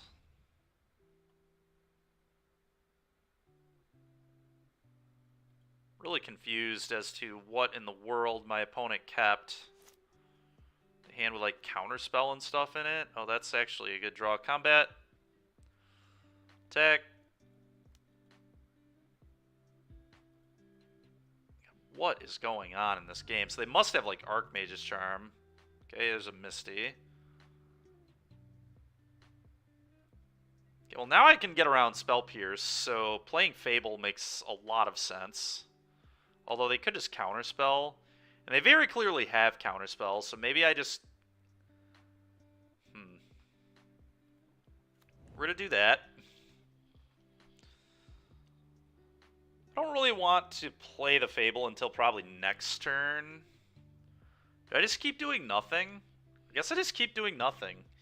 What'll be funny is if they Archmage's Charm steal this, I can give it Undying and then kill it to basically counter their Archmage's Charm.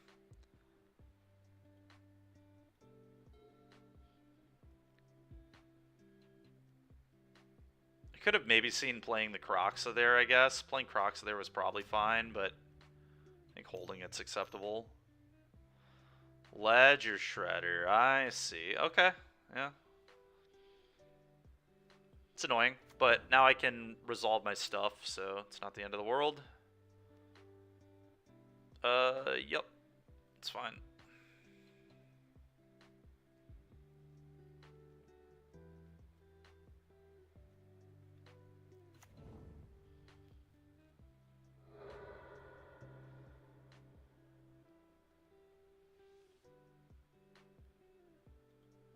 Okay, so they pitched a land to this.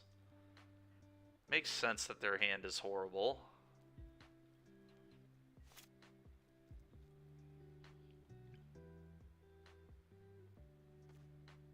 That's a good draw. That is a good draw. Kind of just want to hardcast that, to be honest. Play land, hardcast Grief, check out what's going on over there. Can Undying Malice it if they try to kill it later.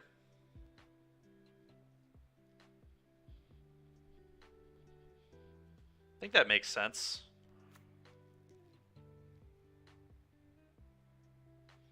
Yeah, let's just play this game patiently. Slowly, kind of let it just come to us. Take our 2-for-1s. Okay, we're going to take that Expressive Iteration almost certainly. They had a Spell Snare, not a Spell Pierce. Still think it was right to play around the Pierce, but kind of interesting looking at this hand. I'm definitely taking the Iteration. It's not close at all.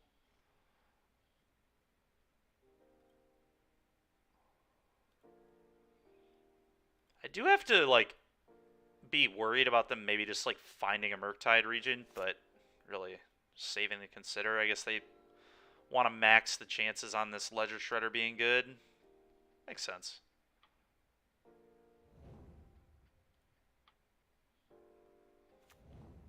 Okay. They drew this one, right? I think so, actually. So this is their hand. That was definitely the wrong one to play. 0 cents.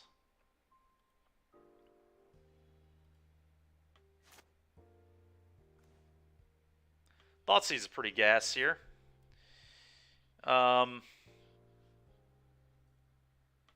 Pretty gas.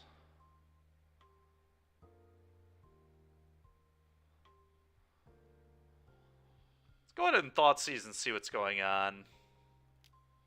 I already know most of what's going on, but let's do this. Okay, they have 2 counter spells. I'm going to take one of those. And I'm just not going to let them connive. Their hand is awful.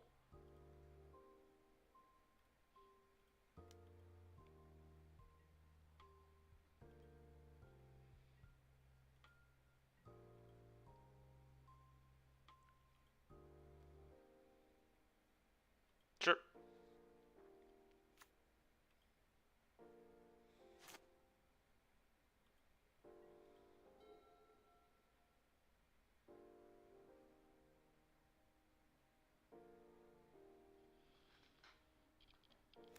Yeah. Sure. Go K command, kill that, you discard. It's definitely going to be the play.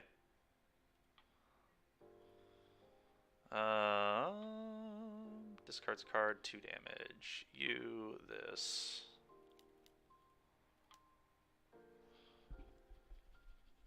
They probably just have to counterspell this. I don't really think they can not.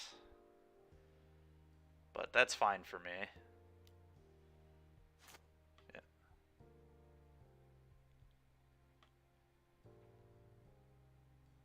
Okay, they let it resolve. That's interesting. Well, now Kroxa is just good, because they only have 2 cards left in their hand. So I'm just like going to play Kroxa here, I think.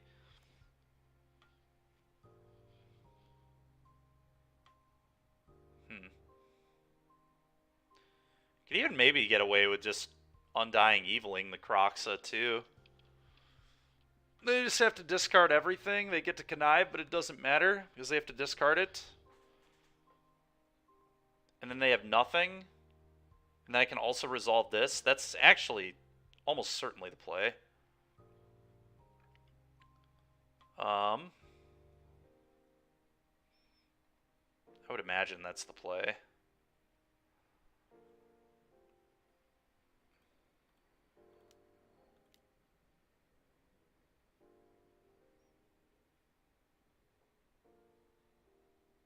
They're going to snare this? Please, by all means.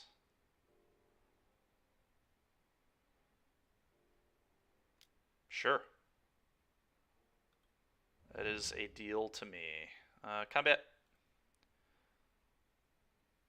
3. I know their last card is another counterspell, which is fine.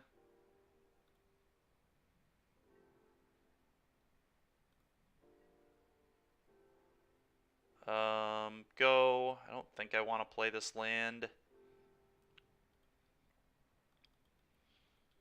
Sure.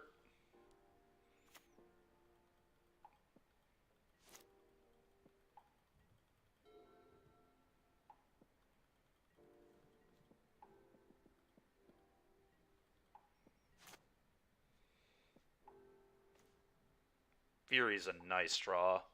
They do have counterspell, so that's a little annoying. I think the first thing I'm going to do is just attack here. I'm just going to play Fable.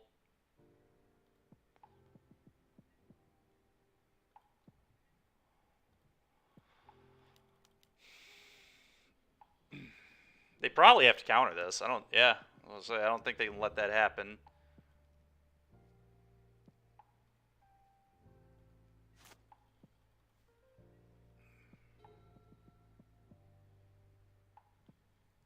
Definitely did not want to let them connive, though, so I think this made the most sense. Did not want to give them any ability to dig. Okay.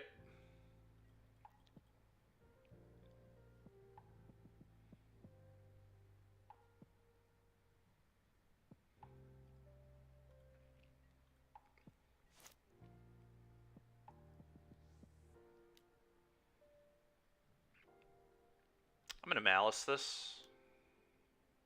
Got a counterspell?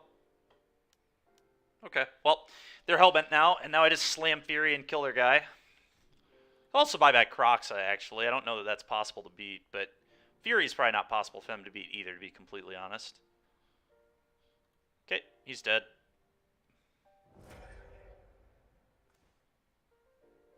Yeah, I'm just gonna slam the Fury. I think I shock this in.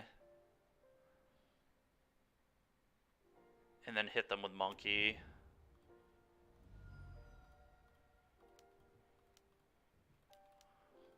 Like maybe still get me with Iteration.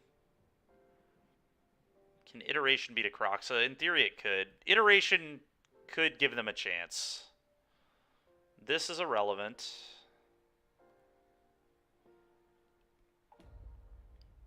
Sure, kill your guy.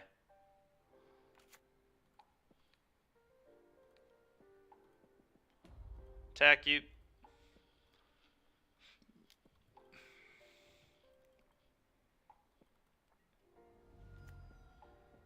God, man, this guy is drawing so many lands.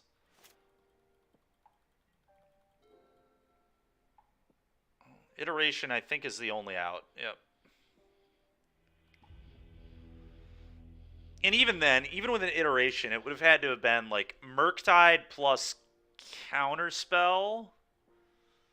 Then he can block Fury, take another 2 from the Monkey. I could like cast the Fury to try killing their Murktide, and then we still have the Croxa. So it would have taken like Iteration, perfect 2 cards, and then a top deck.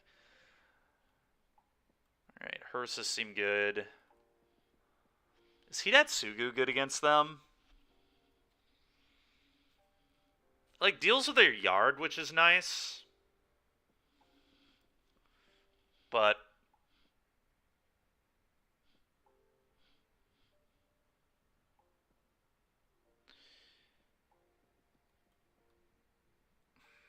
pushes are definitely good. I think the Blood Moons are poor. Think about what we did earlier. I think Fury is pretty bad for the most part. Like, can be good, but I think I'd rather just have pushes. All the rest of this seems pretty reasonable to me. The one I really wonder about is the Hidatsugu consumes all. Kills their 1-drops when it comes down. Probably a 1-drop in this matchup usually.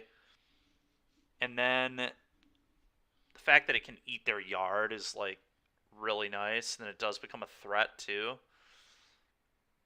Probably still not quite good enough, but it's very interesting.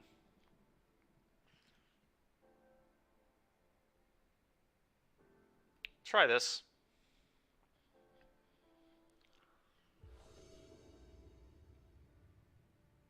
It's got an answer to Monkey, and it has a hearse. I think I'm into it.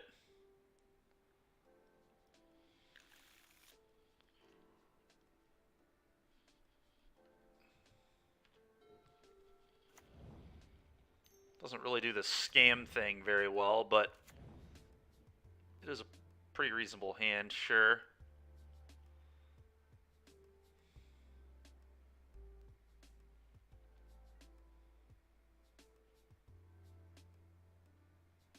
Okay. Well, they know I have this, but I still think I'd rather just thin the deck here and fetch, to be honest. So let's do that. Mountain. Kill this. Go.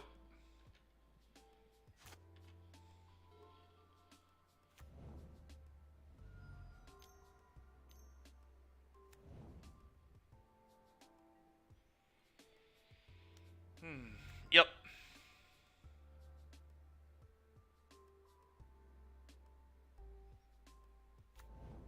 Tormod's Crypt. Okay. Everybody just brings these cards in. It's so funny.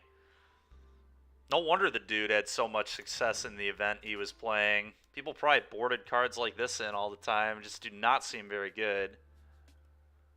I don't have an answer to Monkey, which is pretty problematic, but we're just going to have to play with no answer to Monkey. I had one. They just had 2 monkeys. What can you do?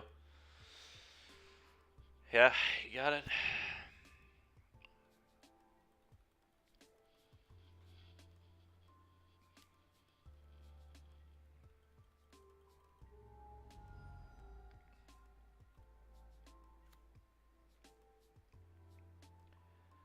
It's frustrating.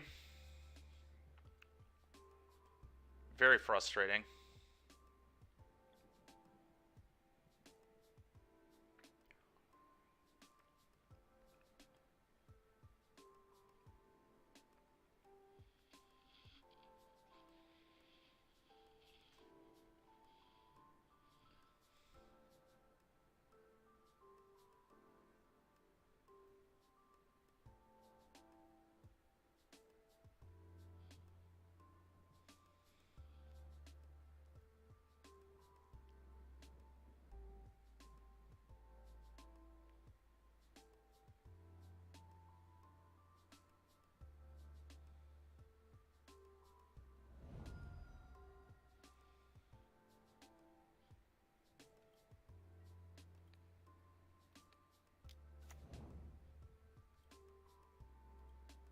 Okay, they missed a land, so that's kind of nice at least. Ooh, another Thoughtseize, huh? Well, now I can Thoughtseize the monkey, and we can play through the Spell Pierce too. So I think that's the play. I'm gonna do this. I'm gonna do this. We should have fetched, but that's fine. Archmage's Charm. Man, their hand is ridiculous. Holy smokes.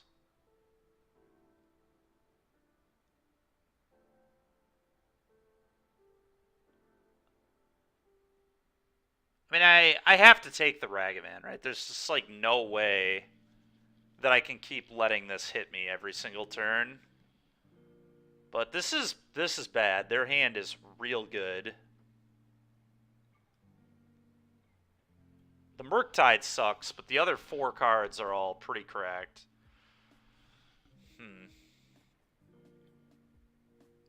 Or do I let the monkey just randomly hit me one more time? It also just, like, gives them mana. It just cannot be good.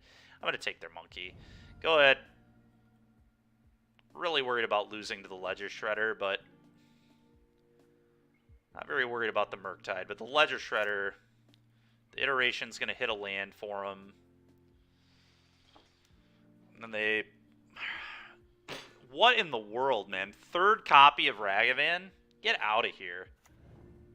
It's peeling it right off the top. What an animal, dude. Good God, man.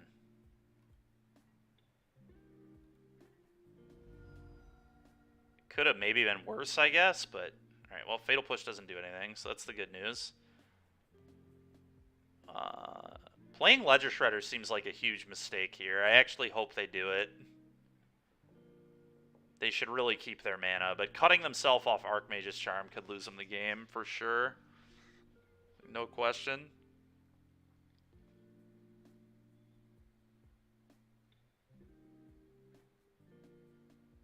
They're thinking about it too. Oh, they could iteration. They're maybe supposed to iteration to get a land. Very awkward if they miss the land, though. Like, they turn their iteration into a really, really awkward card. Alright, and...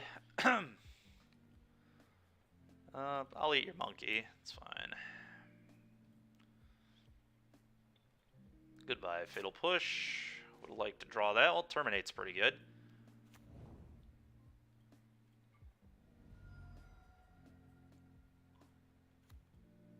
Not sure if I was actually supposed to play the land here. I think I'm fine with it, but don't know.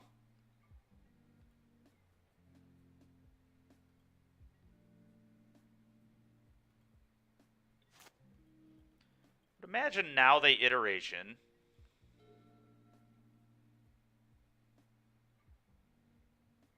I think I did want the 4th land, so I think playing the land is fine. Ledger Shredder. Okay. Consider. Okay. Well, I have Terminate for this, so that's fine. Pitching Murktide, sure. Sounds correct.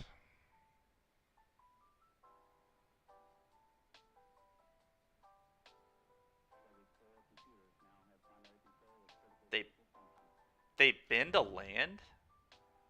Interesting. But they kept as steam vents? That seems odd.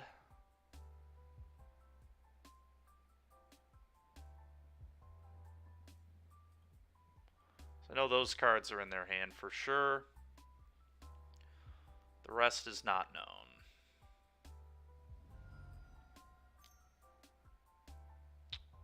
And I knew about the monkey too. Yes. Okay. Let's eat your spells.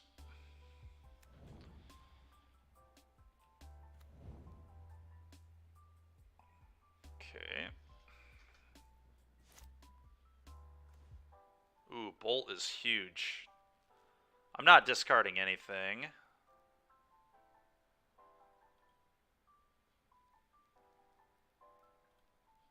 So here I think I just terminate the Shredder. And then leave up Lightning Bolt.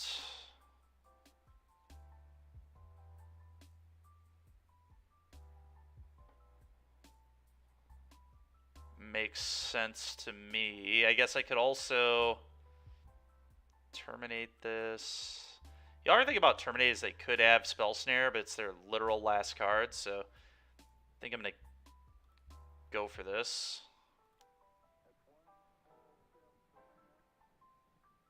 Okay. I think it is pass. Just no reason to do anything. I could attack and play Fable, I guess.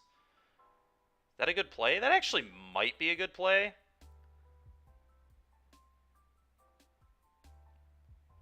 Gets me on the board, which I kind of like.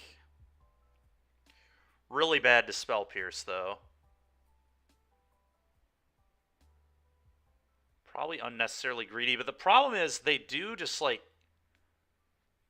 have like a lot of inevitability with these two cards, so maybe I do actually just want to get on the board here.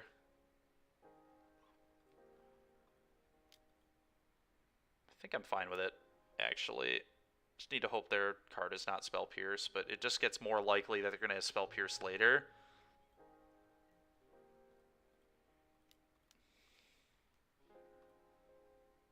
If we just let them set up. Okay, that's very good for me. Go.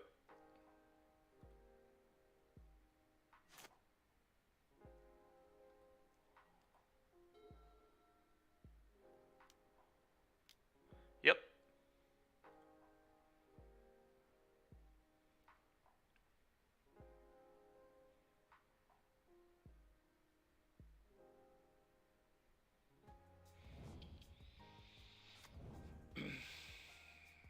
Currently, they still do not have 4 mana, so I don't think I need to activate the Hearse yet. I want to potentially be able to crew it if needed. Archmage's Charm, steal my thing. Okay, let's crew this.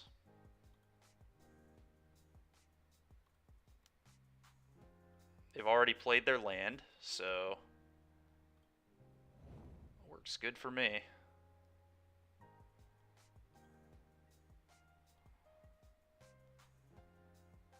Okay. Eat Iteration and Charm. Well, now they're in a lot of trouble to just Hearse firing up. Oh, that is nutso. I'm going to keep my hand. No. Yeah, just hard casting Grief here is really good.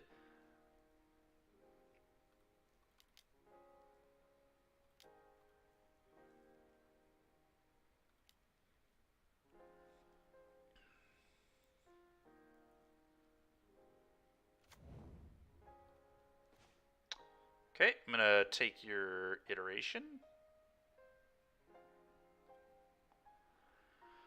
Okay, so the question is, what do? I think I attack with Shaman. What's up, Bossum? How you doing, man?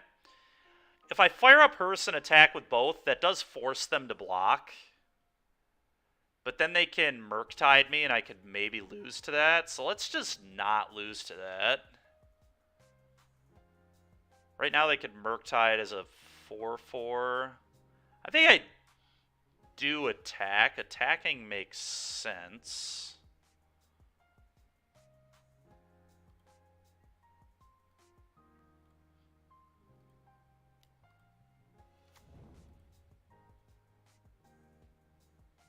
Sure.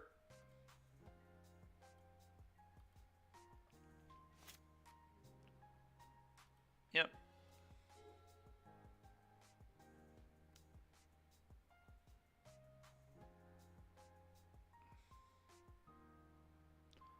So I really don't want Murktide to be, well, I think I let this actually happen.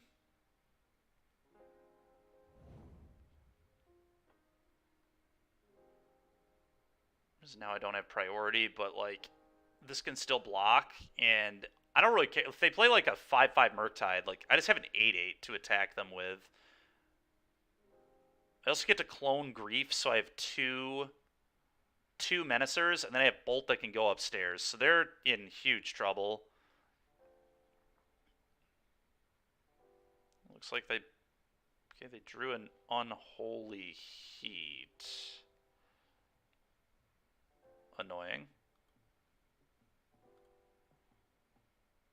Crew.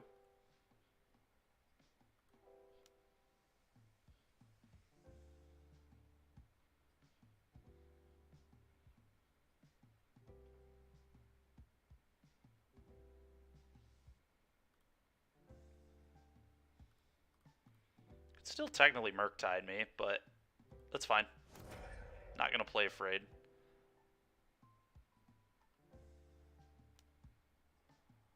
Bolt my guy.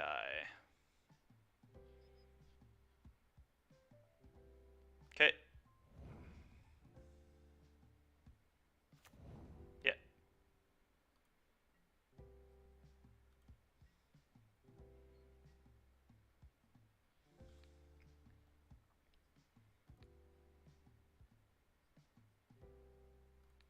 Bolt Heat getting eaten here.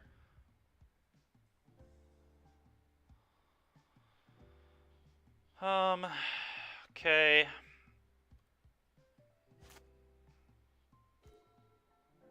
So I flip this. I crew with this. Probably send both. Actually, no, I just send this.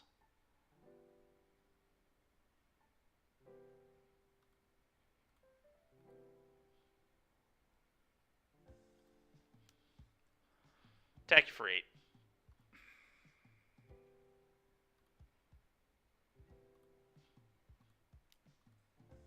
And I think I bolt the monkey right now.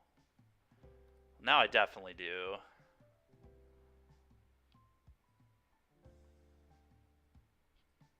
Okay. Bolt this, good luck. Don't believe they can win if I do this.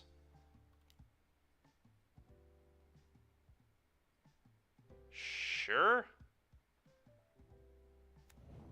That's kind of wild. Alright, well now they're just dead to Hearse ever hitting them, so that seems loose, to say the least. Yeah. They're pretty much dead to Hearse hitting them either way, but now they're certainly dead. Alright, well, an even 5-5 with this deck. Any new podcasts soon? I think we're doing one tonight, so it'll be ready for you in the next few days, Blossom.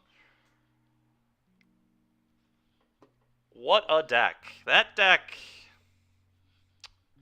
I don't even know what to think of this deck. This deck's, like, fine. This feels like, you know, a pretty standard red-black pile of cards. It can definitely, you know, get people with the Grief Undying Evil thing. Yeah, so we're 5-5 on the day with this. Like, it's, you know, it's a red-black deck. It's a red-black Thoughtseize deck, that's for sure.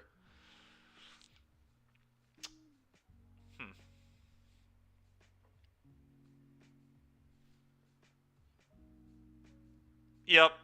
Yep, that's kind of what I'm feeling about it, too. Like, you get some games. It got second in the challenge this weekend, and I think did well on Sunday, too. Like, it's a solid deck. It's fine. It's just, I don't know. This is almost certainly not what I'm playing next weekend. Just like, it was fine. It was a fine deck. That's where I'll leave it. I can definitely see how it could run really well and just curb stomp an entire tournament. Like, if you're opening the Grief Undying effect in a lot of hands and your opponents don't top deck you in a very short time frame, they're going to lose. But, you know, sometimes you're not going to have those nutso hands, and you're going to top deck Undying effects in the mid to late game, and they're pretty bad. Debating if I want to do one more league with this deck or if I want to try something else. I guess let's leave it up to you, chat. Would people prefer to watch me play more modern? Do you want to see me go to Pioneer again? What decks would people like to see? Any preferences at all?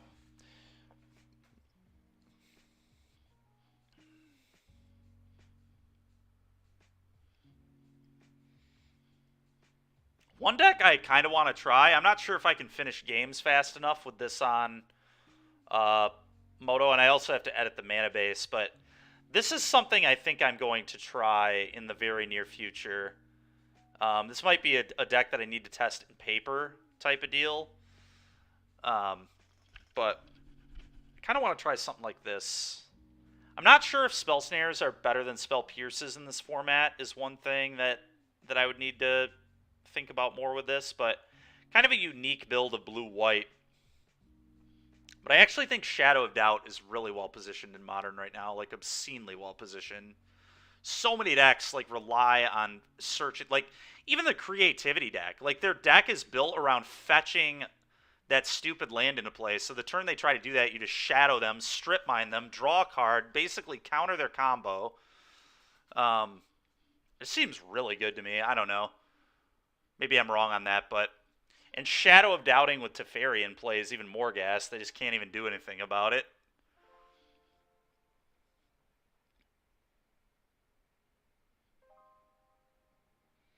Then I also have to figure out a mana base for this thing, which shouldn't be too hard. I can probably just copy a lot of the standard blue-white control mana bases. But this is something I'm really interested in trying.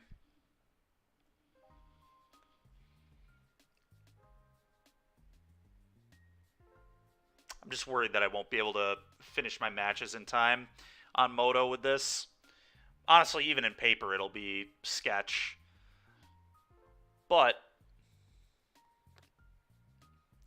I think if we move over to Pioneer, there's a Grixis mid-range deck that Raja was playing last night that he and I built like a month or so ago. Mostly him, but I made an edit or two to it. Let me pull up that list as well.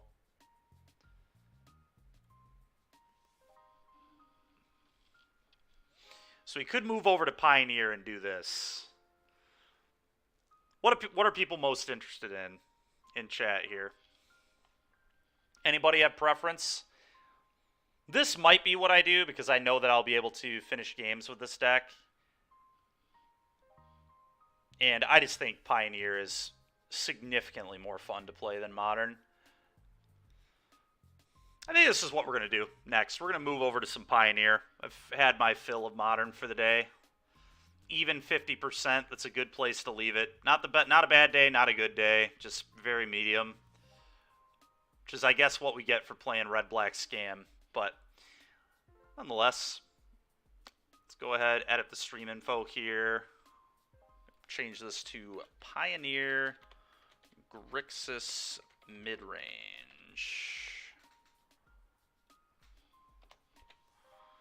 Let's do that. Done. Cardboard Live. Clear deck. Magic Online. Upload. Still need to save this. Export.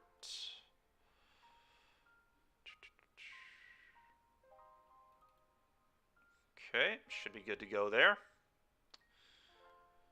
And real quick, before I forget, big shout out again to our patrons. Thank you all so much for supporting the Swish Gaming Patreon. For $1 a month, you get access to sideboard guides, articles, things of that nature.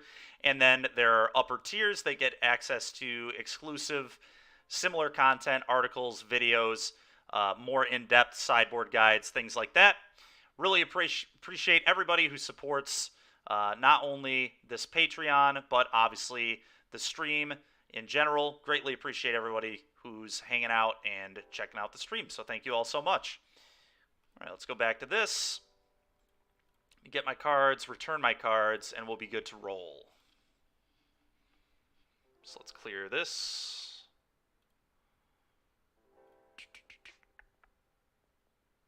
Return.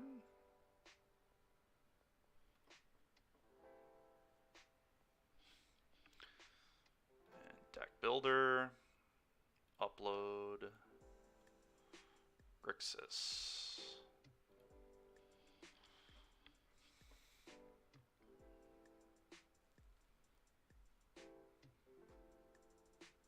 Okay, sideboard.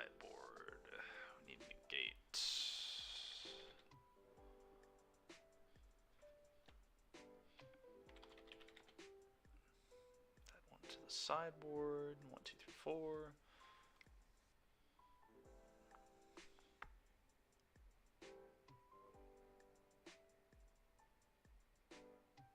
There we go.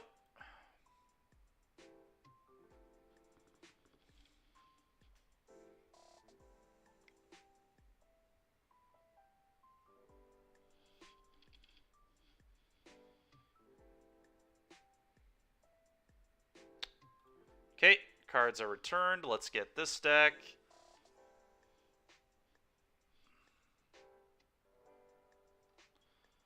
First, I need to build it on Mana Traders, and then we'll be good to go. 2 Haunted Ridge.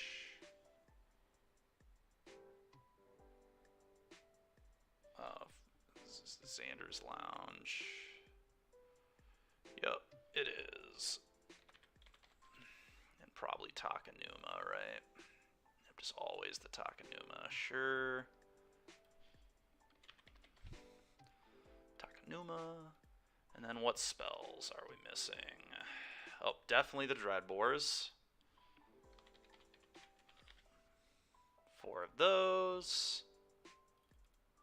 And we need 3 more cards.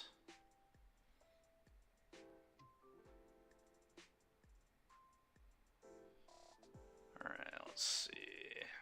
Bloodchief's Thirst, we got that. Fatal Push, we got that. Thoughtseize, we got that. Oath of Chandra, got that. Power Word Kill, got those. Trial Ambition, got that. Got the 4 Dreadbores now. 3 Kroxa, 4 Bone Crusher, or is it, oh, is it Fable of the Mirror Breaker? No, we've got those in here, don't we?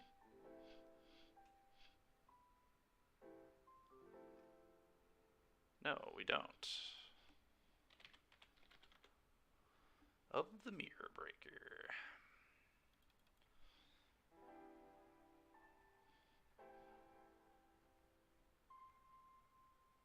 Okay, here we go.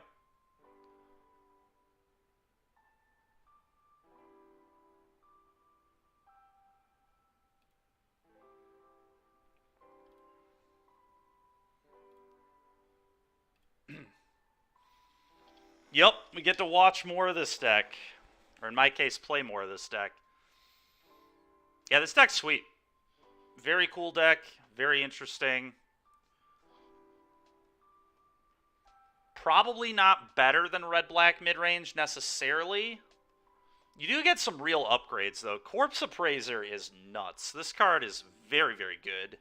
Nicol Bolas is sick. The Scarab God is nice top end. Oh, the cool factor is way higher. You're not wrong about that. Cards are on the way.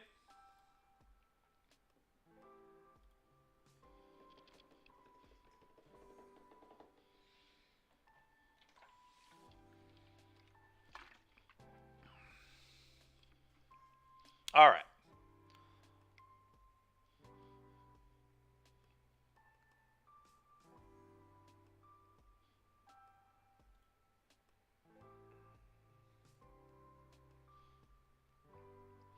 Moto is struggling here.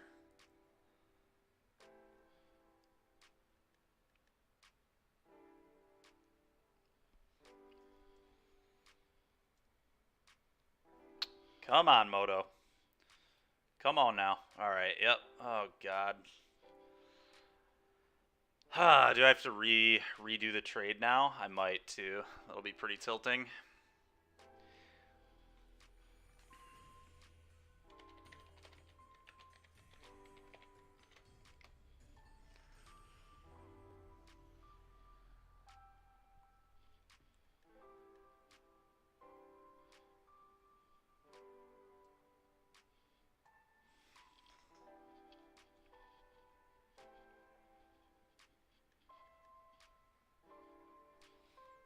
Okay. Collection. Pioneer. Grixis. Still did not have these cards, so I'm going to resubmit that trade. Sorry about this, chat. One moment here.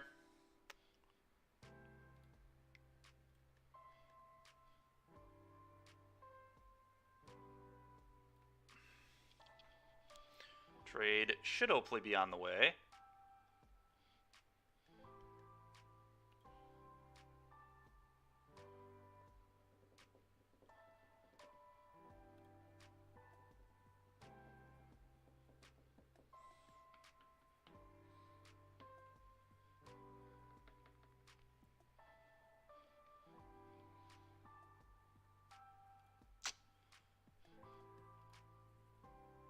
Mana traders, please. Send me that trade, baby. Let's go. No time to waste. Want to finish this league. 2 hours might be like just enough time to finish a Pioneer League before 5 o'clock. We can maybe go a little over again like yesterday, but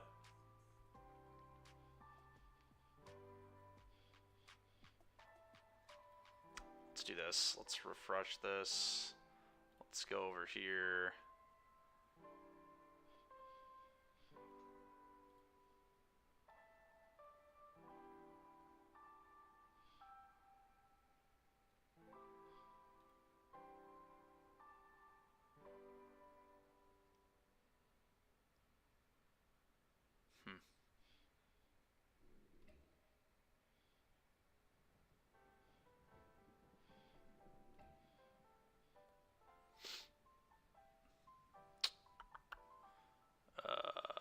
Can I like refresh this somehow and do this again? Let me just reopen Mana Traders tab, I guess. That is getting really annoying. Alright. Let's do this again. Still the same thing. It says they're requested.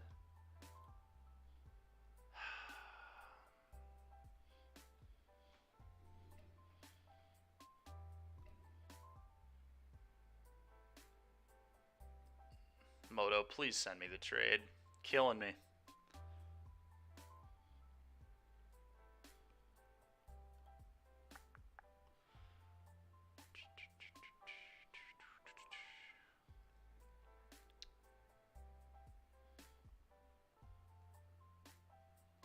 How about we do this? Let's clear all requested cards, and then let's just request them again. That might be the best way to do it.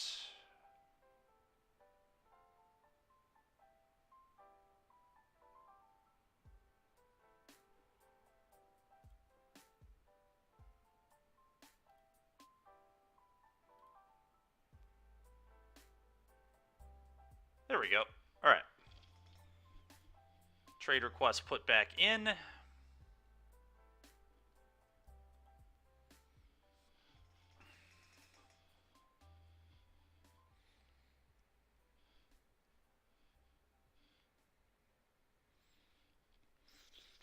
excited to try out this Trial of Ambition. Raja was on 3 Nicol Bolas when he sent me the list, but we both agreed that, one, it seemed clunky, and he was saying when he was playing he felt the deck was a little clunky. So I'm down one of those. Scarab God just seems sick, so we're going to try one of those. And then to reduce the clunk factor a little bit, I'm trying a Trial of Ambition. Just a little bit of Edict action going on that we can flicker is kind of cool.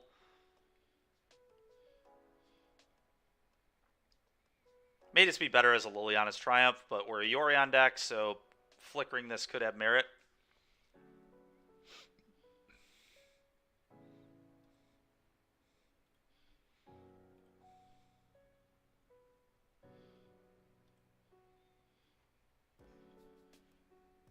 Good to know Oath of Chandra can only go to creatures. Planeswalker entered the battlefield, deals 2 damage to each opponent. Okay, the Planeswalker thing almost never going to come up with the way the deck is constructed now, but still worth knowing.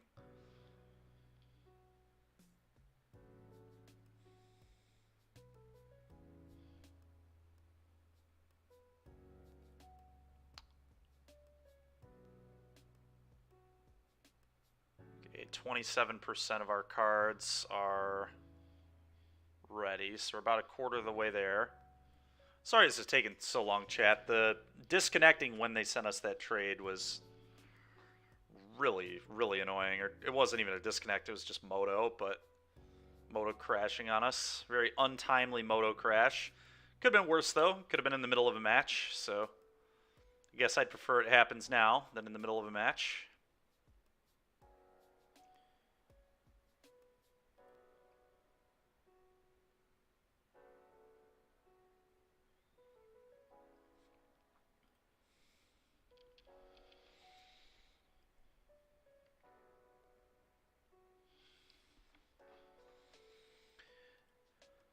Nicol Bolas the Ravager. It has been a long time since I've played with this card, but this card was awesome in Standard. I played a little bit of the Grixis Bolas Scarab God deck. It was a pretty good deck. I'm not certain that it was better than just normal blue-black. In fact, I'm pretty sure I went back to normal blue-black after playing the Grixis version for a while because your mana was just so much better and so much more consistent. And the red just like did not actually give you that much. Bolas ended up not being super good against like the aggro decks and things of that nature, so wasn't quite worth. But Bolas is still a sick card. Both Bolases. Dragon God's so sick they're playing it in mono green.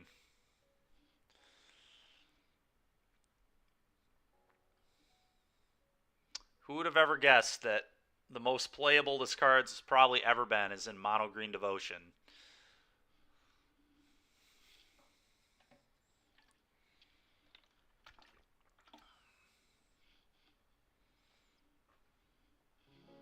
Yeah, Zach, basically it's just an edict effect that we can flicker with Yorion. I don't know how good it'll be, but I want to try one copy.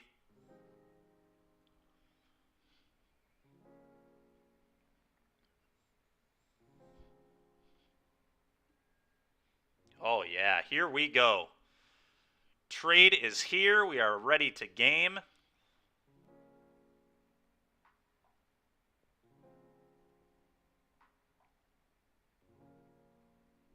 Where is the trade?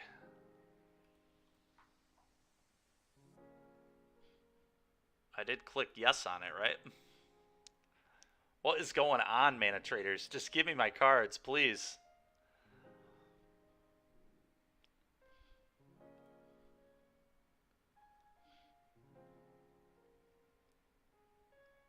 There we go. Wait.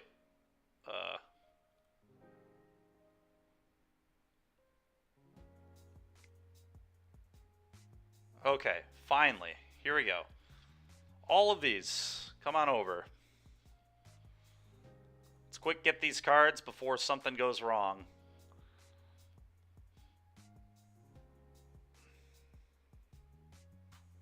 Rented one extra card, but that's not really relevant at all.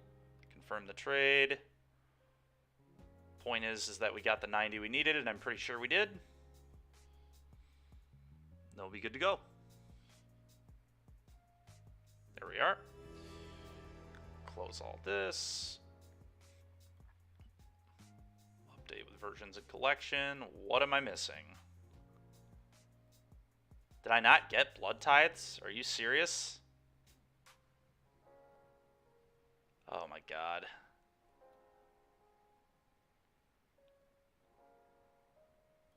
I wonder if I rented too many of a copy of a card or something. Alright, we'll go get the Blood Tithes and then we'll be good to go.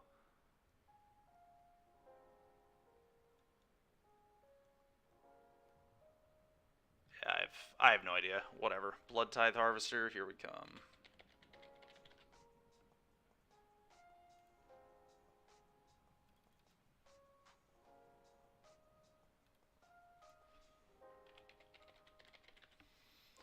Four of these. Hopefully that won't take very long to get.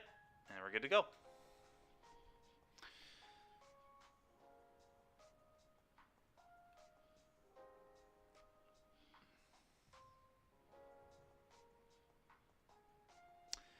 Thanks everybody for bearing with me here.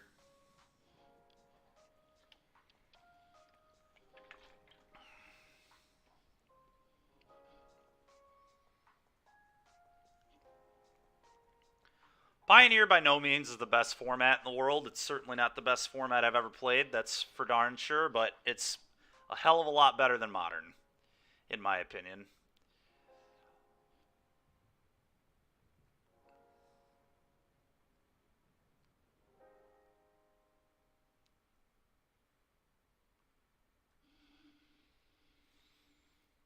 Also, for the most part, it's a way more relevant format right now because we've got, what, a month left, month and a half, month and 10 days left of the qualifying season. Oh, man. I think my favorite format I've ever played, and I'm certainly somewhat biased, was the Scarab God blue-black mid-range format, but I was just, like, very good with that deck. But I think that's the standard I enjoyed the most ever. The other standard I really enjoyed a lot was the format that I had a lot of success on the SCG tour with green-black Constrictor. But my build was pretty unique because I didn't do the Verdurous Gearhulk thing. I was more like leaning into energy and like I was more of a pure mid-range deck and less in on the Winding Constrictor.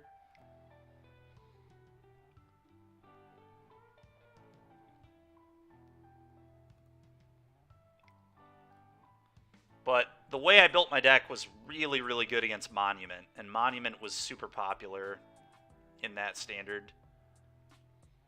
The matchup was, like, so good. Like, I was testing on Moto one time, and I F6 through my first turn and still beat them anyway. Like, that's how sick that matchup was. Glintsleeve Siphoner was a huge problem for them. They didn't have good removal, especially not in Game 1.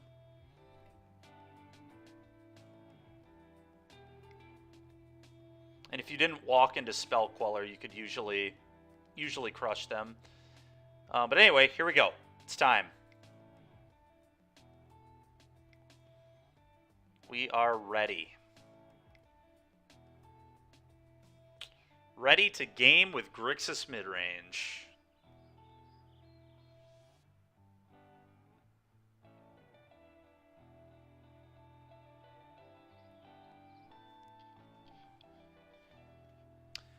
This deck should have some good play to it. I'm excited for this. I think Raja went to bed at 3-1 last night with this deck when I was watching him play, so if we can have similar results with this, I'd be very pleased. So far, every time we've played mid-range on stream, it's gone at least at 3-2. Now, hopefully I'm not jinxing myself here.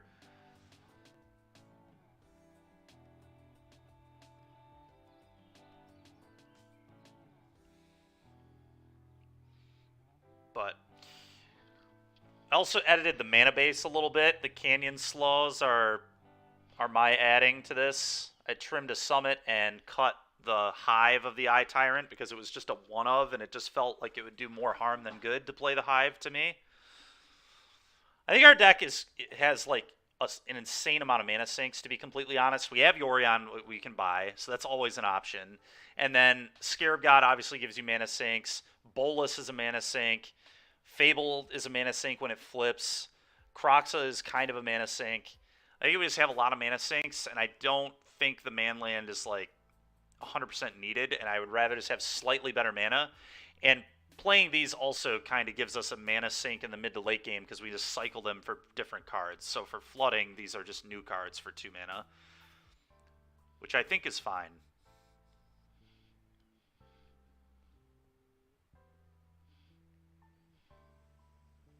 Okay.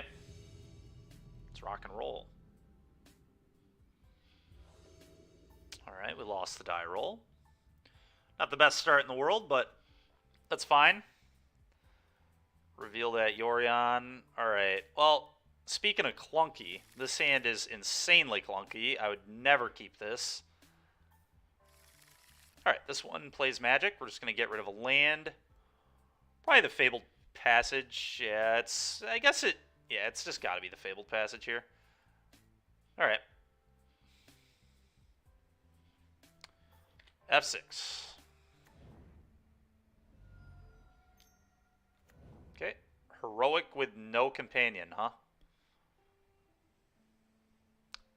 They just go. So this is interesting. First real decision of the game. Do I want to kill their guy now, or do I just Thoughtseize them? Probably just kill their guy now, especially being that we have another kill spell. I cannot believe they're not playing Giganta. I'm trying to wonder why you would do that. in the main deck, I can't really think of anything that makes sense. Like, unless you're going to main deck Fiendslayer Paladin, but that seems ridiculous. There might be something I'm not thinking of, but I just, like, don't know why you would not play Giganta. And here we go, them just not playing. Okay. So this out of threats already. That'd be unreal for me. Very lucky. Okay. I'd probably take one of the God's Willings. We'll play this. I need to fade for a little bit. Or they can draw a 2-mana threat. 1-mana threat is bad. Alright, that's not good for me. Imagine if they had Giganta to buy. I just, like, I can't imagine why you would not just put Giganta in your deck, in your sideboard. Like, gaining that 1 extra card really doing that much for you? I'm going to go ahead and put my free card into my hand.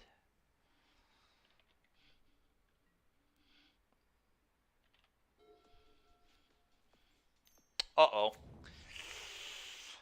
That is not a good one for them to have drawn. That is a good rip, though. So I could bluff. I could bluff having a Fatal Push, and I think I'm going to.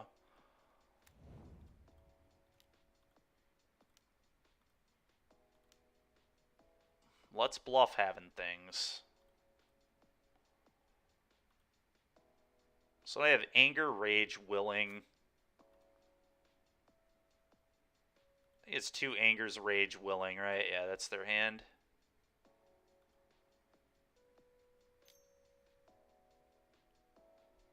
That's fine.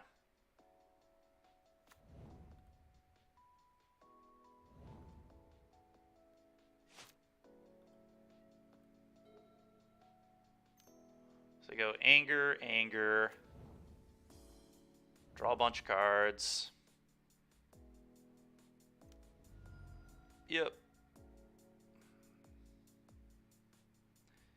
Really just want to draw the Trial. This is where Trial of Ambition will be insane.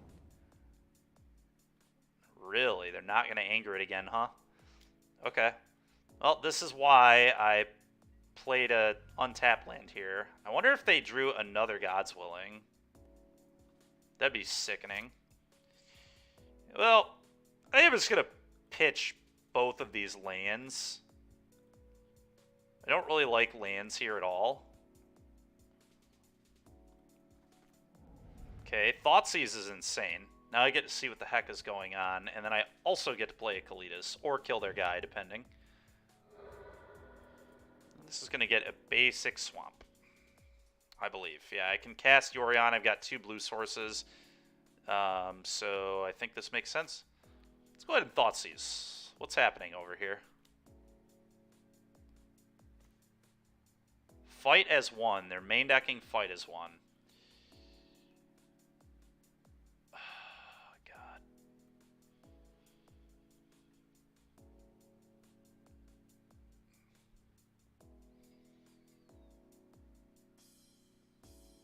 That's frustrating.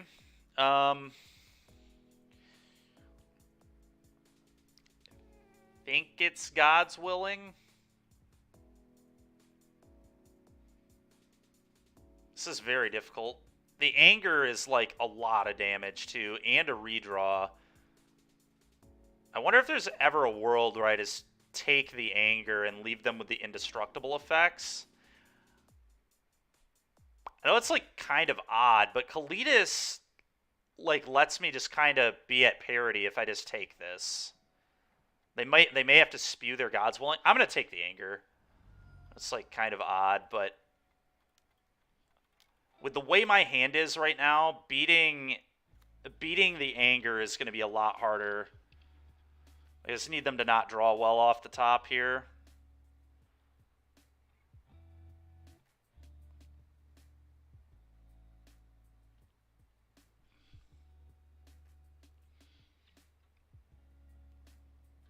Very interesting turn there. It was obviously either take... Yeah, I don't know. I think it was between God's Willing and Anger. I don't think I'm ever taking Fight as 1 there. Obviously, I'm not going to block.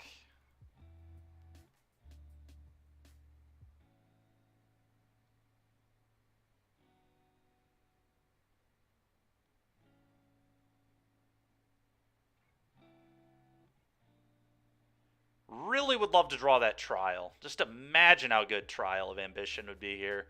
This is like, it's this deck, and are you kidding me? Did you draw a Defiant Strike and wait on it? No, you're fighting as one. Okay, see, that's the kind of stuff right there. Like, this is why I took the Anger, is because now he's just spewing his cards to try and race this Kalitas, and it's just going to be very difficult for him to do. Attack you for 3. And then a Yorion, flicker out the board. I'm going to leave this Ridge in my hand to pitch it.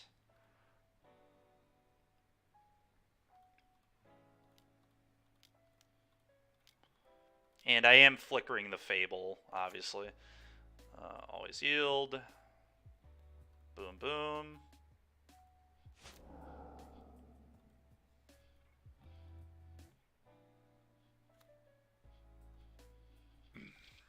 Get a guy.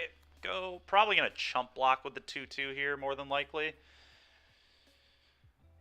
Yeah, very likely that's going to occur. God's Willing, pro whatever, sure. I mean, I have 3 different colors worth of creatures that can block this, so this is almost certainly wrong.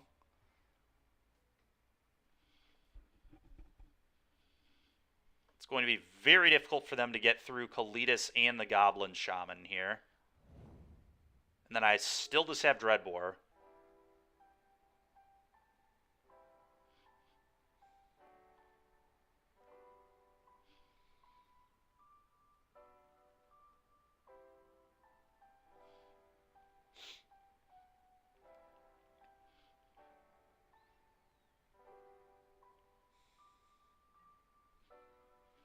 I'll block.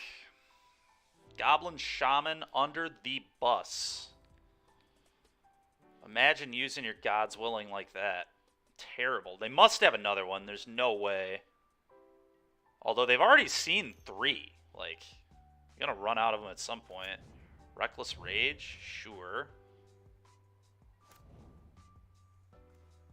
Oh my goodness. What a draw, dude.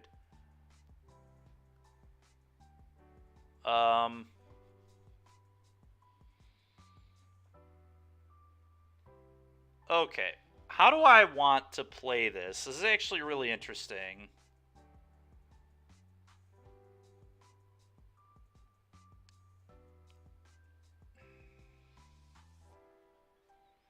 I think I just pitch this. The Kroxa I'm going to keep.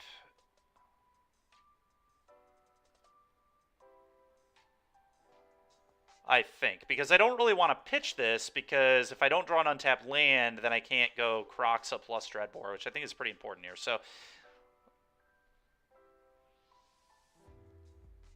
I guess, what if I just do nothing? What if I just pitch actual nothing? Then if they, like, God's Willing here, then I just...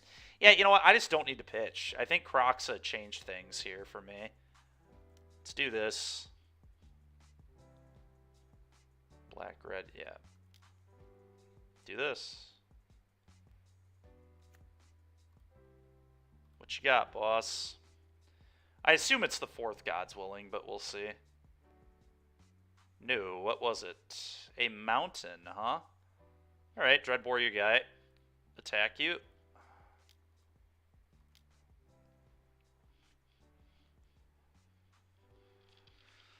Oh, man. We had to really work to win this one, but I'm feeling pretty good about it. I think I may as well play my land here. We could save it for more. I mean, I don't think our opponent can possibly win anymore, but I've been wrong before. All right. Just don't think they'd beat the Kroxa buyback plus the Yorion, but okay. Honestly, like, I don't want to change very much here. I think Witch's Vengeance is pretty weak overall. It does, I guess, deal with the Adanto Vanguards that are likely going to be in their deck. Yeah, let's go ahead and we'll try a couple of those. God knows I don't want Nicol Bolas Dragon God very much in this matchup. And I don't want the Scarab God very much either. So I think we're just going to trim our 5s and just be all cheap. Or as cheap as possible, at least. Go blank is, like, considerable, too, but I don't think it's better than any of this stuff. Kroxa as a 3-of might be a little ambitious. But Kroxa did just kind of win us that game. It was a huge draw. The Heroic deck is so interesting because attacking their hand actually is good. Lex, there should be a link to it on the left side of your screen. The Cardboard Live link.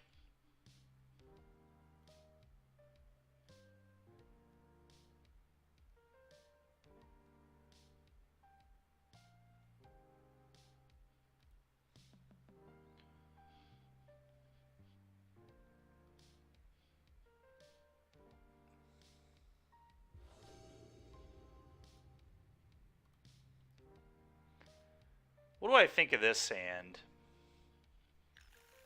I really hate no removal, no actual removal, and no 1-mana play. I think this hand's bad. I think this hand's, like, very bad. I think this is a good way to lose a game, is keeping a hand like this. I'm going to mull this. There we go. Oh, God. No black mana, though. Oh, boy. All right, well, we're going to hope to draw a black source because I do still just have Stomp, and my hand is just insanely good. I think I'd get rid of the Dreadbore, actually. But all the other ones are cheap and instant speed, so let's do that.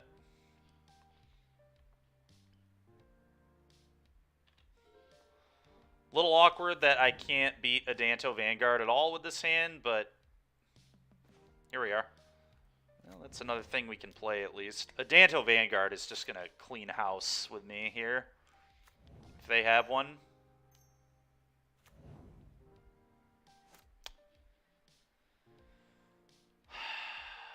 Yep, there's the Harvester that we can't cast. Who knows? Maybe I was supposed to go to 5. Maybe I should have kept the first one. I really don't know. Thank you, Zach, for fixing that. Appreciate it, man.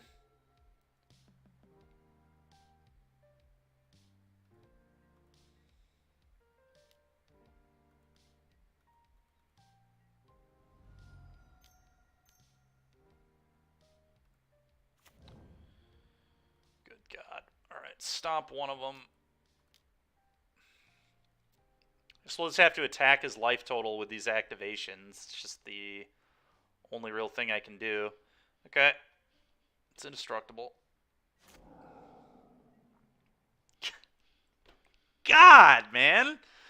Come on, dude. Oh, well, this is why this is the punishment for playing Grixis right here. If I were black-red, this game is just insanely winnable.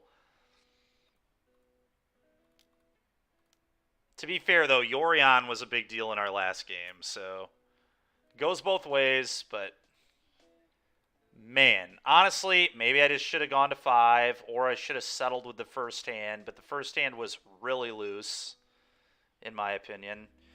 Whatever, though. Go ahead. In theory, we could still win. They are down to 12. They only have 2 more activations on these Adantos. But it's rough. Okay. Got a favored Hoplite over there. Problem is they just hit me so hard even without committing spells to these. Like, alright, well, sometimes you never draw land and you lose. Let's just go to the next game. I think we're wasting time.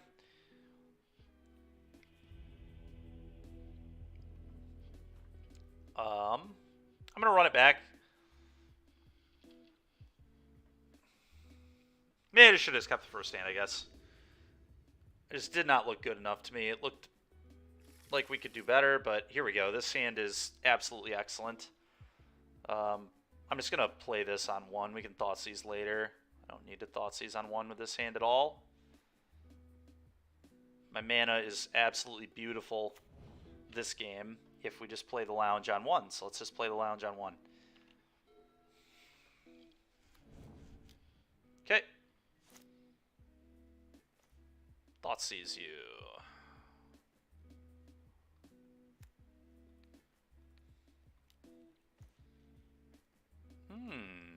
Fiendslayer Paladin, huh? Well, I guess I'm just going to rip that out of your hand. Oh, this thing can actually get hit by Oath. That's hilarious. Because it can't be the target of red or black spells, but the abilities work. This is an ability or a trigger from it, but either way, I still just take their only threat in hand. Their other cards are kind of whatever. Okay.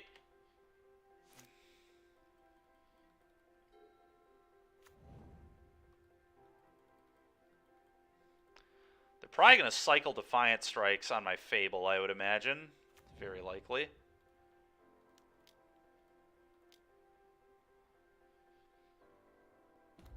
There was like a small chance that maybe I should have actually just taken a Defiant Strike, let them have the Fiend Slayer, so I could have just blown them out with this. Okay, well, the fact they had to cycle both is nice.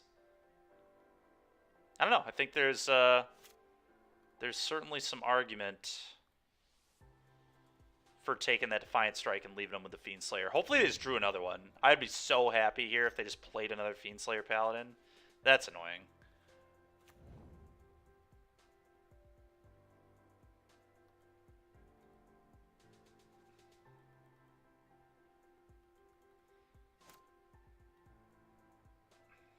God. Having all sorcery speed removal here is so awkward.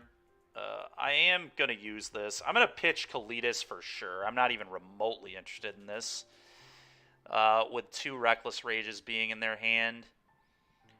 And I guess I pitched the land because I can attack with this to get mana. Oh my god. Alright, well, combat.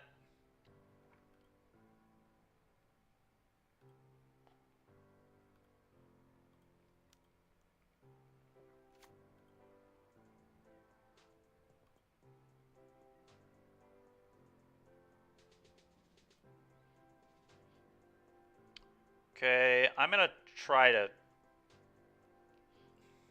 Do I actually try to Dreadbore this? Because Oath of Chandra can kill Fiendslayer Paladin? That could come up. Yeah, that's probably what I'm going to do. I can flicker this with Yorion, though, which is relevant, because I'm going to probably buy Yorion this turn, or I could cycle this. Cycling this may be better than buying Yorion. Just need to find a frickin' instant speed removal spell. Let's do this. I'm gonna Dreadbore. I think I'm gonna be cycling this. Yeah, God's willing. Sure.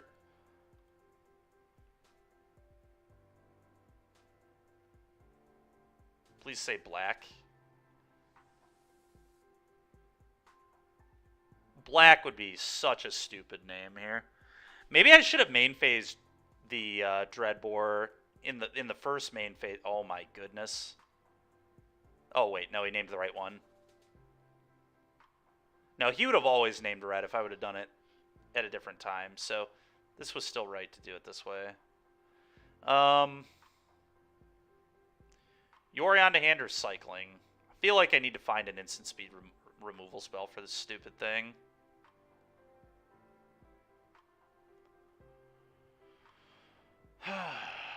Yeah. I'm going to cycle. Oh, it's like a little aggressive, but here we are. Yeah. Reckless Rage. Oh, Anger. Okay, that's pretty annoying. It's fine, I guess. The nice thing about Arcanist is it does not kill you very quick. The annoying thing about it is he's going to draw a bunch of cards.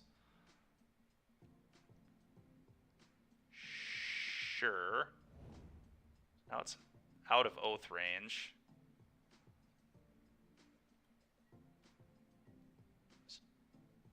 Okay.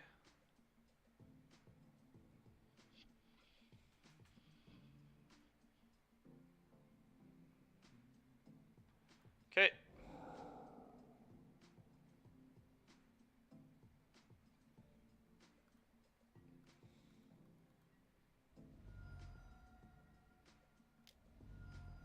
Rage my guy. Okay. Cycle.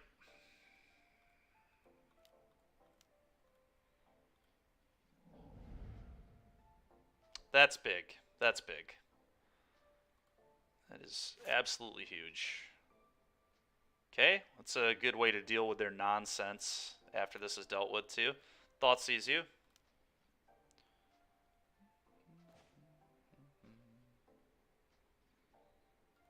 Okay. Dreadbore. They'll kill my guy, obviously, but that's fine. Your turn.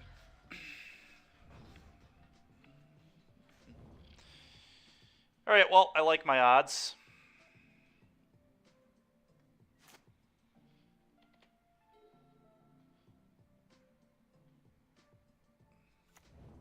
Sure. Oh, that is so good.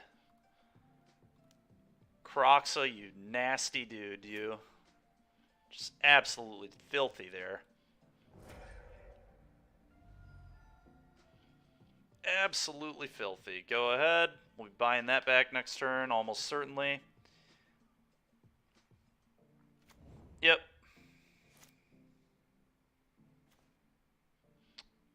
Kroxa, please.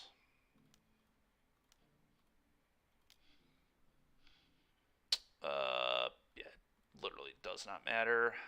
Just eat those. Trigger. Go.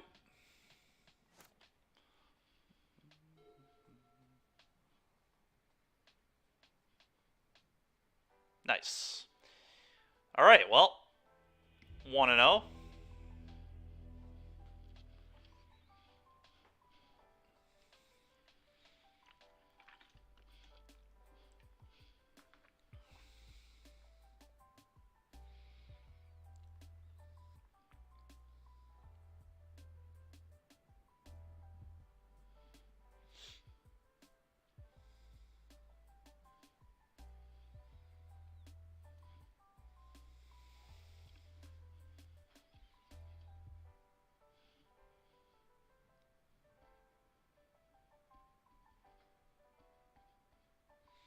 So far, so good.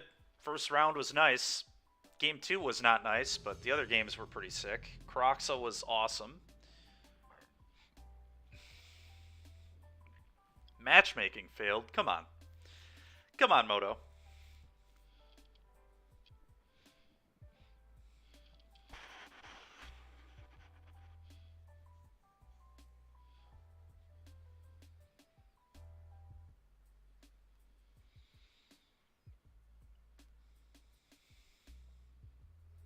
Okay, here we go. Hopefully this person actually shows up. There we go.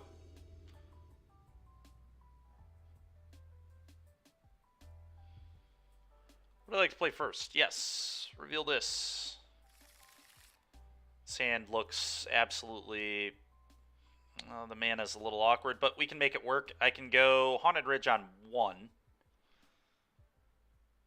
And the last time they were playing, they were on mono red aggro, so this hand looks absolutely awesome against mono red, to be honest.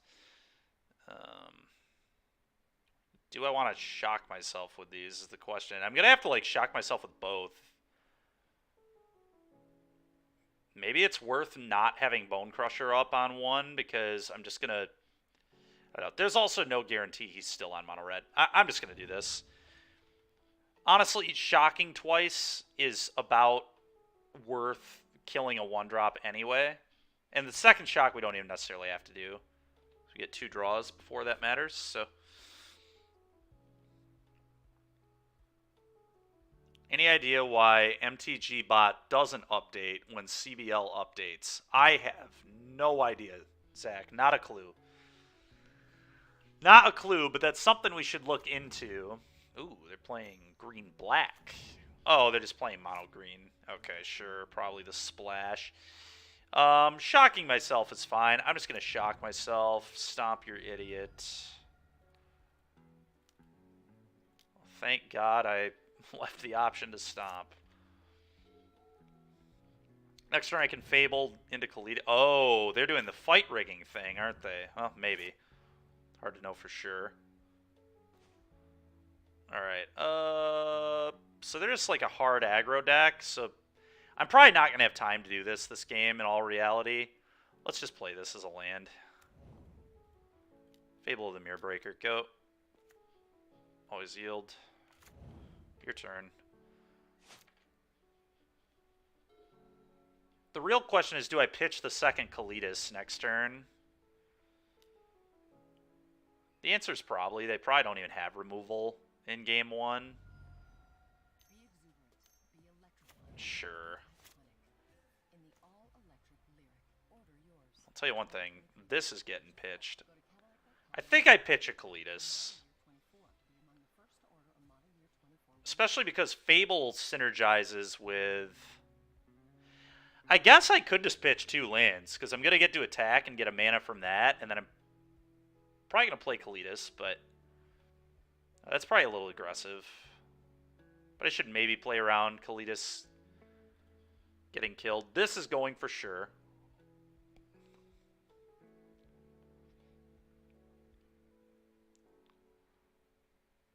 Actually, that might be a lie, too. This might be better than this because it casts Yorion. Could pitch the other Fable as well. I'm just going to pitch 2 lands. Screw it. I think... Okay. Yeah, well...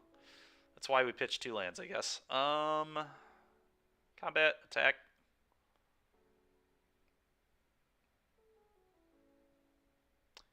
And then... Play a Kalitas, I believe. And play a tapped Watery. Nah, probably a Blood Crypt. Yeah, well, you can't block, so...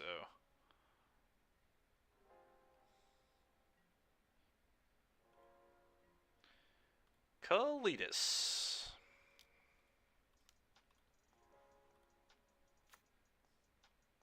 Plays tapped.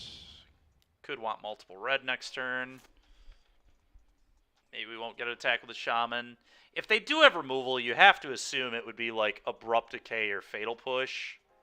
So I think Kalitas is going to be real good here, but yeah. Yep, that's kind of what I thought. Now I just get to attack with both. We're flipping Fable. They're in huge trouble. Them missing lands was really rough for them. I assume they're just stuck on like Steel Leaf Champions, maybe Collected Companies in their hand, stuff like that. Very likely.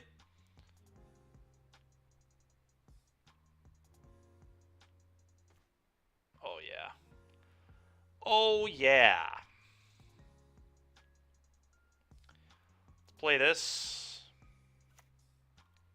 Hit and kill a thing. Get a 2/2. I think then I attack with both of these, playing a Fable. And I think I just hold the land. That's getting pitched. Also, I guess, just get more pressure with Bone Crusher, but I think just another Fable just seems excellent.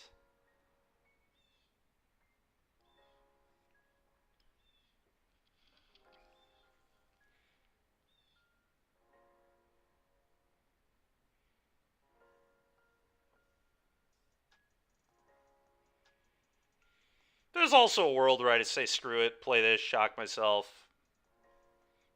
But I don't think I need to do that.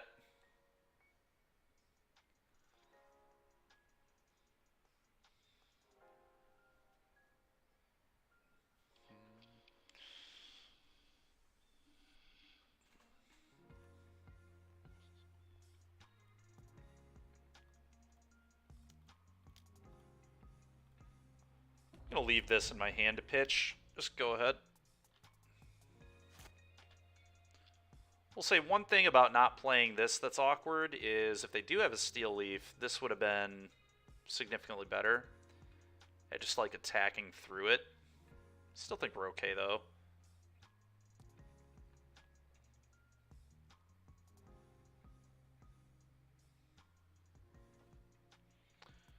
I don't think it matters a ton what I do from this point, because I feel like they are very dead, but we'll see. They could theoretically come back. Like main deck Witch's Vengeance named Goblin. That'd be a good start for them. That would be a good start for them.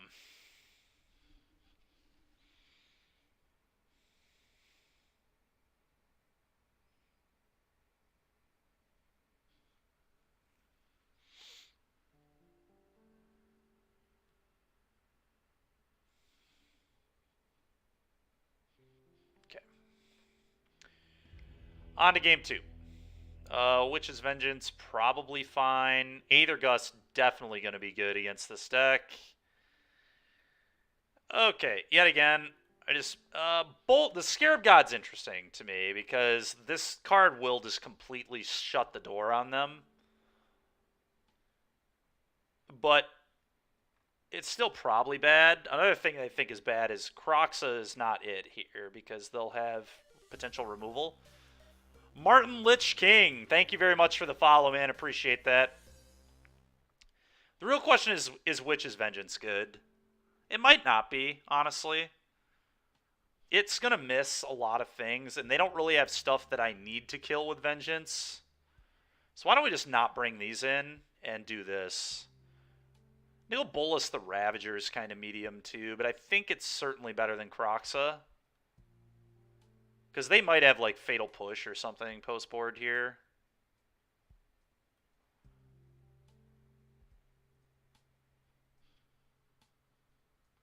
I can see trimming, like, one of these and leaving a Kroxa. Maybe trimming 2 of these, leaving 2 Kroxa. I don't know. This card trades with Steel Leaf, though. That's, like, huge upside.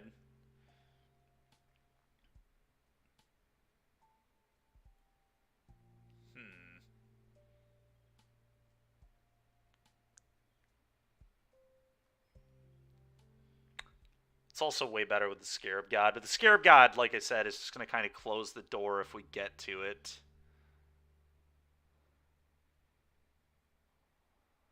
I don't know. That's pretty close. I think I'm going to do still 1 Kroxa and go down on a Bolas. Kroxa has been awesome for us in this league so far, so it's hard to just have none in my deck.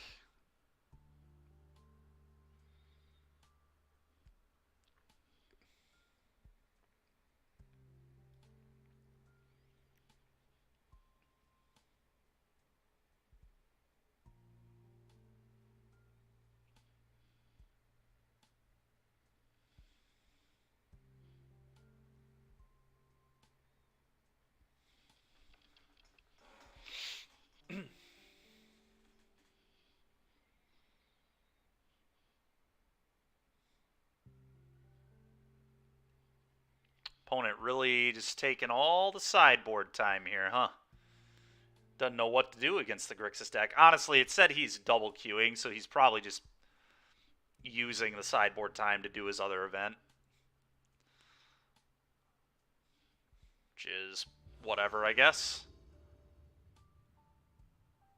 Do I have extra overlay on my end to add decks to MTG bot? I don't think so, but I'm not sure. I've never done that before.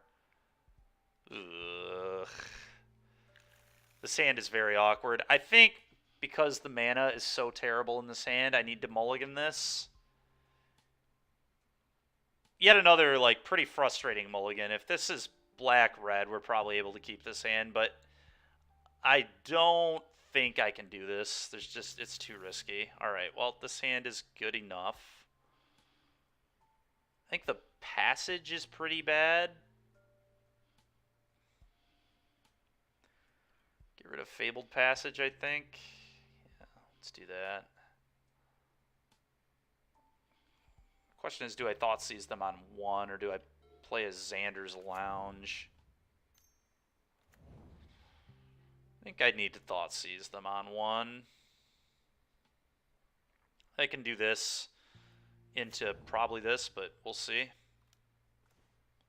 The Great Henge Thoughtseize. What on earth?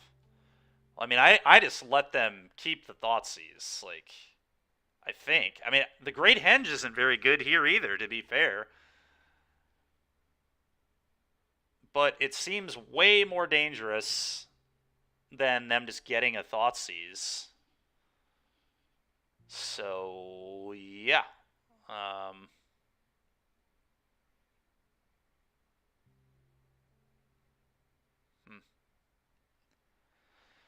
It's close because Thoughtseize is just going to take Aether Gust, and then I don't have a 2-mana play anyway with the way this hand is developing.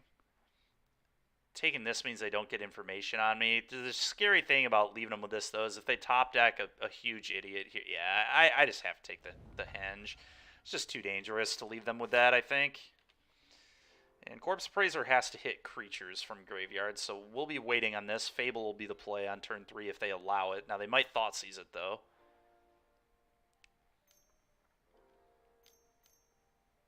Alright, and that is exactly why I took the Great Henge. Okay, I mean, that's, like, fine.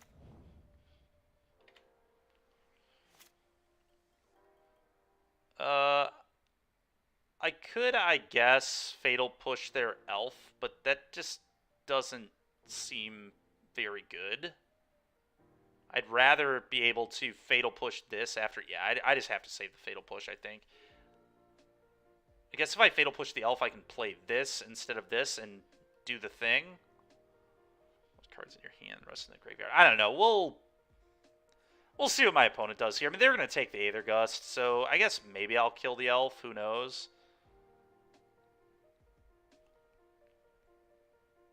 Let's just see what they take. Who knows? They might take the frickin' Fatal Push, but very unlikely.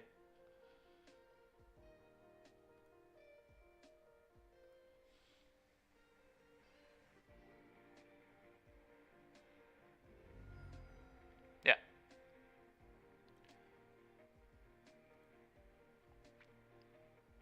Alright. This is a real decision. Do I kill this?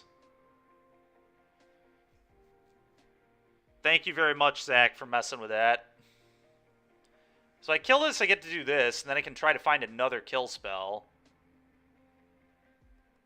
Is that better than doing this and getting a token?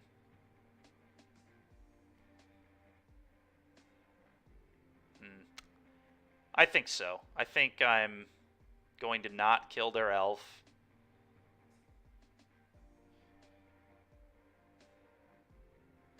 It doesn't auto-update. I see. So we need to adjust that and make it auto-update then, right?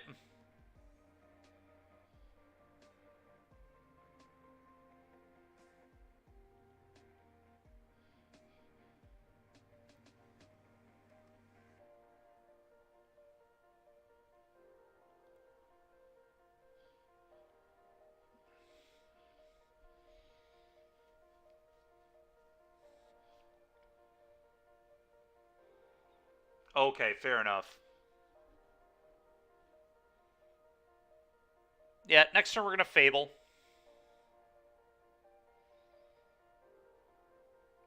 You need to fade for a couple turns. Collected Company and Great Henge will be really bad for me, but...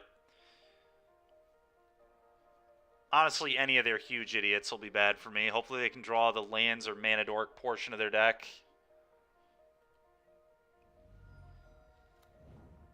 That's entering tapped. Okay, another elf. Okay, yep. That's fine.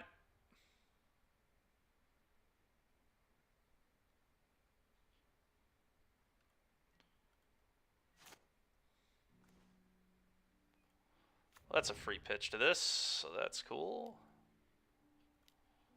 Fable of the Mirror Breaker. Shattering those mirrors.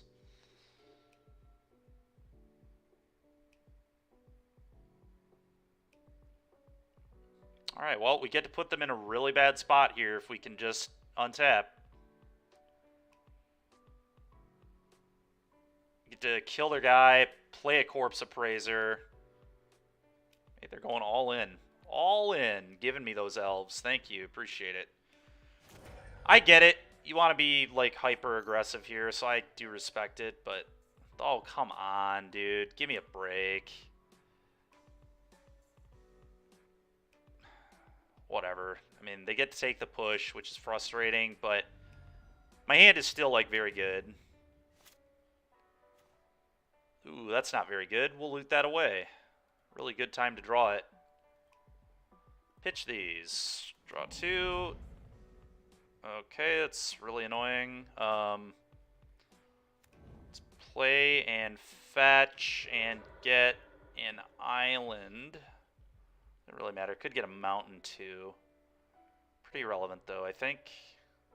Mountain, I guess, is better.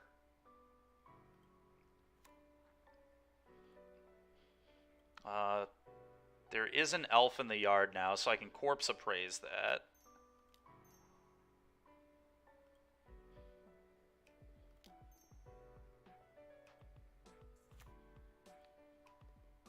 The Llanowar elves, please. Oh my god, man. Alright. One of those into your hand. Well, we'll take the only one that does literal anything. Do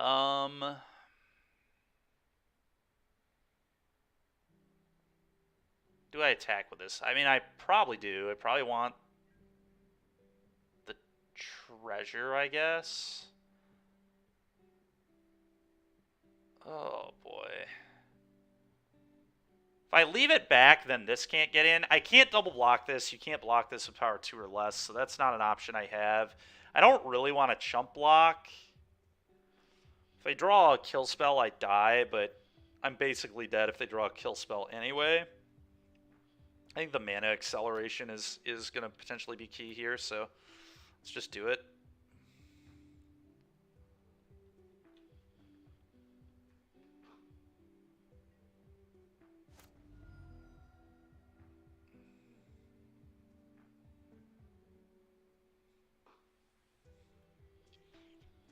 Yep.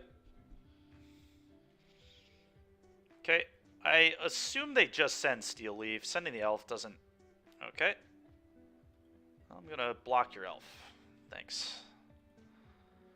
I guess this means if they draw a removal spell now I die, but I will take just killing their elf. That seems fine to me. Oh god, did you draw a Collected Company, you animal? You might have. He might have, but whatever. Not much I can do about it. I guess Yorion can block and trade with this if we get to that point of the game. So that's like real.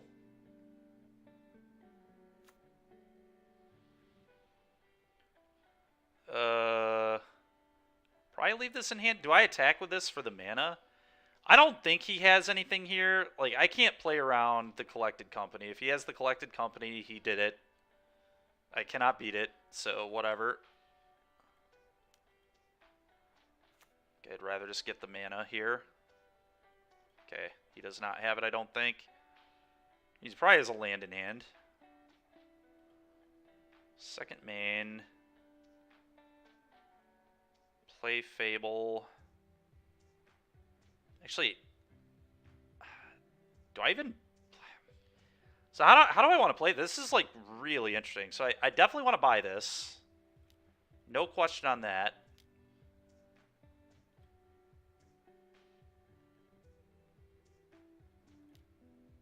And then I think I just play the land and play another Fable. I think that's fine.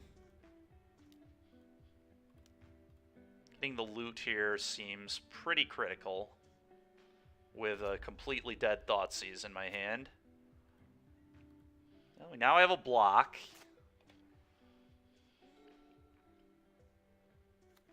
Okay. Holding on to for dear life here. Yep, I will chump block. Yeah, you have to attack. You don't attack, then I just start cloning it.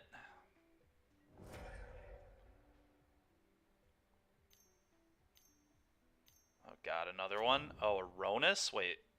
Oh, it's 3 mana to activate this? Okay. Yes, we'll pitch both of these awful cards.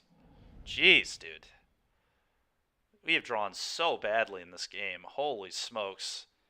So I can chump block this. He can give this train. I'm just dead. I had to draw an answer to this. Literally every spell in my deck that can interact could have dealt with this. Crazy. 2 interactive spells and 20 cards. Very, very tilting. Is there anything I can do?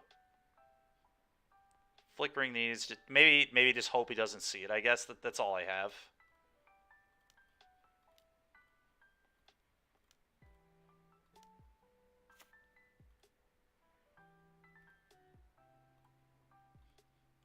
Flicker both these.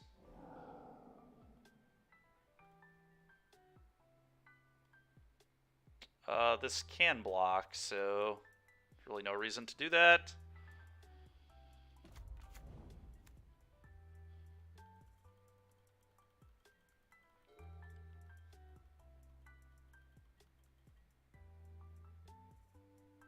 Yep. Wonder if there was a spot where I could have, like, gotten this Yorion sooner. I don't know.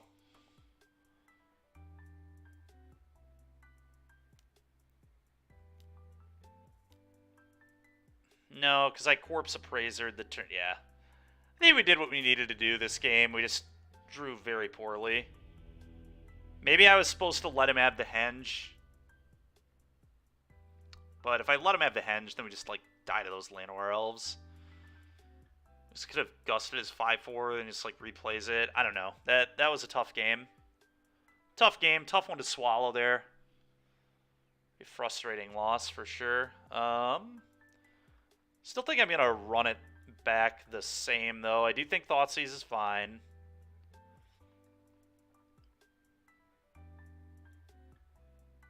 Yeah, let's just try this again.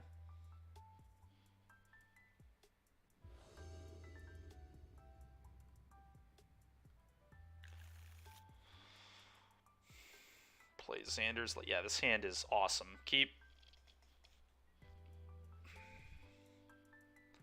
Play this. Because I want to stomp an elf anyway. We'll save push for the bigger stuff.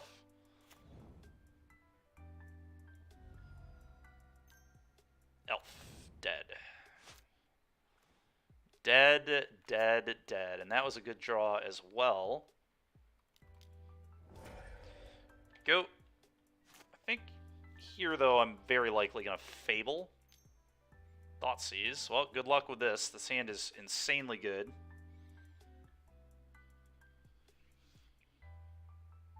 He goes to 16 here, too. He's actually under a little bit of a clock now. Took my Fable. Excuse me. Oh, he's also going to take the Corpse Appraiser? Okay. I'm just slamming a 4-3 with him at 12. Like, seems fine. Oh, my God. What a draw. All right, well, I'm starting to rip like a monster. It's happened a few times. I guess sometimes it goes both ways.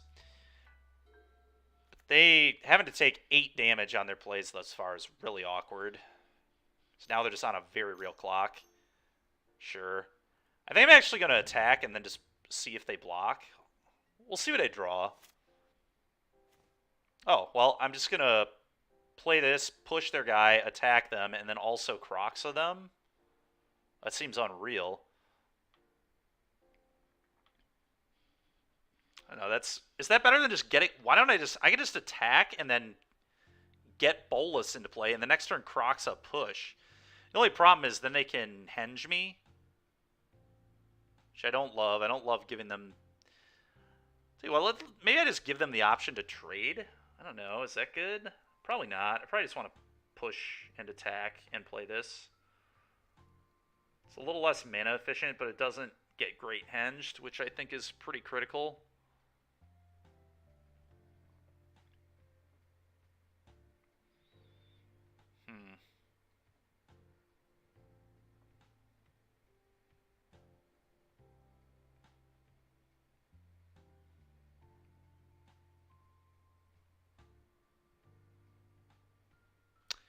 Yeah, I'm pushing this. Let's take advantage. Let's take advantage. Probably the red source. 2 red seems good. I can push and then still Kroxa. Oh, I can't flash back Kroxa with this mana. That is worth noting. Kill that. Play this. And hit ya. .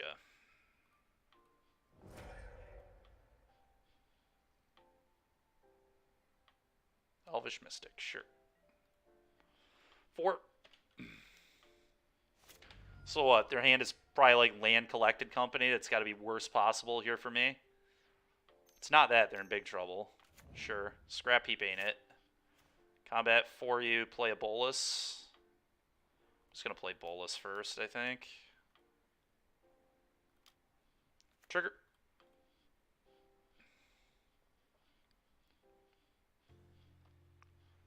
Put you to 4. Yep. Let's say beating this is going to be tough for him. All right, well. Grixis mid-range, folks.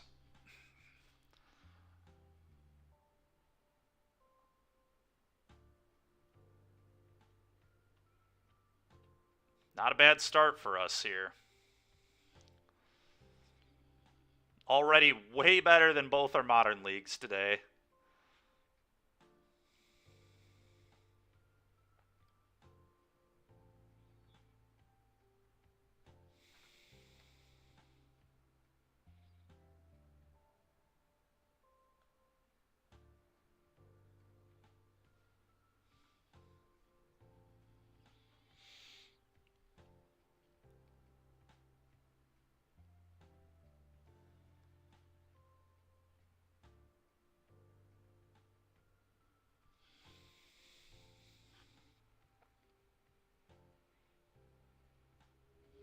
Okay.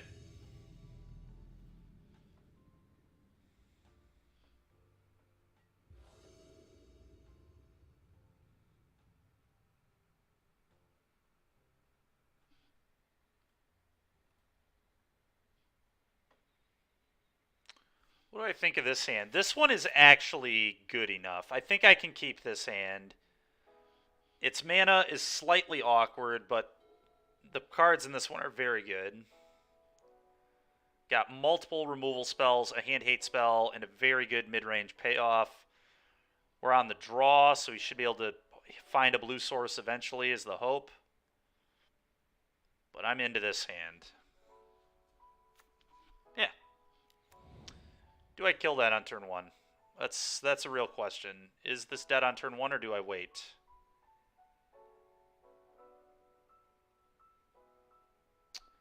I think I kill it on turn 1 and the next turn Thoughtseize them. That makes sense to me.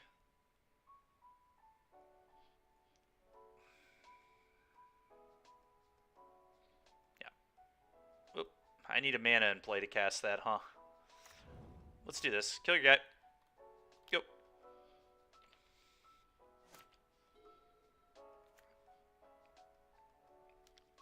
Yep.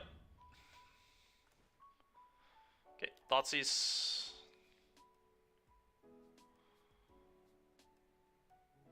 How good is your hand?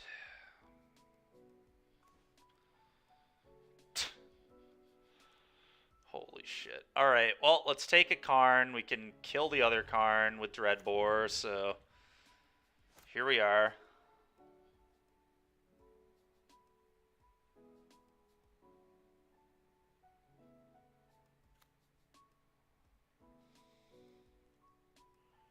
Not much I can do about it, but it's alright.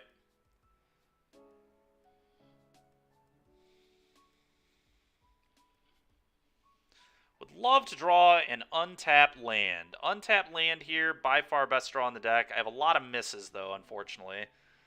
A lot of my lands will enter tapped.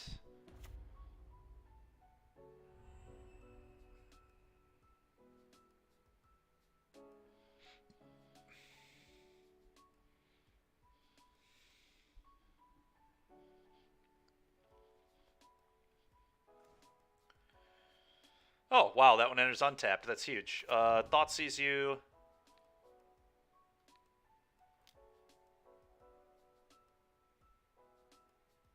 It's like... We'll see what they have. Alright, I just have to take their Chariot and kill their Karn. They can have Oath plus Troll, I guess.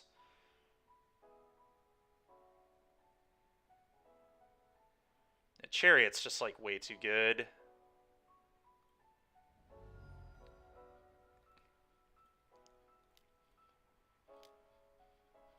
Go.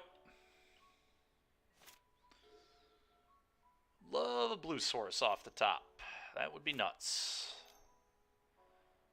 Yep.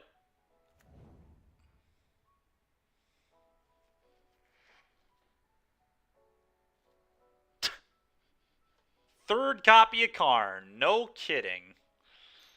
No kidding. The third Karn. Well, let's go ahead and rip it out of your hand. If you're going to draw every single Karn in your deck, I suppose I should draw every single Thoughtseize in my deck. Seems fair. Call that justice where I'm from. Alright, well, I could kill this. I'm a little hesitant to kill it, but how much mana do they have? They only have 4 mana right now. They will have 5 with the Caridid, which is a little awkward for me, but I think I'd take 1 hit from this, kill it on their end step, and then if I draw Blue Source, I can bolus their last card.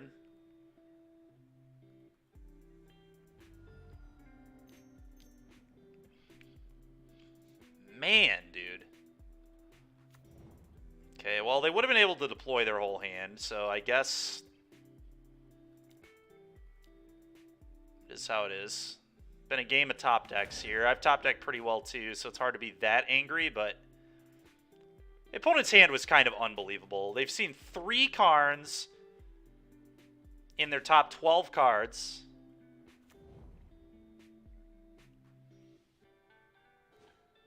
God, no Blue Source, really bad. I think I just have to hardcast this to block. I don't think I'm going to win if I don't do that, so let's do that. And then we'll play this tapped. Go ahead.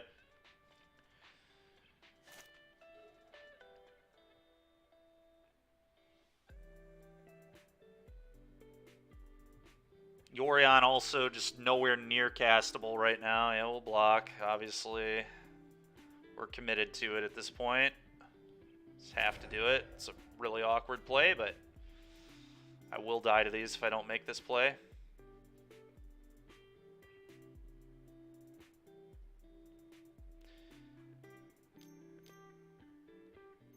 Oh, just storm off the... Yeah, why would you ever draw an elf or a land or any of that?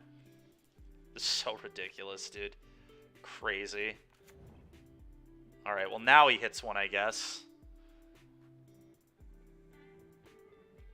Pretty bad storm, all things considered.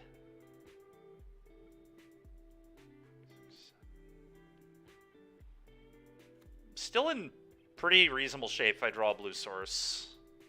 Not good shape, but reasonable. God dang it. I should have specified. Tapped or untapped. Alright, well, let's put that in hand. 1, 2, 3, 4, 5, 6, 7, 8. They can't quite flash it back yet, but it's coming. Who knows? Maybe my hand wasn't actually a keep. Maybe it was a bad keep. Or maybe we just accept that we got a little bit unlucky here. We have, you know, first Blue Source being the 5th land is pretty awkward. Our opponent drew insanely well in this game. I could have not blocked the troll last turn, but I kind of just had to. Like, we were too low on life. Yeah.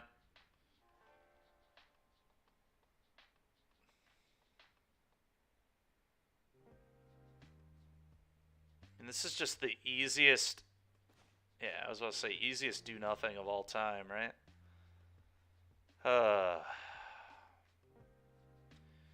What does the flip side of this do again? It's like pretty good, right? It's not going to matter, unfortunately. It's just like too far behind. I wonder if I even play this. I feel like I'm just so dead. But I guess they've already seen 3 Karns. So they have to storm into the 4th Karn. But the problem is they're going to hit Cavaliers. And Cavaliers are just going to beat me straight up. Their storm would have to be so unreal bad.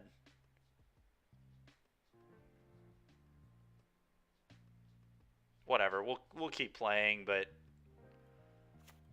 I don't know that showing them this is actually even right.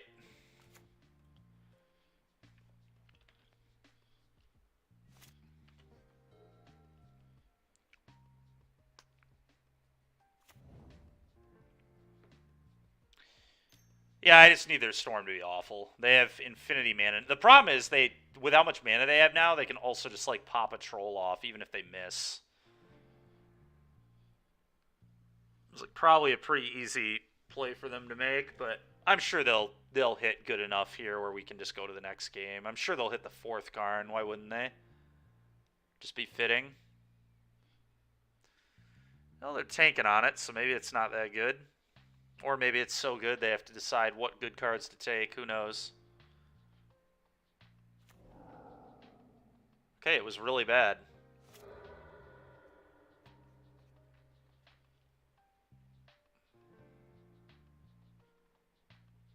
Kiora? Okay, we can actually beat a Kiora. This game is, like, actually winnable still. Going to be very hard, but it is winnable.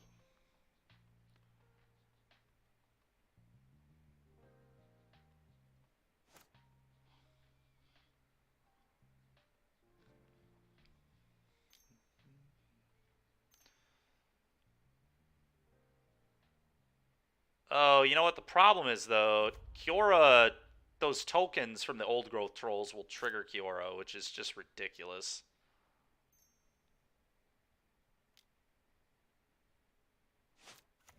Sure.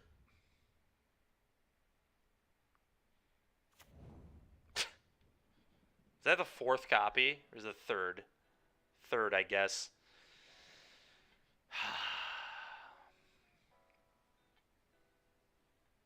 Alright. That's more than enough. More than enough. I've seen enough. Okay, Aether Gusts. 4 of these. I think I like negate against them too, to be honest.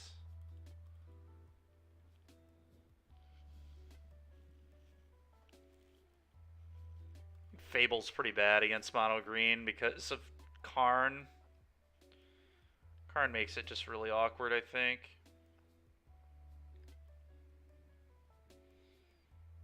What else do I not like? I feel like Nicol Bolas and the Scarab God are really awkward in this matchup too, but Bolas is a good way to close them out, I suppose.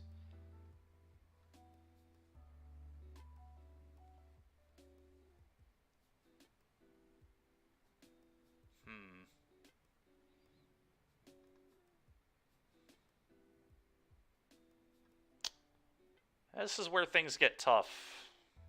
Things get really tough here. I feel like the 5-drops are bad. I don't know. Scarab God, like, you would think it'd be good in this matchup, but I just don't think it is, honestly.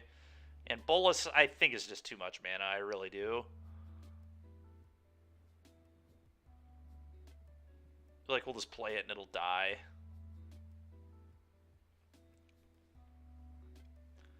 Maybe a couple of Croxas, although I think Croxa's, like, kind of reasonable against them. But all my other cards I think are better. I do like Bolas the Ravager because it pressures their walkers and 2-for-1s them. I think I'm going to do this.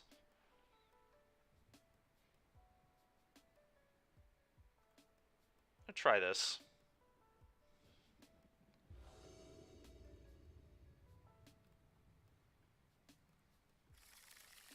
Yeah. Yeah, we will keep this. Little awkward mana situation again, but what can you do?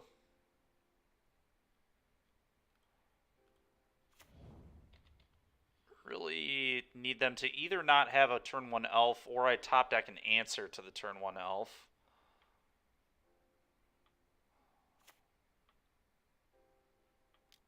Okay, that's fine. That is not something I care about with this hand at all.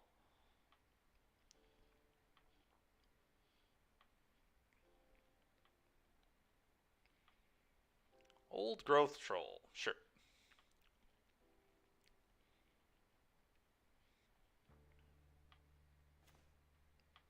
Gust. Well, that's a pretty good one.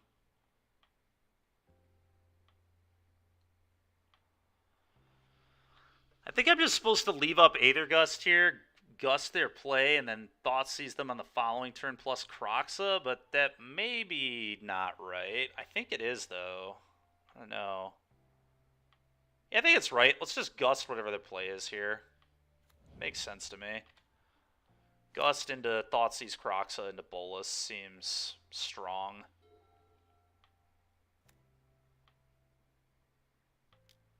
Yeah, you don't need that. You don't need that. You can redraw that if you'd like. Not interested in that this turn. No thanks.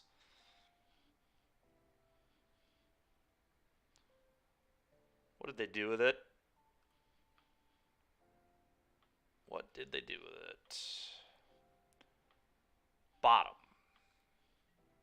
Okay. Was effectively a negate then. That's pretty nice. Ooh, Corpse Appraiser, huh? That's pretty good. Thoughtseize you. Wouldn't Kroxa into Thoughtseize be better? Maybe. I just didn't want them to develop their mana, was the thing.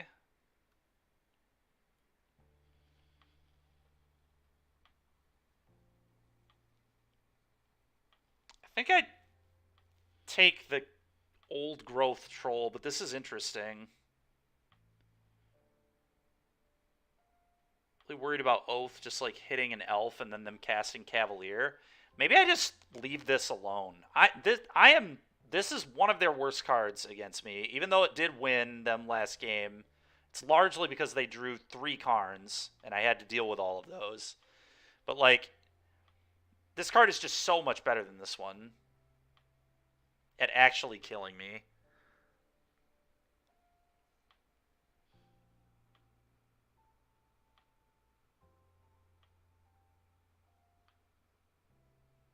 Oh, sure. That may have been ready. Or that may have been better, Confidant. That's fair. Yeah, you're probably right.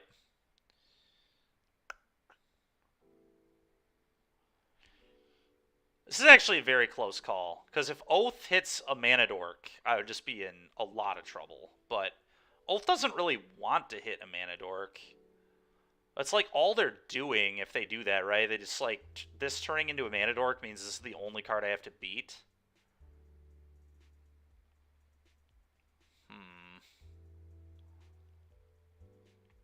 I don't know. This is very, very close. I think I'm going to go with the Cavalier because I'm very afraid of this. And then we'll Kroxa them. They'll pitch one of these. Then we Bolus them. They pitch one of these. Yeah, Cavalier's just too dangerous. We have to do this. They very likely take 3.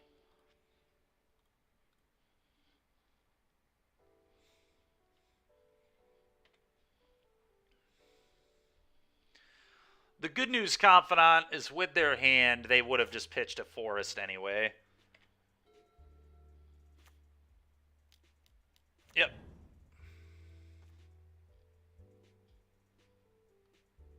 Okay, I'm going to Bolus you.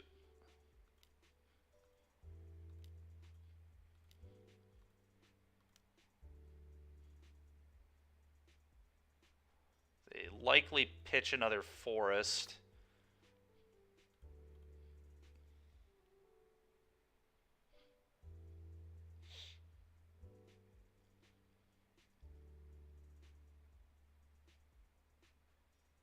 We'll see, though.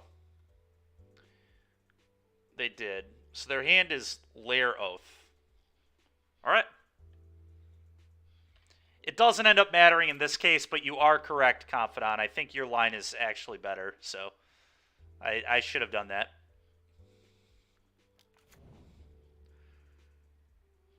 Just because I didn't get punished doesn't mean it wasn't wrong. All right, the good news is I'm going to know what they have. So they have a Karn. Okay. Yeah, we're just going to have to try to race this stupid thing. I'm just going to play this, eat their Cavalier. Yeah, I'm not blocking. There's no way I'm blocking. I'll take it. Ooh. Okay. That'll be very good next turn. Next turn I can Trial plus Dreadbore, so I can deal with both their things. Corpse Appraiser. Let's eat their Cavalier.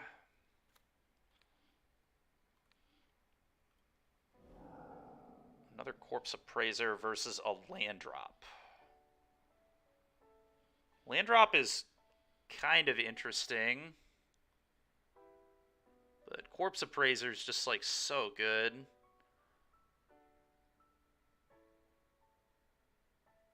If I hit the land, I can just, like, play Trial and then next turn Dreadbore plus... I really hate giving them mana, though.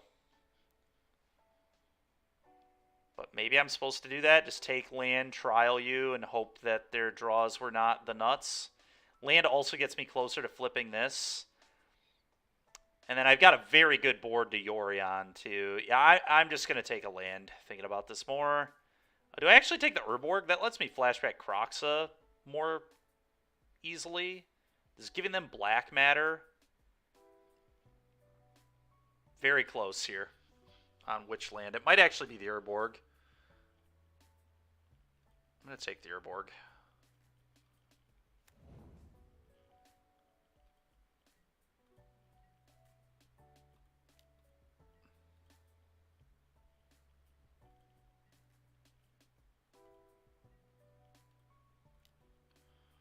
Trial.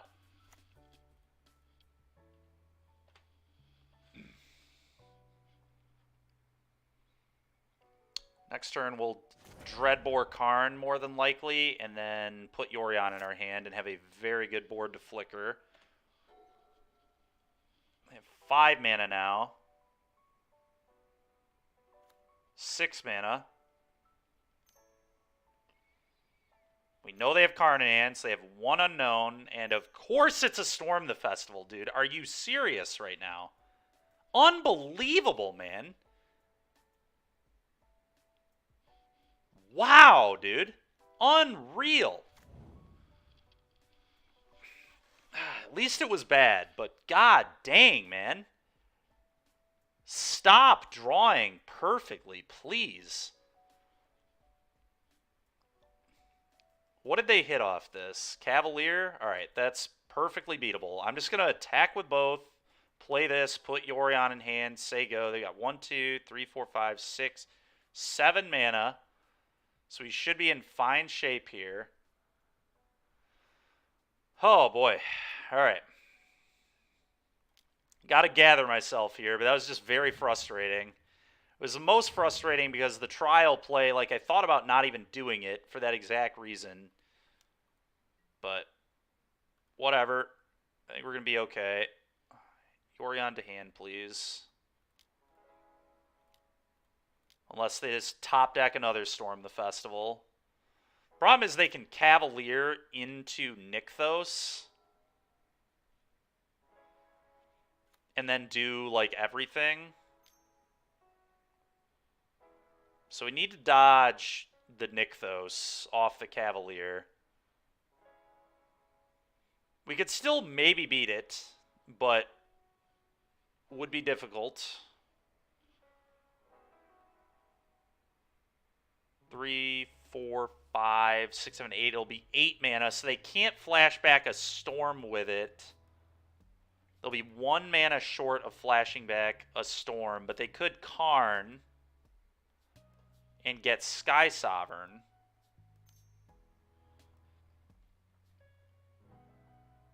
What? Don't they have a... What's going on? Did I miss something?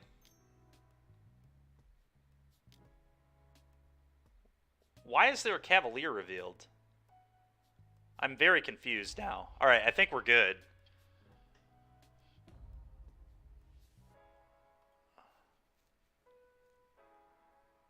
So confused as to what is going on here from the Oath. Yeah, I thought there was a Cavalier from the Oath, but apparently no. Yeah, so I'm good here. I just kill this with Dreadbore and then kill them by attacking all. Sure. Well, no, they have no cards. They're down to no cards in hand, so I don't understand what's going on. The Cavalier's just not in their hand.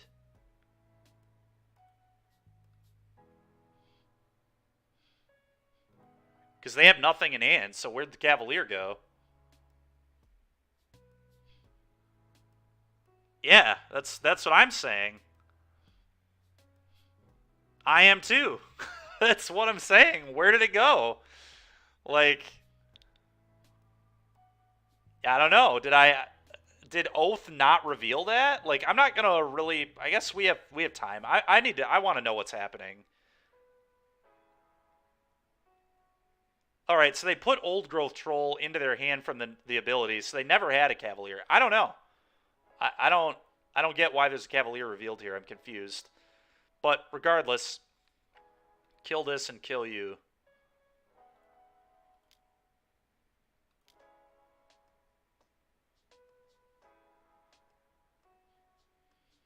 Yep. Put that where you will, attack you.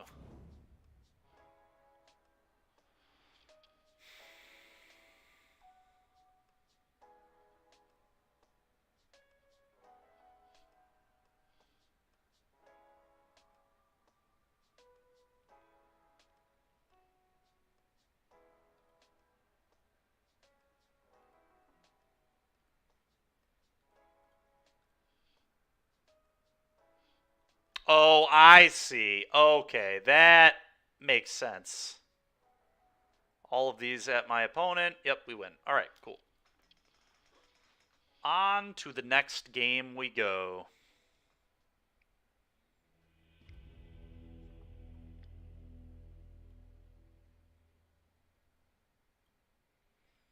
Am I supposed to try go blanking them too? I wonder. I really do. Just really hellbend them for when they have those crazy hands. The problem is, like, what am I cutting for go blank? I don't think go blank is better than anything I have. They just kind of have to run it back.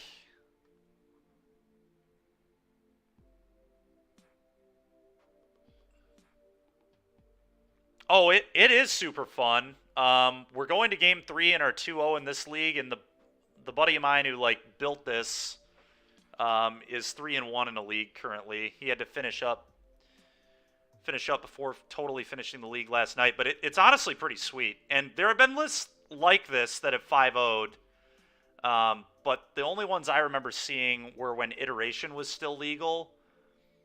And before that banning, obviously. I think Winota may have still been legal too, but I don't remember. And it was not a Yorion deck, so it was definitely different than this, but it still played Corpse Appraiser. This card is sick.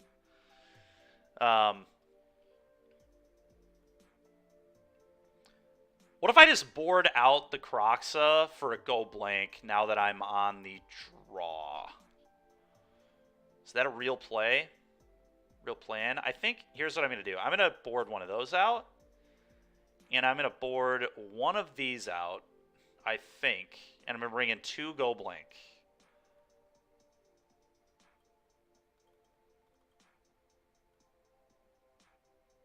I don't think Kroxa is likely to matter.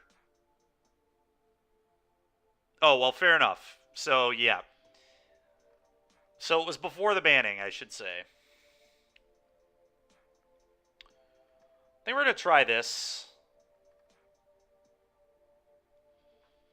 I think Go Blank is, like, pretty nice and can just randomly steal the game. Kroxa, I think, is way less likely to work. I don't know. It's awkward because Kroxa is so good with Corpse Appraiser, but I don't know. I feel like the one discard is not good enough here. Well, we got the Canyon Slough, which is not particularly good, but I think I'm supposed to keep this hand. I will say the mana in this deck has felt like a disaster. I've had so many hands that are, like, so much better if my mana just functioned normally. Like, not being able to push the elf on 1 here might just lose us the whole match. Confidant, it's okay because we have a lot of mana sinks between Bolas, Scarab God. We play Fable. I mean, look at the way I'm, like, struggling with the mana as is. Like, can you imagine if I wasn't playing 35? All right, they didn't have an elf. That's big. That's big. But no, I think 35 is right. But who knows? That's actually interesting. So now I could actually save this in my hand to cycle this later, which I think I'm going to potentially do. Because this can get a second black later. Chase Masters, thank you for the follow, man. Appreciate it. Larry's really been liking that red-black deck that you did pretty well with in at your RPTQ a few weeks ago. He's got a couple 5-0s this week with it. I think I am going to save this to cycle. I think that's real.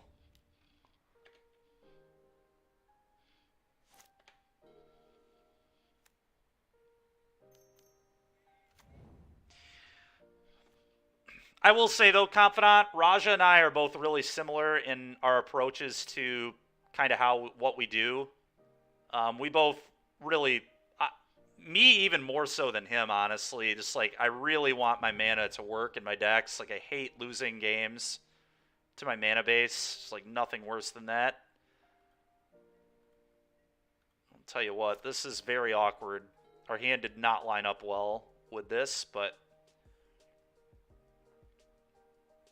I'm not convinced we shouldn't just be playing more trials, to be honest. The black trial is sick. Kiora. Okay, I can deal with that. That's fine. Sure, and then play an elf. If they play an elf, that's fine. Okay. Just trying to find another land. I think they've got all the bombs and no lands. We'll see, though. Forest. Well, actually would prefer for them to play an elf. God dang it. All right, cycle. Okay, Aether Gust is really good, though. Chase, thanks a lot, dude. Appreciate you, man.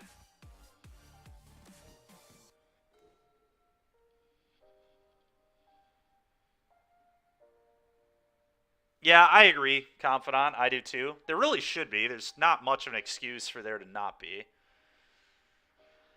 Oh, this is pretty frustrating. I think I just have to leave up Aether Gust here.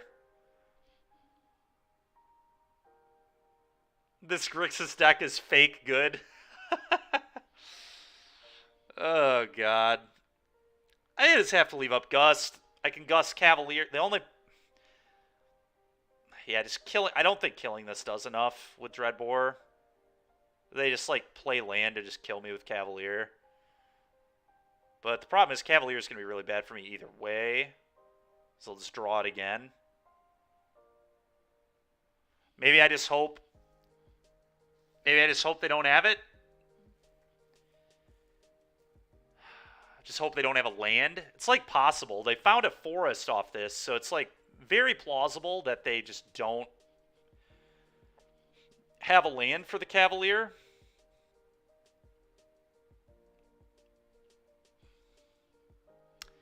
I guess I can, like...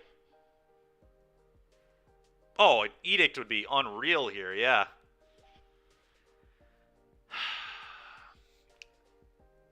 Center's tapped right now anyway, so it doesn't actually matter. I think I'm just going to, like, bluff... Spell. The problem is, like...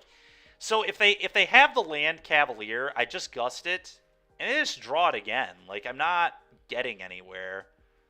So I feel like I need to just deal with this and hope they don't have exactly land Cavalier, and then bolus them on the following turn. Gusting the Cavalier with the trigger on the stack. That's fair.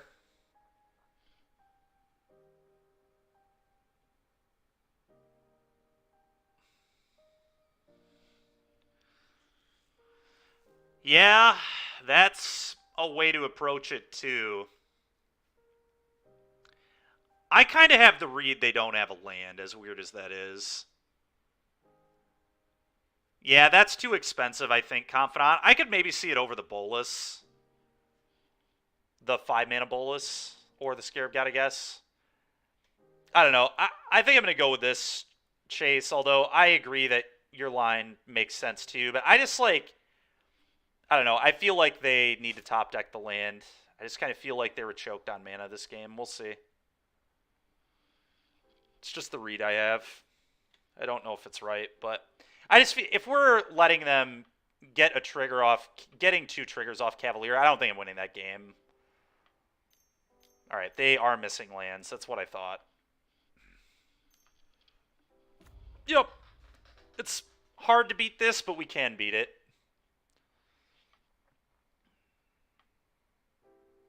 Really unfortunate that this can't also hit walkers. If it was printed in the last 2 years, it would have been able to hit walkers 100% chance. Maybe they're not missing lands then. Okay, they are missing lands. Why didn't they tutor a land? What? Well, now they get to tutor a land with this anyway. I just have to bolus them, I'm pretty sure. Chariot's bad, but I can beat it. Bad for me, should I say. Problem is, this just tutors a land, and then they Cavalier me next turn, but...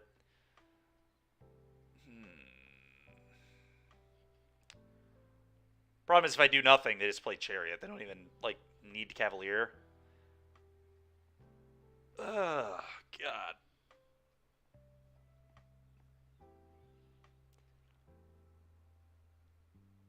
Yeah, Chase, that sounds awful. That sounds awful. All right, let's do this. Let's get this.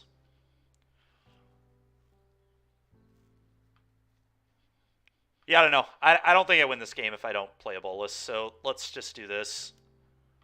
I don't think sitting here is how I'm going to win.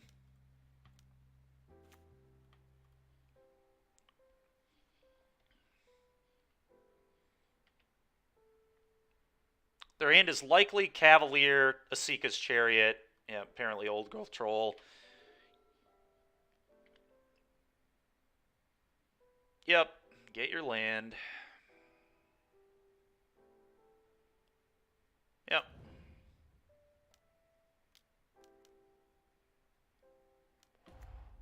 Oh, the Bolus. Interesting.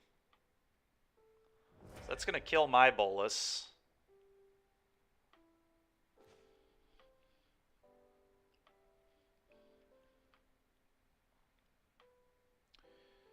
So I guess in their draw... Oh, man, dude. Scoop. Maybe Confidant. You might be right. Not worth the life EV. We're going to try anyway, Chase. We're going to try anyway, man. I think it's put Yorion in my hand and then draw step gust this.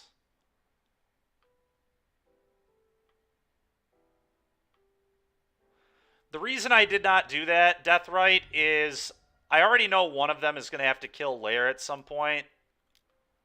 So I guess I just didn't care that much about the Revolt. Alright, draw step, gust your Bolus, I guess.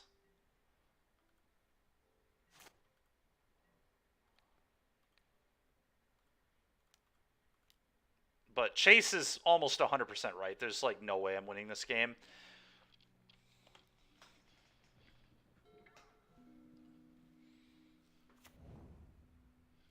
That's why I did a draw step. They will replay the Bolus, yes, but I wanted it not in play this turn. Now they're going to storm into it. Yeah. All right, now I'll concede. That's fine. That's fine. We'll play one more before we stop today.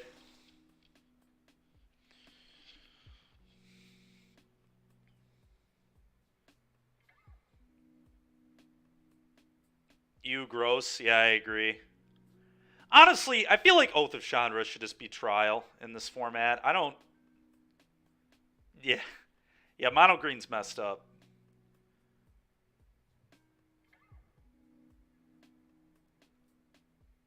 Like, Oath not being able to hit walkers, like, how is it even better than trial at all? Yeah. Yeah, I agree, Chase. I think in this format especially, right? Because you've got Heroic, so, like, being able to Edict a Danto is huge, or just getting around God's Willing is really nice.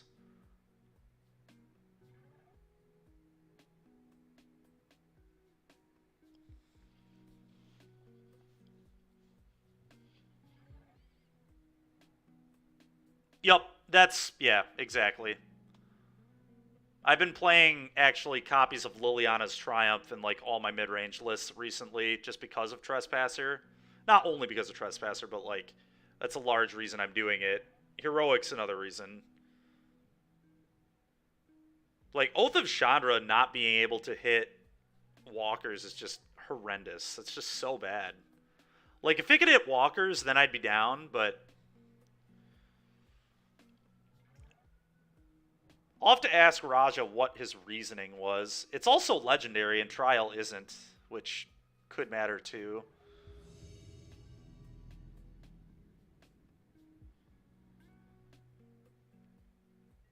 That's fair. I haven't seen the blue-red creativity deck.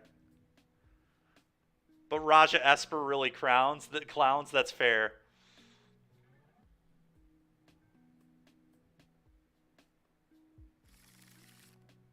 That could be good, Confidant, and maybe we'll try that. I'll come back to this deck again for sure. Well, this is obviously a mulligan. That seems good. Keep. I think let's get rid of one of these here. Pretty straightforward hand. Oh yeah, Fable's unreal. Fable is such a good card. All right, well, my hand's pretty good against a Thoughtseize. Sure. It's not bad. Plays tap, go.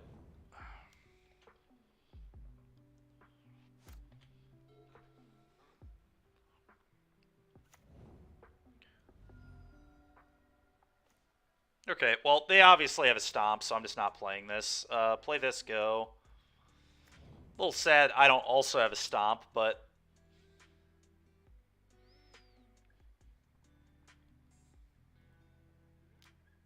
What? I guess they're committed to playing it if they're making that play. Yeah, maybe it's fine. They just want to get me under pressure. I can buy it.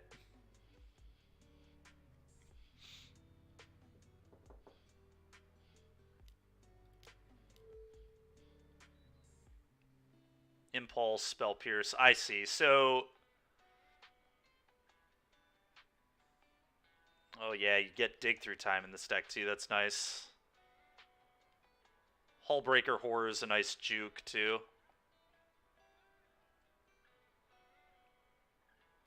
Looks good to me. You know, I really like the Trespass or the Hullbreaker Horror plan post board. It seems really good.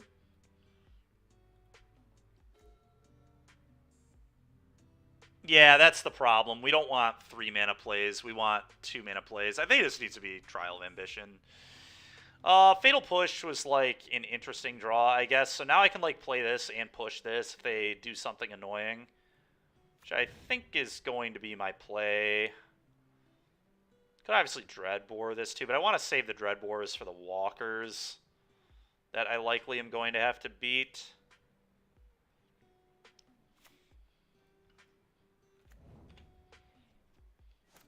Okay.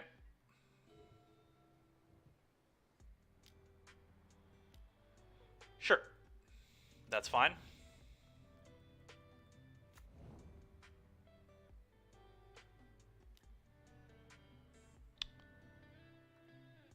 Yeah.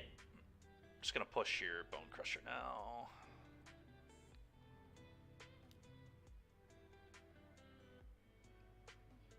Not too bad. Okay, well, I will say Dragonskull Summit would be a lot better than this here, but I'm happy to have a land. Do I Dreadbore this, or is that a spew? I think that might be a spew. I might just put Yorion in hand here. Play this, Yorion to hand, go. Pretty awkward we can't cast Yorion right now, too, but whatever.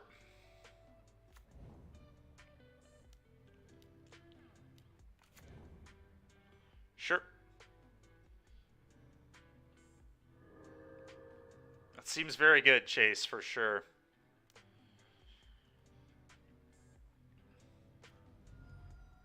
Okay, Takenuma probably good to play. I think I Bolus and just like make them have a kill spell for this.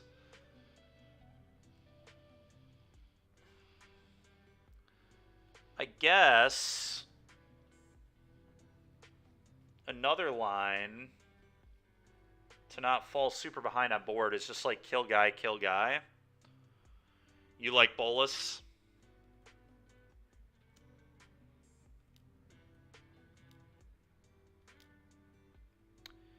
I don't know that it's definitely correct, but it is probably the best way to win. The problem is if they have Fatal Push or Dreadbore, it's just dead, and then I'm under so much pressure that I'm probably going to lose. I think I just need to play this, and very likely pitching Yorion here, actually, but we'll see. To the blood. Can't even cast it, so it seems pretty weak. Okay.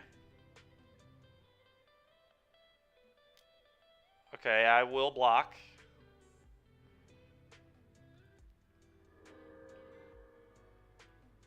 Absolutely will block.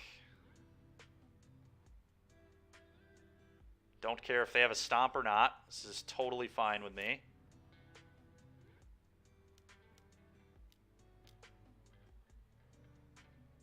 What? Oh, I get it. Okay, that makes sense. It's still fine. I do think I need to get rid of the Yorion. I do not think Yorion is the way we're going to win this game. Not with the way our mana was. Oh, God. All right, well, the 2-man lands are pretty scary.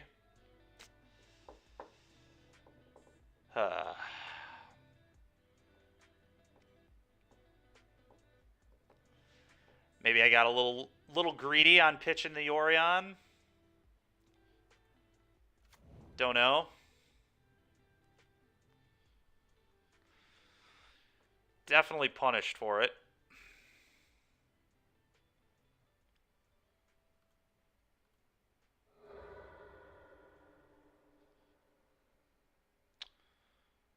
Definitely punished, because it would have been pretty darn good here, to be honest. And then we could have blooded away the...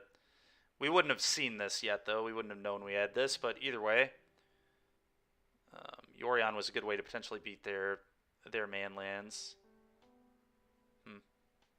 Yeah, probably not a good play on my part, but whatever. Here we are. Do this. I really don't want to Dreadbore this, but I might have to Dreadbore this. So I'm going to 7, 5. Yeah, I have to do this. It's not something I'm super impressed with, but go.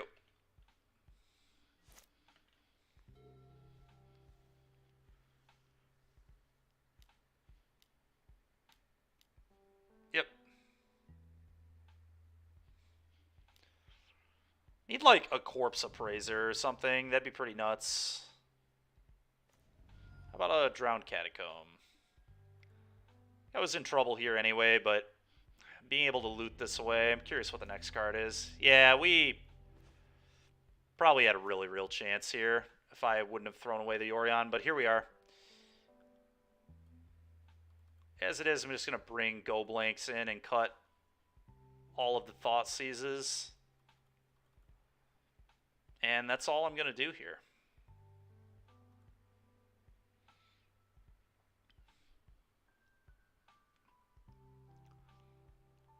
Omen of the Forge might actually be good, Deathrite. I could buy that. Yeah. We'll keep this hand. Not the best hand ever, but not the worst. A lot of Go Blanking going on. A lot of 2-for-1ing.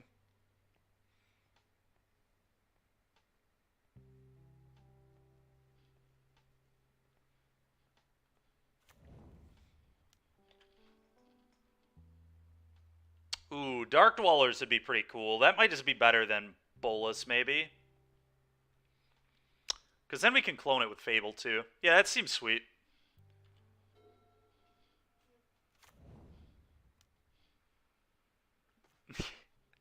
Yeah, I agree. That's why I went to 1. Raja was on 3. Am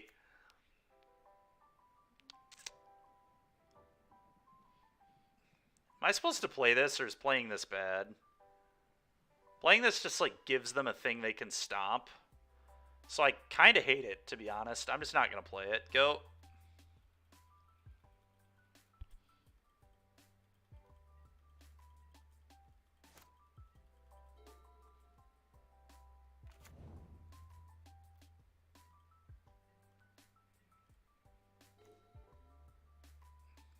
They just start the Go Blank train.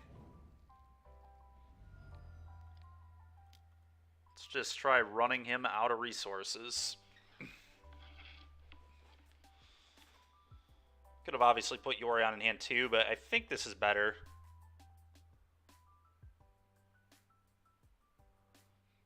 We don't want to drop all the enchantments, right? We're still like a Yorion deck, so like it's okay. We don't need like that much synergy with it. Because the deck we're playing, we're gonna have like a Dreadbore or a Fatal Push to flashback or a Thoughtseize. Like we're not gonna just have nothing. It's so unlikely. Really happy I held this actually, because I can just pitch this if they go blank me. Alright, they did not go blank me. What did they discard? Oh, Trials, beautiful. Alright, I'm just gonna go blank them again. Just go ahead and pitch all your cards, please.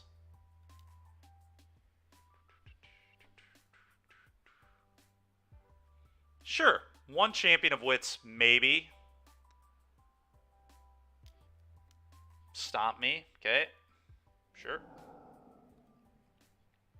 This is another card that Trial's really good against, by the way, because it doesn't target it, so you just take no damage. I guess the other one's the same way, but... Alright, well... They're down a lot of resources here. 2 cards in hand. They do have a Bone Crusher, obviously, here, but... We're in okay shape. Yep.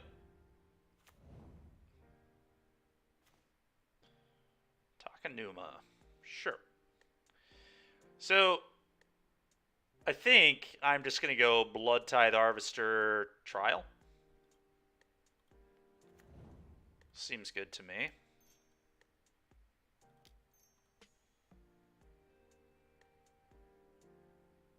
I could, I guess, Dreadbore, but that seems pretty weak. Pretty loose.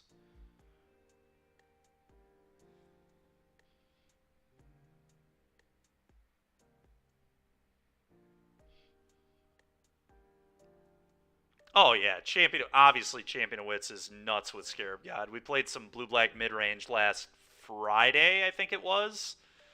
And we finished it up on Monday this week, and it was quite good. We got a 3-2. I mean, it wasn't like insanely exciting or whatever, but we were just playing an old standard deck, so. Opponent, please.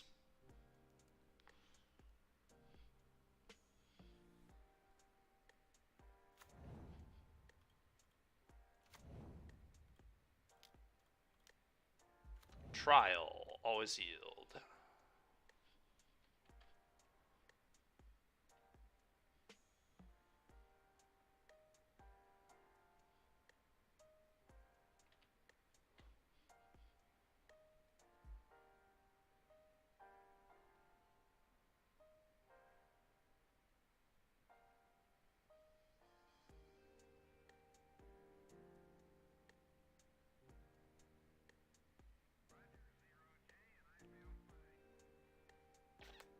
Okay. Come on, opponent. Please sack your creature. Let's go.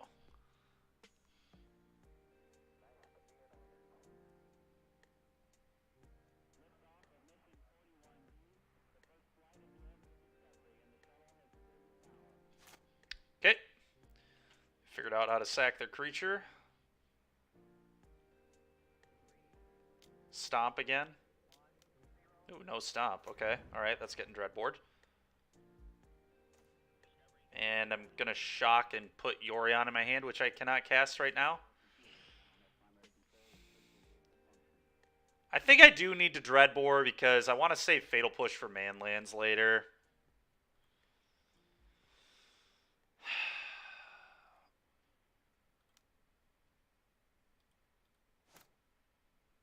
Black, red, it literally does not matter. Kill your guy.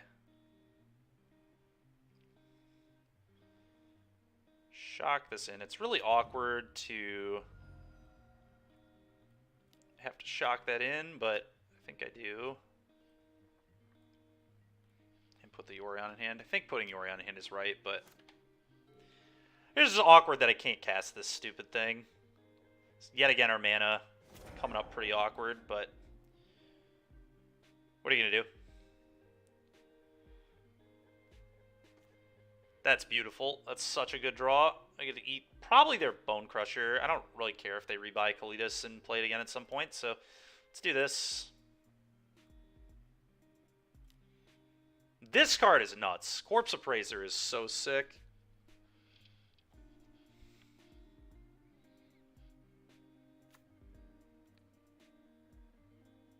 BC.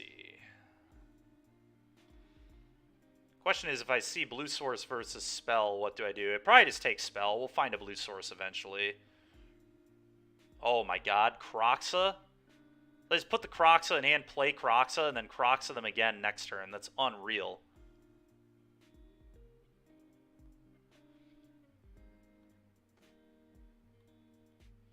Yeah, I agree, Chase. It's been insanely good.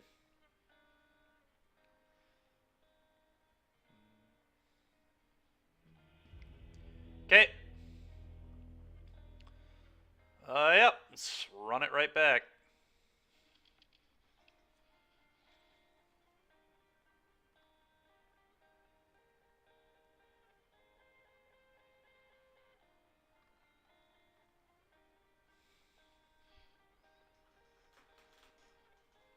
A World Tree?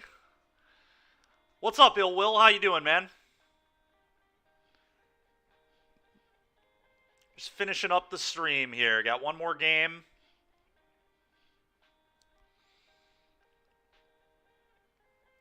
Maybe we can finish the league. We'll see. We'll see how this one finishes up. How are you doing, man?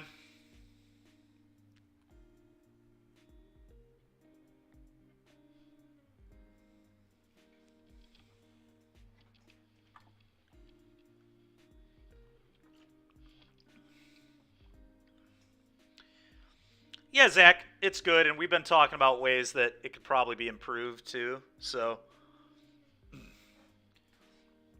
the Oath of Chandra's, I think we're all in agreement, should just be Trial of Ambition, unless there's like something better. Omen of the Forge is interesting, but not killing X3s is probably awful. So, ooh, 2/2 with Rakdos Sack Arcanist, huh? That's fair. Yeah, I mean, it's always, you know, it's important to recognize when you're drawing bad and when your deck is bad, because there's a massive difference. There really is. Yeah, I'm gonna keep this. I don't love it, but I'm gonna keep it. Oh, okay. I thought they put me on the play for a minute. I was like, what in the world? But okay. Okay. I need to draw some lands, deck. Draw some lands, please. This hand is nuts if we draw some lands.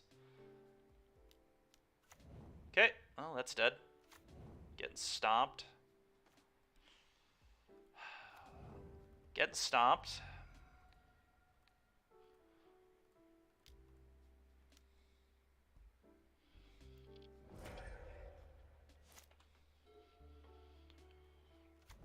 Yep. Yep.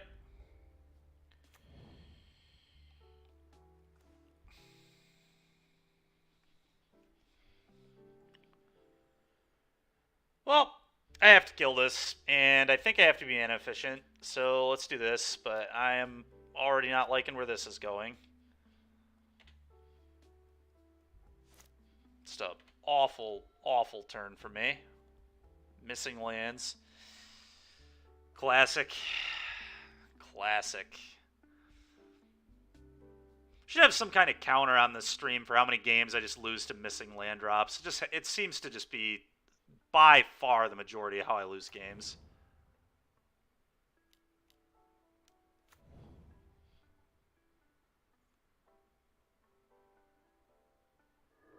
Chase, I think it's good. That's what Dewey's playing this weekend, I know, at his event. Well, Kroxa, the first Kroxa is like a very free discard. Pretty free discard. It's not, you know, totally free, but hey, we're just gonna lose because I can't hit lands, so whatever. But it's like gonna be so hard to come back from this. I'm just like so far behind.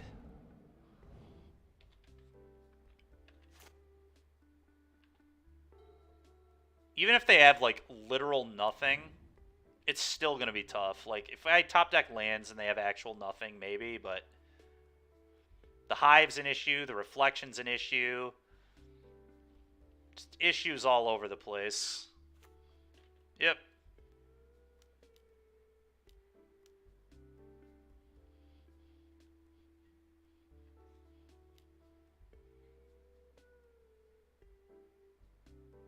Yep.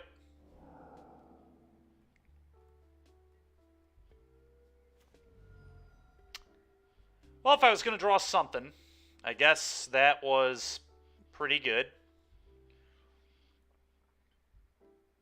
I'm going to hold it up here.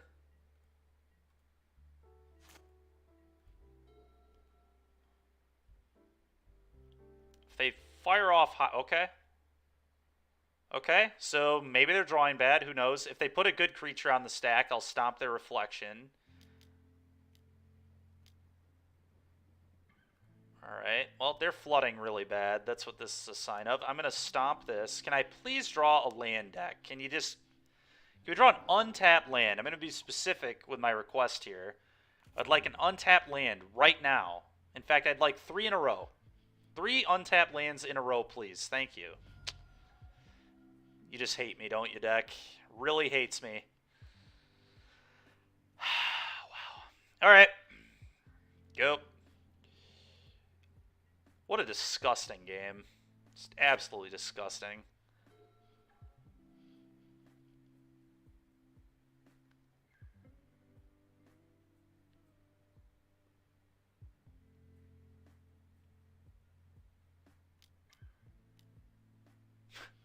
Sure, dude, you got it. I'll pitch Kroxa, because this is just not happening this game. And I'll pitch...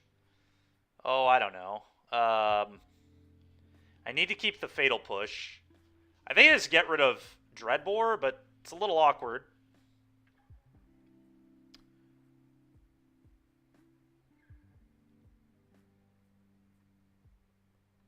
I think it's the worst card in the hand, though. It could be the Bolus, I guess, but I usually think this is kind of good. It's like a blocker, and it makes them discard, so pretty heavy 2-for-1. Like, I'm not winning the game if I don't draw lands. Like, it's not reality. So I have to try and imagine that I'm going to find some lands. I know it's pretty much a fairy tale, but I'm still going to imagine that I can top deck maybe a land here. Who knows? I think it has to be the Dreadbore. I don't think this card is playing to win the game, but...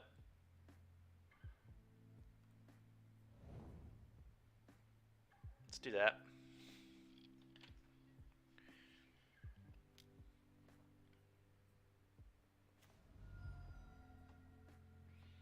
It's just completely ridiculous.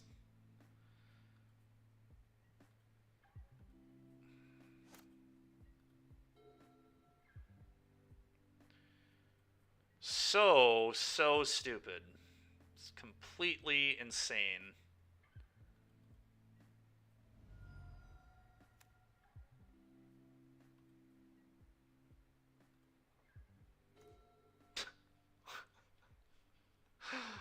Oh, man, dude.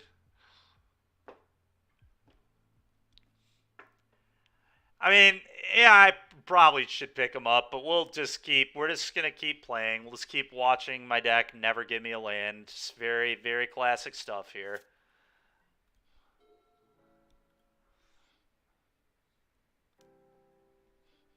Yep, and there goes Fatal Push, so now they can fire up Hive. Alright, I'll concede now. I can't win. But, you know, what are you going to do? Oh, this was game 3. This was game 3. Yeah, this unfortunately was the match. Yeah, that's why I'm still playing, yeah. No. If it were 2, I would have been more willing to pick them up, but... Man, if this just isn't a record that you expect out of your mid-range deck right here, 2-1 win, 2-1 win, 1-2 loss, 1-2 loss. Game 3 is all across the board. Yeah, that was ridiculous. Like, that was completely insane. Oh, do we finish the league? Sadness on the stack. Yeah, I agree. Whatever. Let's finish. Let's try and get a 3-2 here. Let's end on a good note. That was just so disgusting. I can't. I don't want to end the stream on that. Obviously, we could lose again, and whatever, it would suck, but, like, that was just so stupid. You know, god dang it, ninjas. That's awful. Well, if they're a creature deck, it's good. I'm going to keep it. It's not the best hand ever, but a little awkward that I can't play these on turn 1, but it's probably the Teferi build of mono green. It's what Temple Garden is usually meant. It could be... Okay, so... Abzan Greasefang? Probably just Greasefang, right?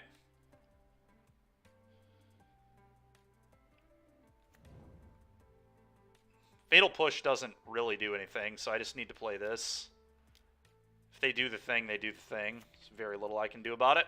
But I'm expecting them to play Grizzly Salvage here and kill me. That'd be pretty fitting.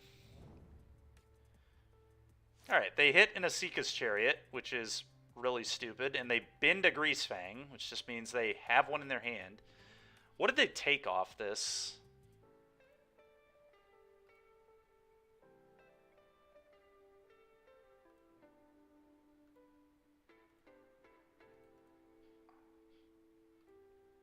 Game log. They took a Greasefang. Okay, well, at least they don't have Perihelion.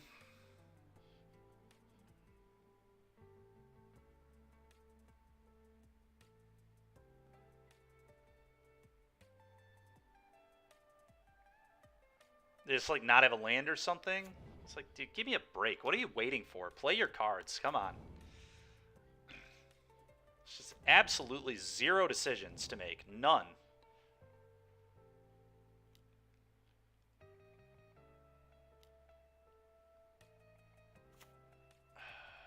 Yep.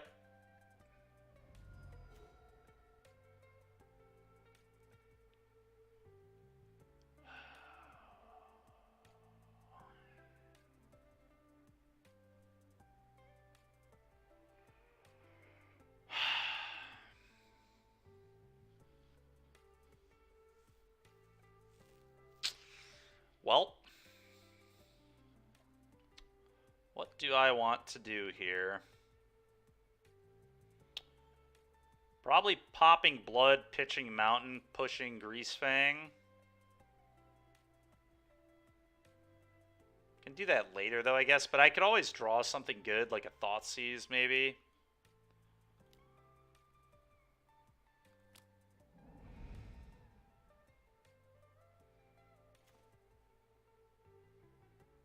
Okay, that's not awful.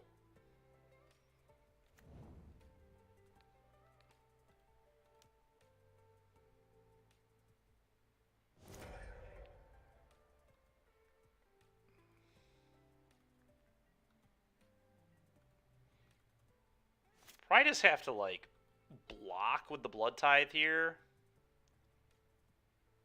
I don't know. We'll see. Have to try and not die. You have to block and then push one.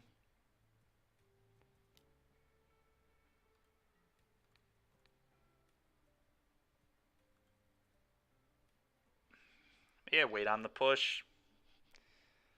Oh my god.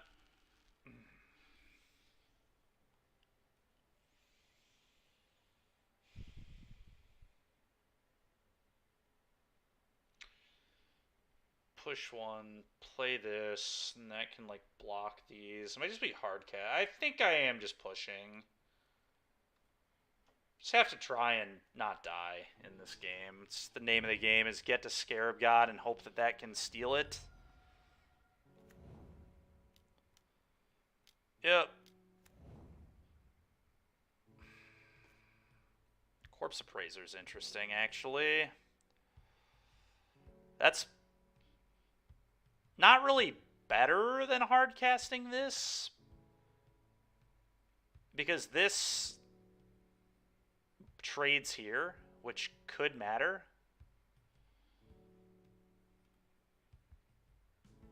No matter what, I'm playing this. It's just 100% the play. If they only had one Grease Fang, I'd be more into this play. But I think I'm just doing this.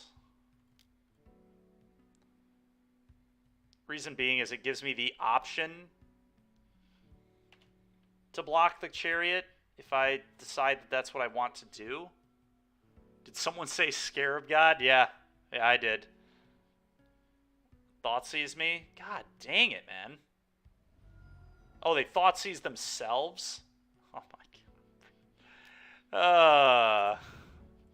Whatever, dude. Nice. Sick. What a just absolute pounding that was. We were not even remotely close in that game. I almost wonder if I want Vengeance to clean up cat tokens. I probably do. I think that's a real thing that this matchup might come to. I feel like Kroxa's pretty bad against them. Good old fair magic. Yeah, I know. Super fair. Super fair and super fun. 4-mana Bolas seems actually pretty bad too, if we're being honest.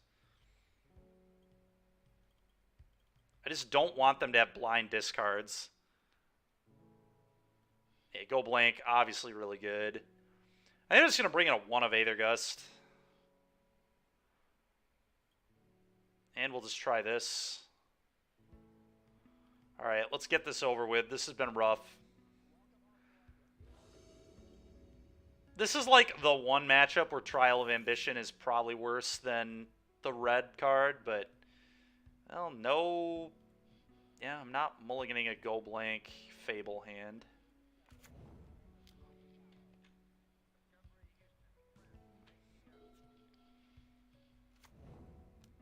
Yep. Okay, that's a really good draw. Play this. Go.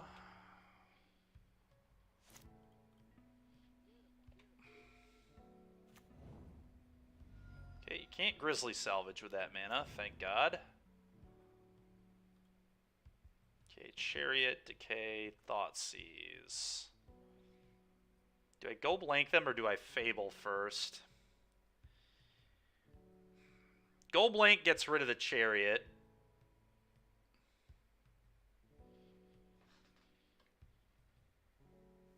Fable progresses my mana, though, and gives me new cards.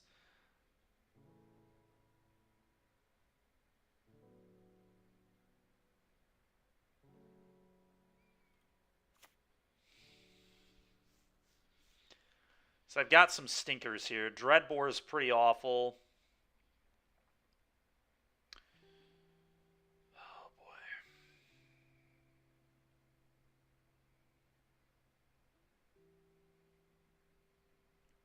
Problem is I can't really beat the Chariot, so I think... I guess I could just do nothing and hold up Power Word Kill, but that doesn't seem right at all either. I guess I'll just Go Blank, whatever. Not sold that this is right, but it is a 2-for-1. Puts us pretty much at parity here.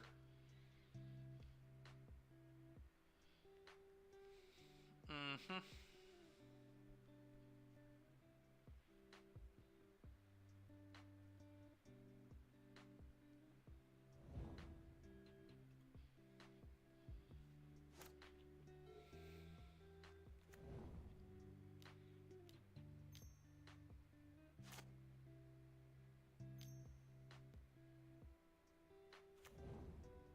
Sure.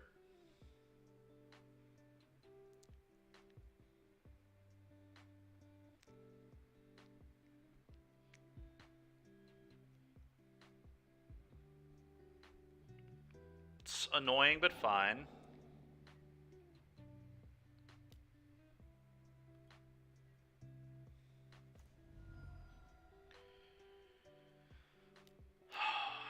Yep, play this. Go.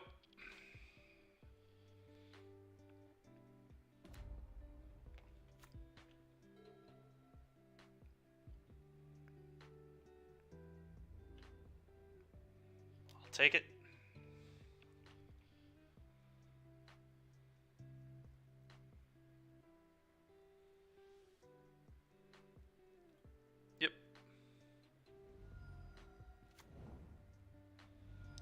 Chariot.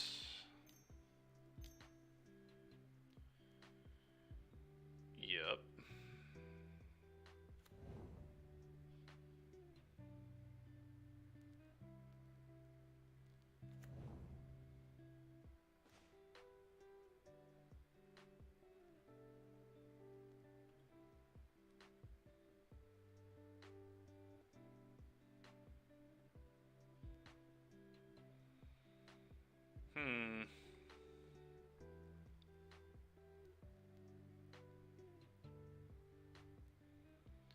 Nicol Bolas Dragon God, probably bad.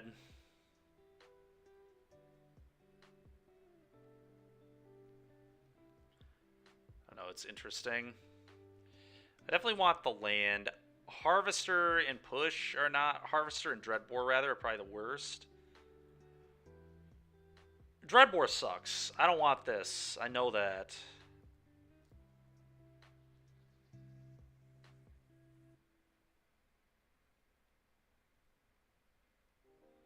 Probably this. We have Yorion still. We can use our mana for. It just isn't doing what I need it to do. Ooh, buddy. Okay. Okay, that's interesting.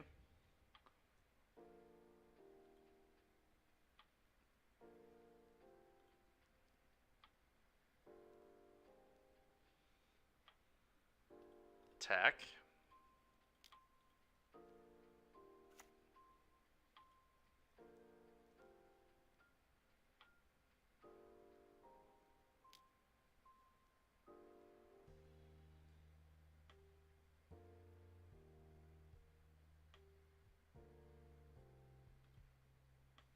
Okay, I'm gonna kill this. The question is, do I kill it with Push, or do I kill it with Power Word Kill? Power Word Kill is a more mana efficient use. Then I'm gonna have to spew the... Oh, it's not even spew. I'm gonna have to use the treasure for the Harvester, which I guess is fine.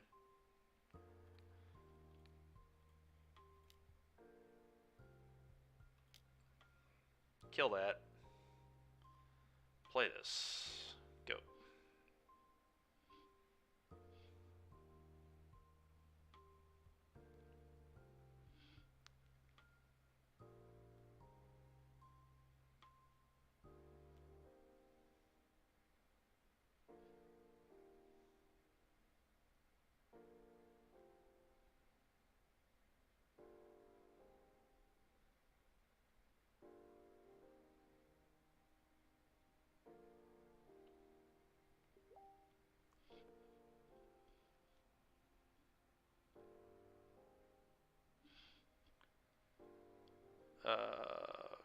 Okay.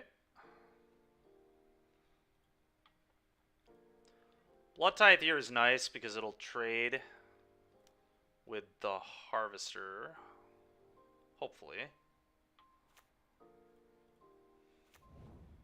Go.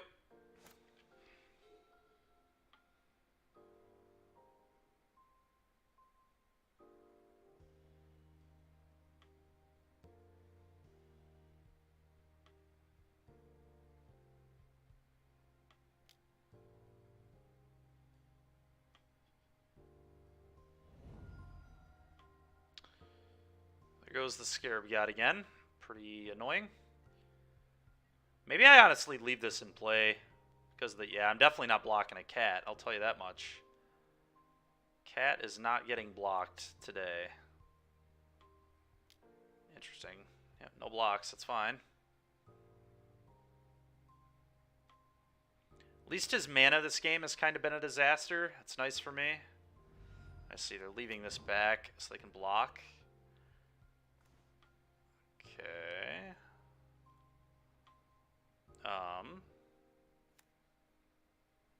I just like Dreadbore, pitch, Fatal Push, and then put Yorion in hand. That's probably poor. I'm probably supposed to pitch the Sulphur Falls because I can already cast Yorion anyway. I do think I want this out of the way, though. I want this to be able to attack.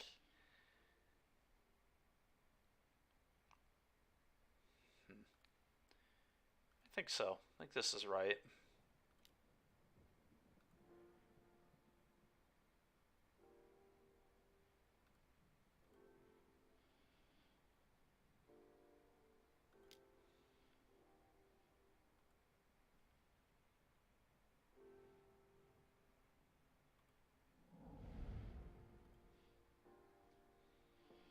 Kill this. Combat.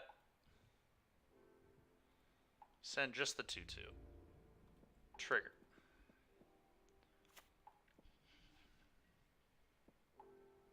Sure.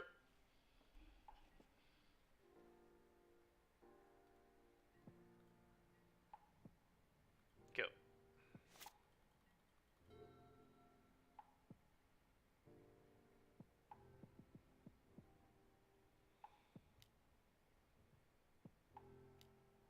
Abrupt Decay Reflection. Okay.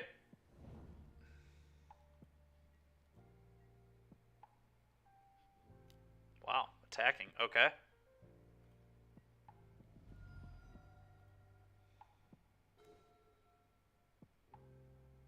Combat. Attack for 3, and then I'm going to put Yorion in my hand. I'm going to hold the land for now, in case I want to blood it away.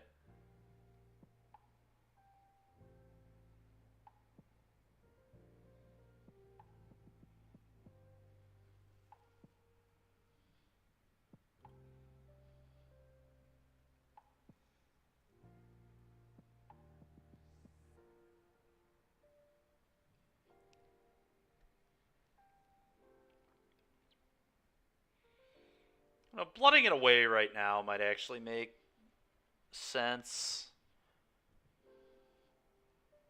Because if I drew like a Corpse Appraiser or a Fable, Kalitas, those would be things I'd probably want to play.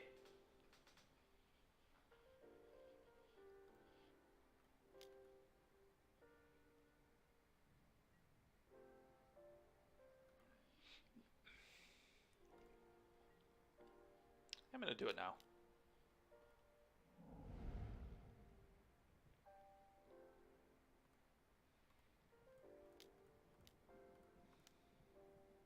I wonder if they play Go Blank in their deck.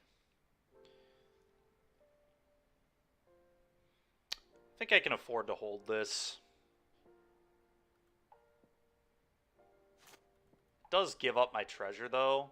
Yeah, maybe I should have played it, actually. Thought it more, but whatever, here we are. Sure, so they drew another Chariot, it would seem. No, they drew that. Okay. Also annoying, but...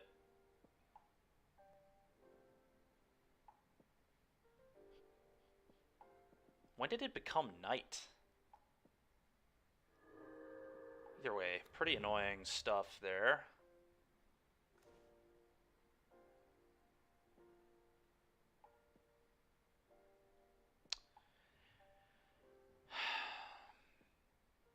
Yeah, not playing the land last turn might really cost me. I don't think I was in a position to play around Go Blank. Whatever, let's play Yorion. But if I get killed by a Greasefang off the top here, I deserved it.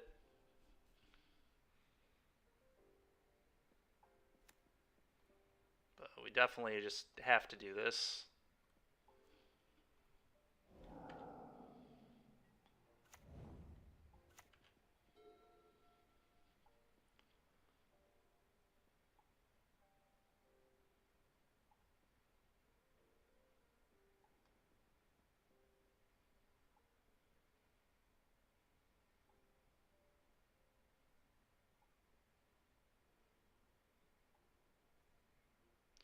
Tight game here. Very tight game.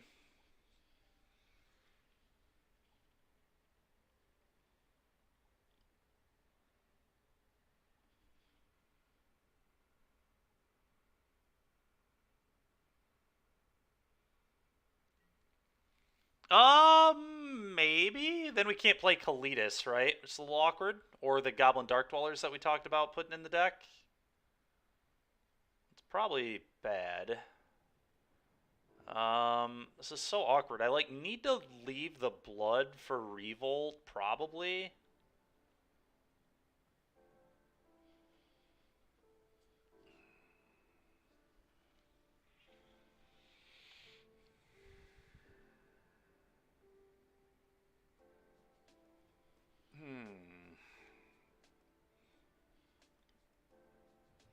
Or I could say just screw being afraid and attack with both, like, blood away my Fabled Passage, see what I draw, and then just push here, discard whatever I draw if it's bad, push here, attack you with both. And honestly, they don't have Perihelion, so even if they do the Greasefang thing, I would not die. Alright. I'm going to blood. I'm going to pitch this.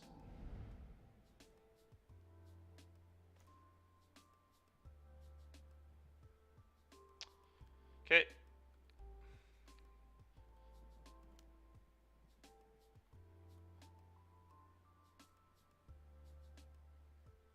Don't think I'm winning the game if I play too passively here. So let's just go push, push, combat, send, and make him beat a 4/5 flyer. Assume he blocks with Satyr here. Yep. Okay. Go.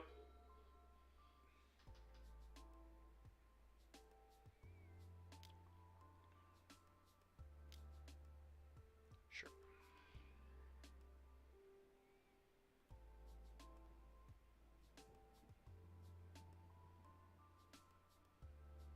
Pretty good draw. I don't 100% lose to it, but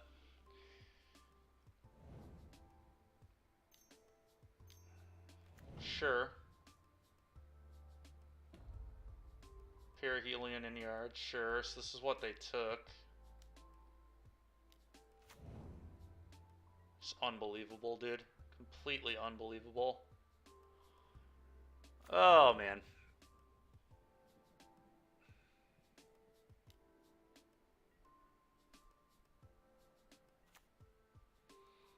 Yep.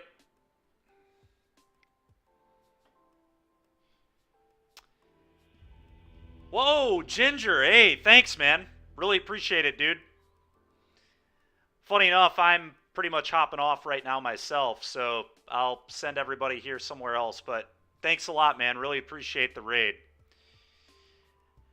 Yeah, that was frustrating. I think I played it right. I think I'm supposed to just get the dude off the board there, because if I don't, then he just kills me with that card. Like, the 4/4 just beats me. Alex O'Neill, thank you very much for the follow. Appreciate it, my man.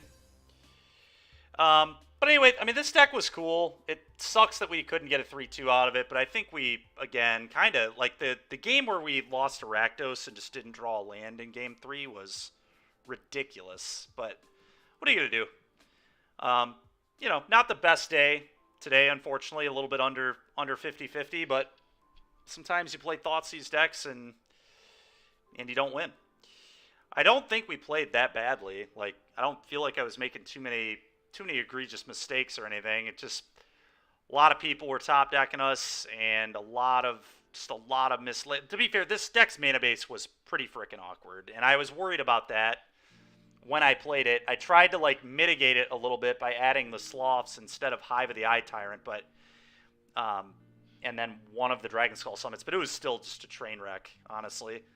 So, a little bit unfortunate, but what are you gonna do? Thanks, Confidant. I'm glad you agreed with it. But anyway, really appreciate everybody hanging out today. Thanks a lot. Let's go ahead and we're gonna go ahead and do another raid here. Sorry to all the Ginger people who just entered. Just send you all over the place, but I typically end right around 5. I went a little later today because I wanted to finish that league, and my girlfriend's not home yet, so it just worked out well. But let's see who we got here. Fragrant Waffle. Thank you very much. Appreciate it, man.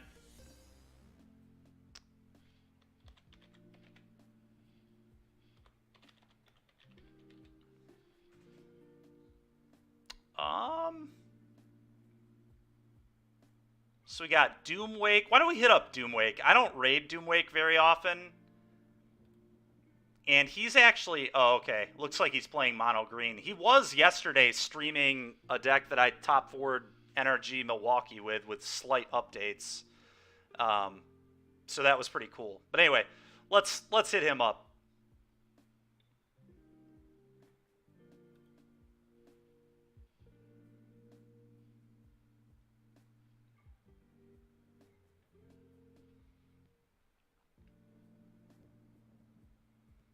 All right, sick. Thanks everybody for hanging out, and hopefully I will see you guys in the future. Have a good rest of your night.